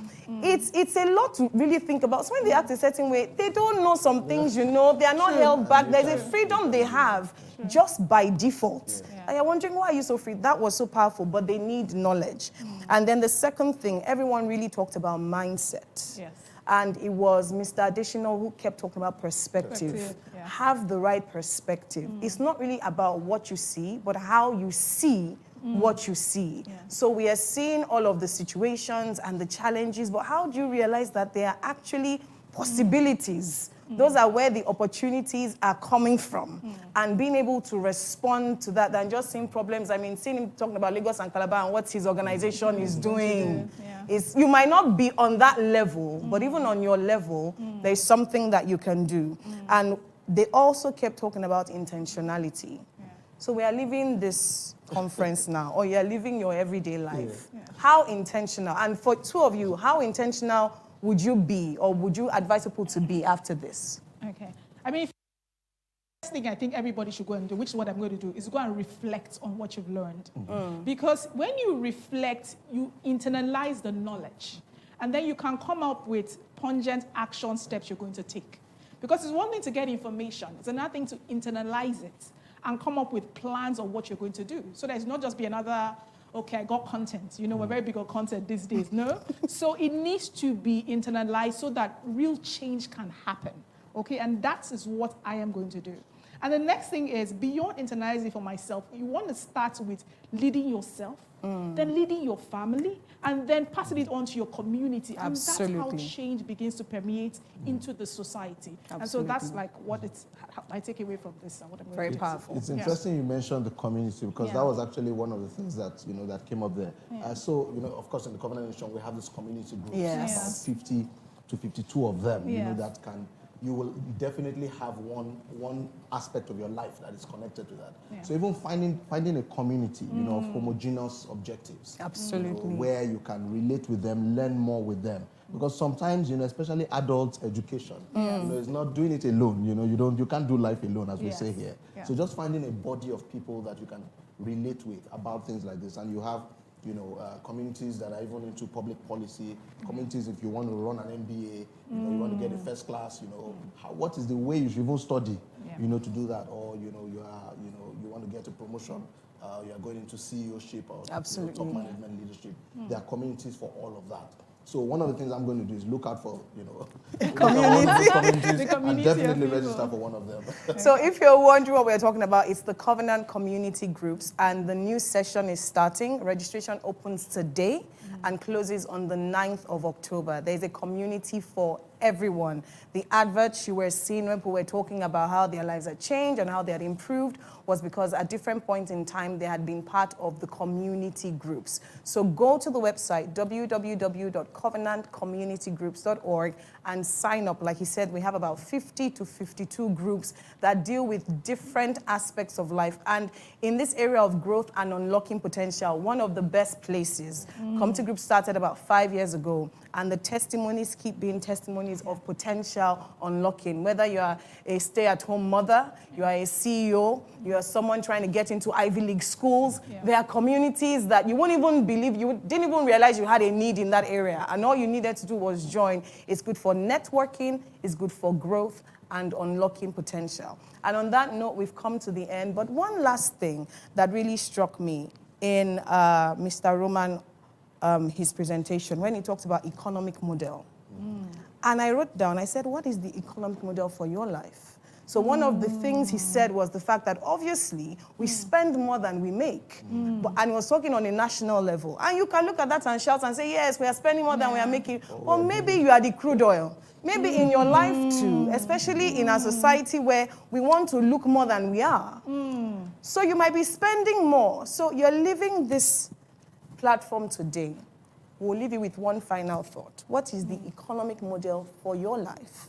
Are you importing more, or how will I say it for the person? You are an economist. We'll give us for the person. Are you spending beyond your means? That's it. You are actually, adjusting your model to ensure that you have far more than That's the English. Don't spend beyond your means. Don't live beyond your means. And besides spending, put in more into yourself than you are giving out. Put in knowledge. Put in relationships. Put in physical exercise. Put in spiritual growth.